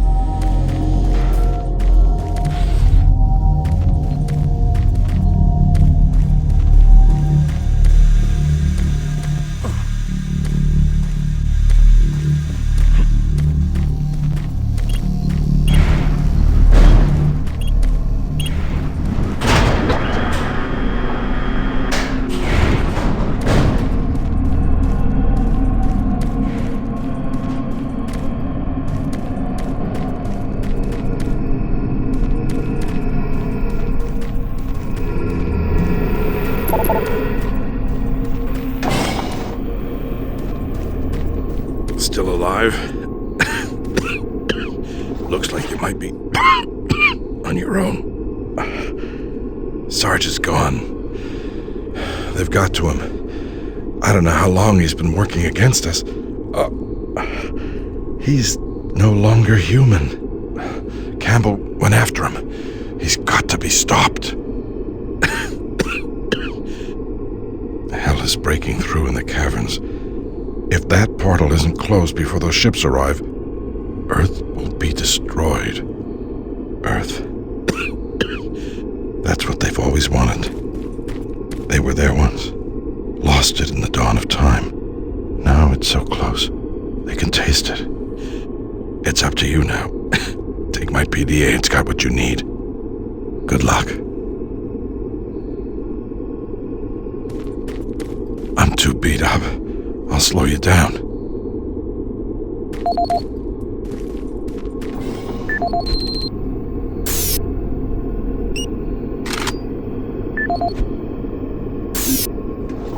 This is the audio log of Counselor Elliot Swan, dated November 15th, 2145. This entire research facility is in chaos. There's at least a 90% death rate among civilian personnel. Whatever Betruger unleashed is literally consuming the base. People have been turned into some sort of undead creatures that are relentless. Campbell and I are making our way towards the communications facility. We must stop all communications. If a distress call leaves the base, then everyone here and on Earth is doomed.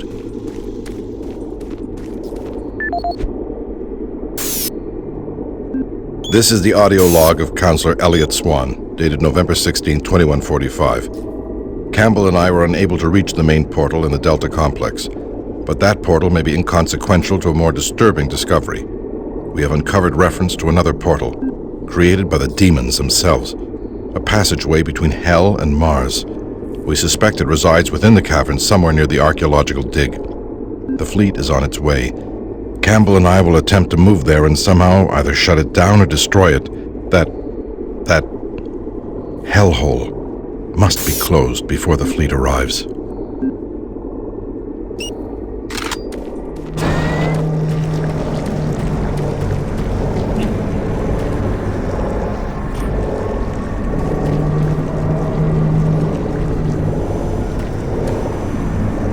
Suffering and pain waits for me.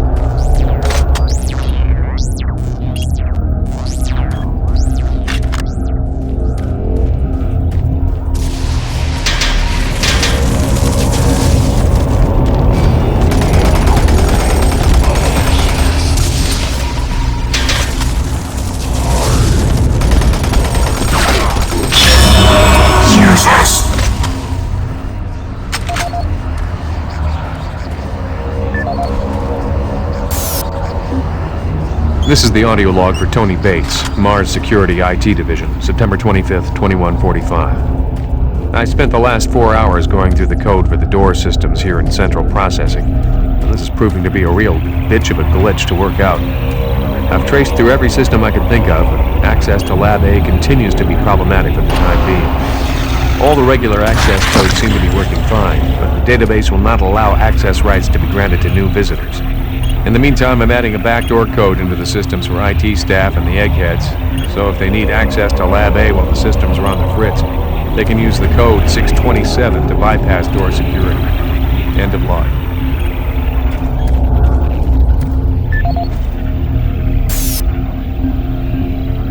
This is the audio log for Tony Bates, Mars Security IT Division, October 15th, 2145. I resumed my investigation into case A-10982, the systems intrusion that took place in the CPU complex yesterday. All network traces seem to originate from an old system located in Site 2, Office S2-038. What is truly troubling is that engineering informs me electrical systems have been offline in that section for years, and were only reactivated this morning in order to prepare more storage space. I'm completely stumped on this one. How does a hack originate from a section of the base that has been out of commission for so long? I will make another report once I personally investigated the suspect office in Site 2. End of log.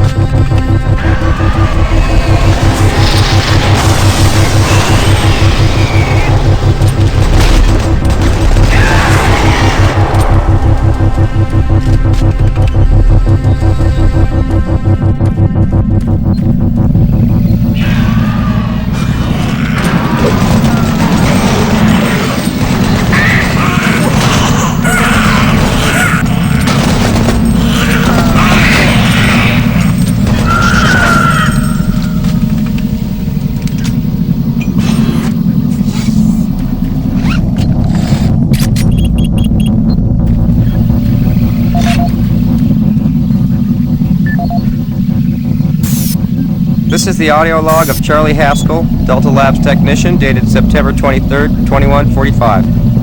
We're making good progress in increasing the max range of Chamber 3 in the Delta complex.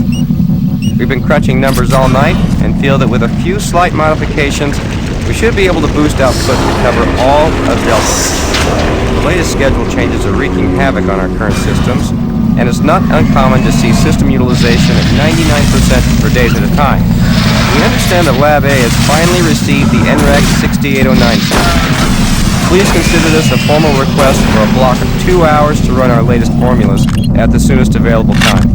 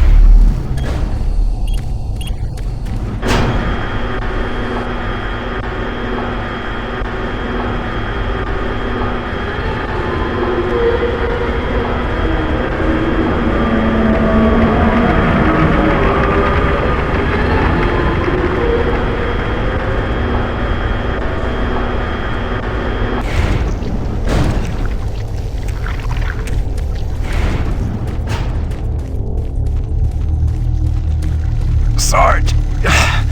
Find him. Gotta find him. My gun. He's got my gun.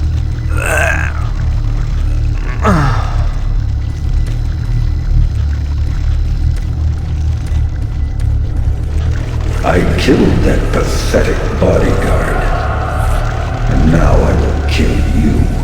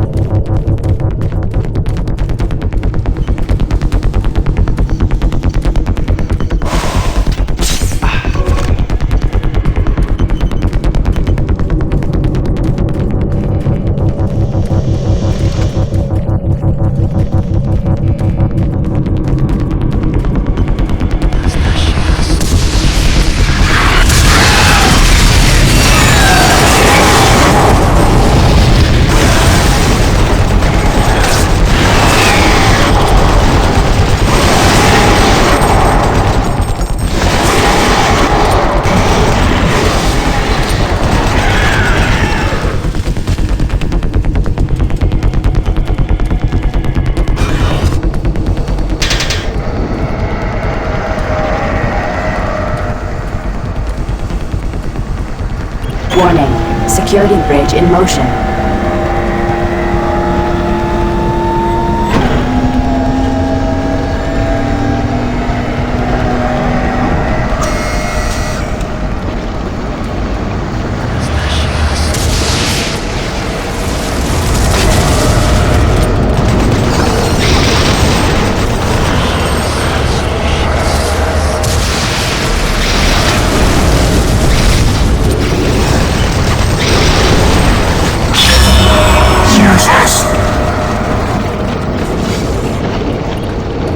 Select bridge destination.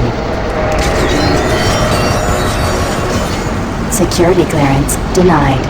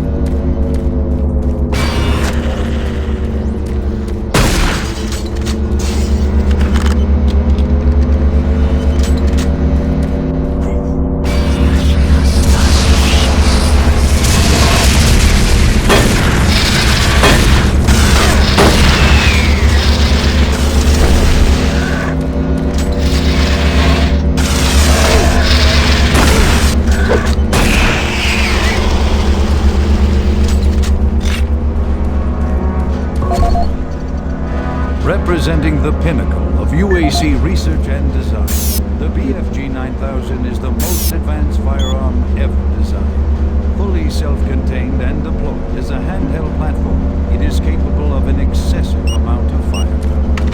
The BFG 9000... I can smell your fear.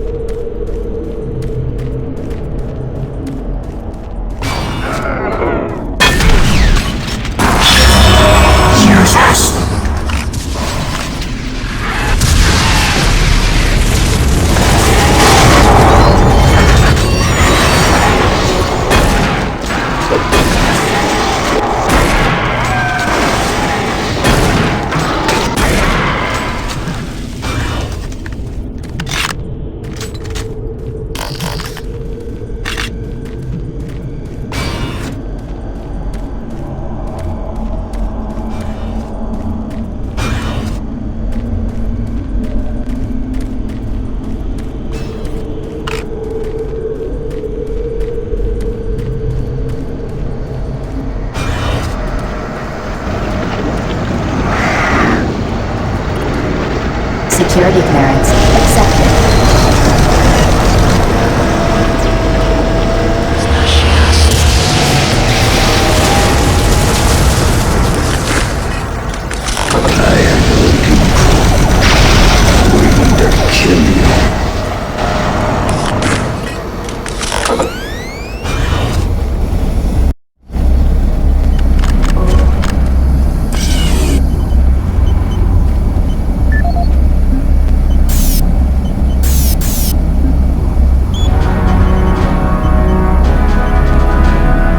Representing the pinnacle of UAC research and design, the BFG 9000 is the most advanced firearm ever designed.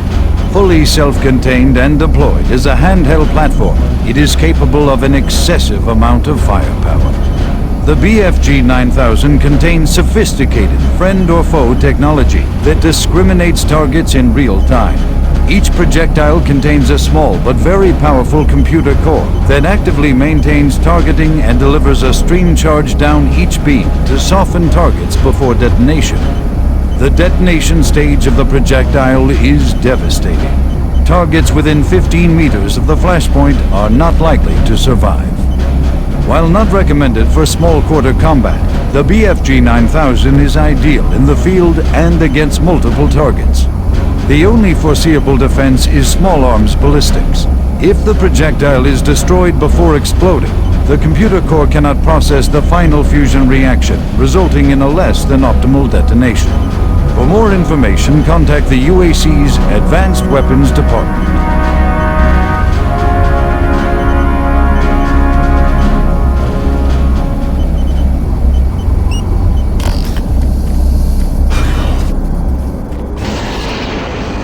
Welcome to the mess hall.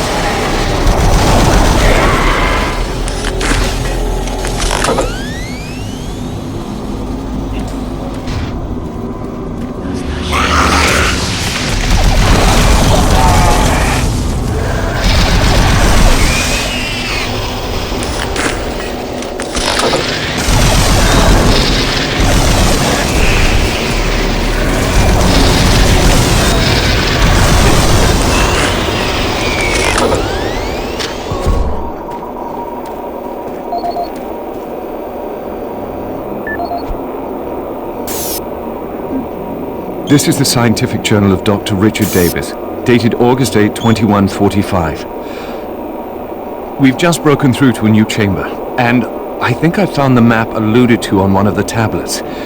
The artifact is constructed into the ceiling, and it is a magnificent find. It appears to be made of some crystalline material, and even after all this time, it is still emitting a soft glow. The markings on it were strangely familiar when I first observed it, and after digitizing it and analyzing it, I'm certain this is a map of our solar system. It seems to show a connection between Mars and Earth. My current working theory is that the last survivors used the teleportation technology to escape to Earth. The ramifications of this are overwhelming. This may end up proving that we are actually descendants of this race, and what we are exploring is our own history. I'm going to report my findings as soon as we finish the excavation, and they should show up in corporate within a few days. These are truly exciting times. Log out.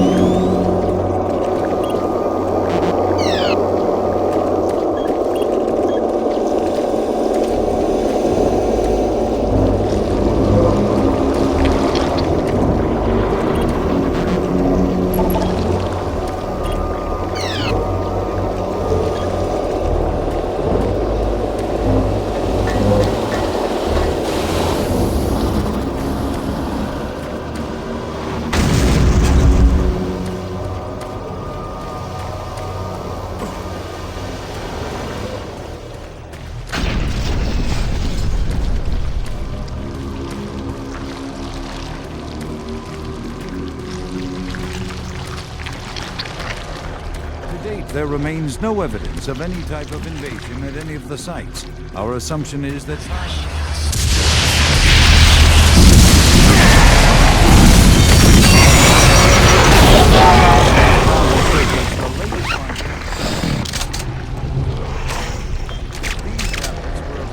discovered in the dig site under what has become known as Site 3.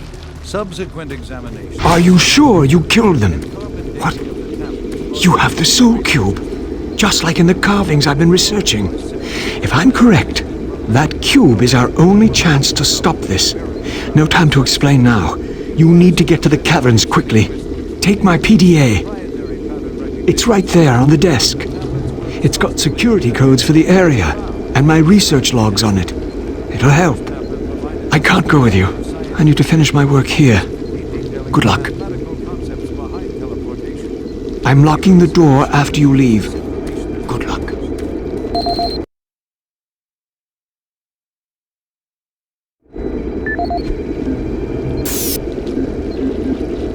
This is the audio log of Dr. Pierce Rogers. I don't know if I'll make it off the base alive.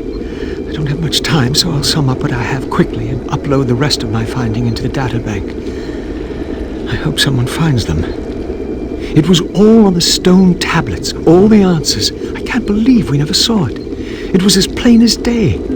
If we had only slowed down the development of the teleporters and tried to really learn what the tablets were trying to tell us, trying to warn us. The ancient people battle the same demons that are attacking us now. The demons came through the teleporters that they built, just like now.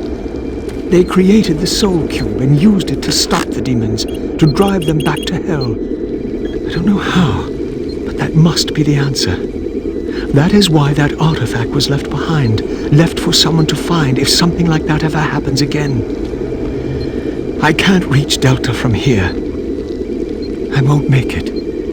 I truly hope and pray someone finds the Soul Cube, and it helps. Lord, help us. End of log.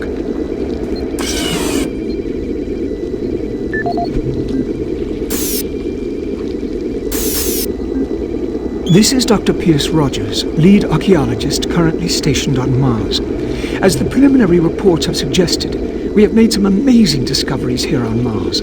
Life on Mars has long been theorized, but we never imagined anything like this.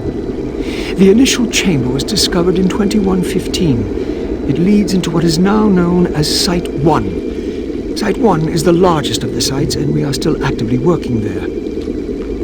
It is made up of a series of chambers and connecting tunnels, all of which are covered in glyphs and symbols. Using the UAC pattern processor, we have finally been able to understand some of the glyphs, and from them, here is what we have learned. The ancient people looked like us, at least to the extent that they were bipedal and were similar in shape and size. Their level of technology was astounding. For instance, the glyphs at each site were carved into the rock by some sort of machine, and each one is precisely cut from the stone. It far exceeds the precision of anything we can do. They had a social structure that seemed very aristocratic, with a lot of emphasis on social stature and structure. Site 2 is a much smaller set of chambers, mostly containing burial sites, temples, and various amounts of individual artifacts. This site has been photographed and cleared out, and all material is back on Earth for study and review. Site 3 produced our prize artifact, what we call the Soul Cube. If you have read or seen the other material, you probably know that this once grand civilization was attacked by some unknown force. And if we can believe what is written in stone, they sacrificed most of their society to drive the invaders back.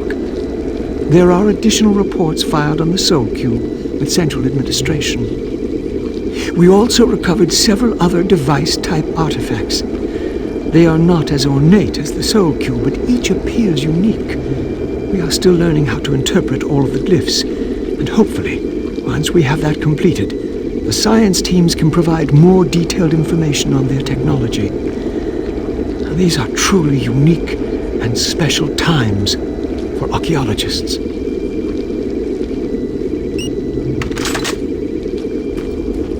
I'm so close to discovering everything, I can't leave.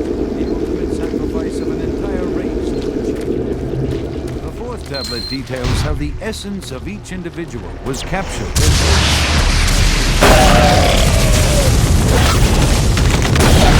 Was wielded by their mightiest force.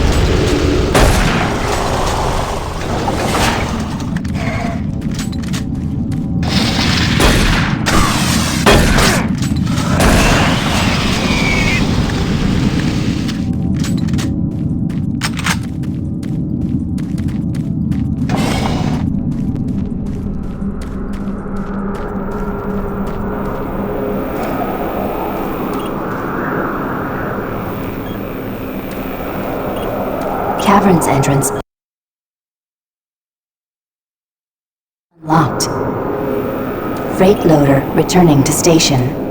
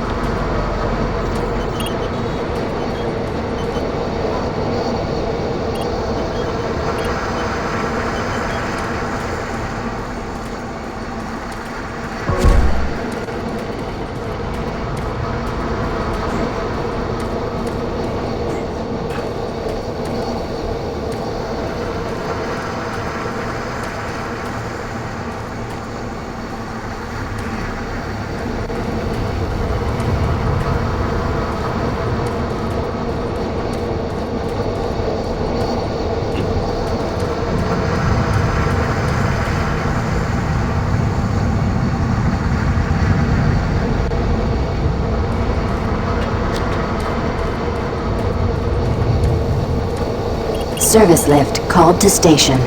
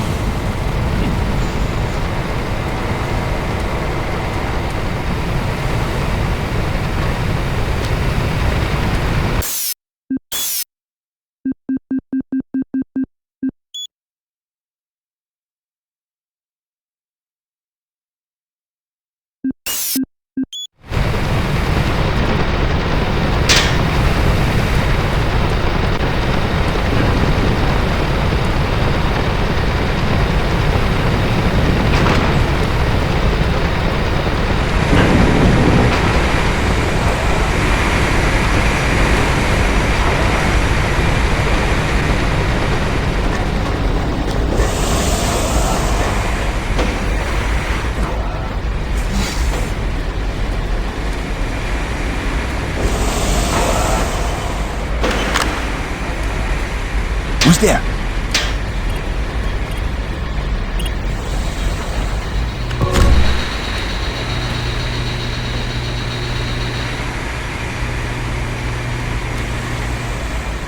Who are you?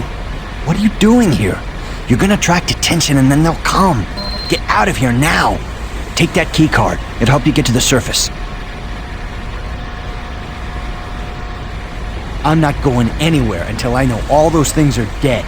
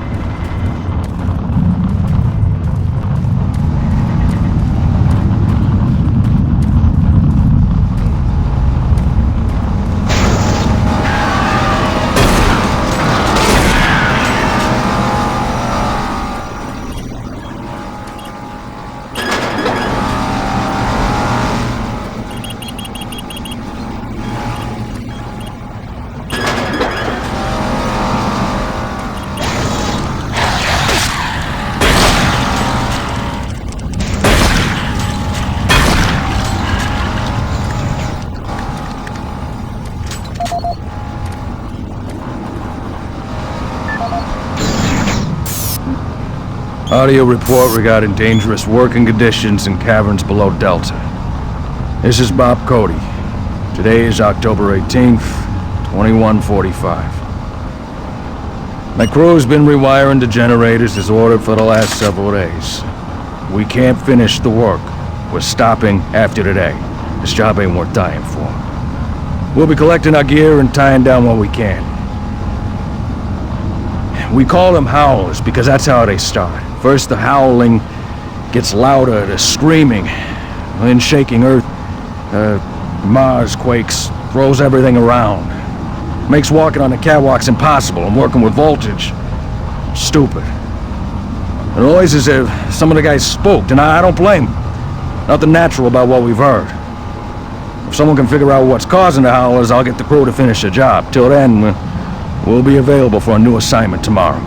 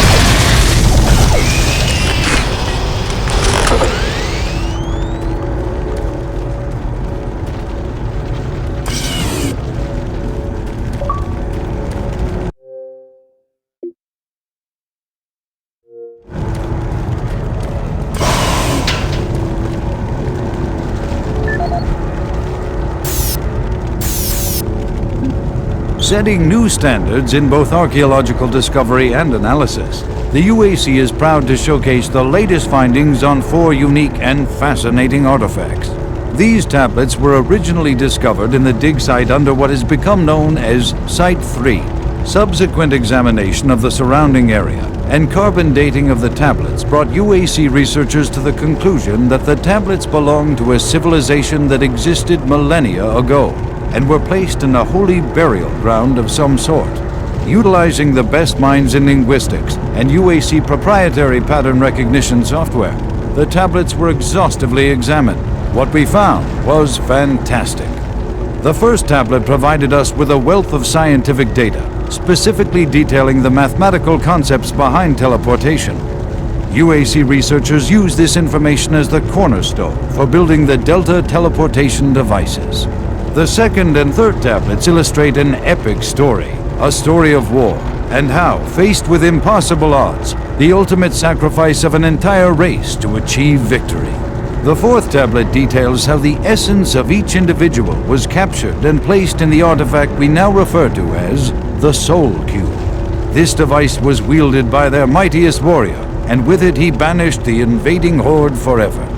Our researchers are still analyzing a recently found hidden section of the fourth stone and some related fragments. It goes into detail on the invading force and indicates the remaining survivors may have teleported somewhere. Where we do not know, although it seems to reference a map we have yet to locate. To date, there remains no evidence of any type of invasion at any of the sites. Our assumption is that time has removed all but what we now see.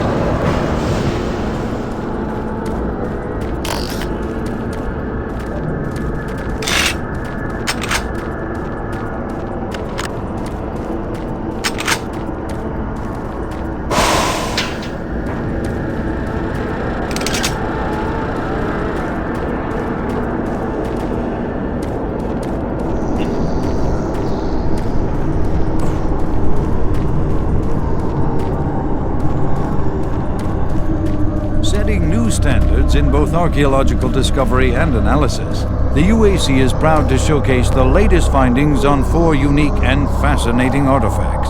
These tablets were originally discovered in the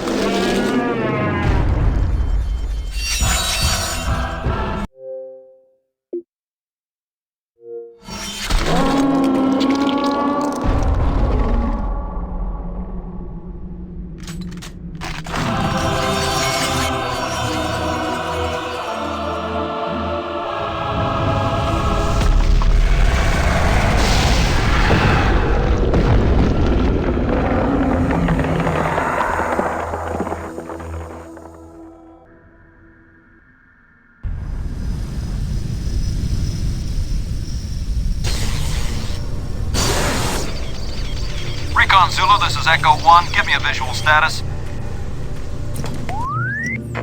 Echo 1, this is Recon Zulu. We've got massive damage all over the base. This place looks like hell. I've got life signs on the bioscanner. Eyes sharp. Echo 1, we've got a survivor, a Marine. Corporal, you hear me? You alright? Can you hear me? Echo 1, this is Recon Zulu. Prepare for medevac. Copy that. Have you located Counselor Swan? Yes, sir. He's dead. Roger, Recon 1. What about Dr. Betruger? He's nowhere to be found, sir.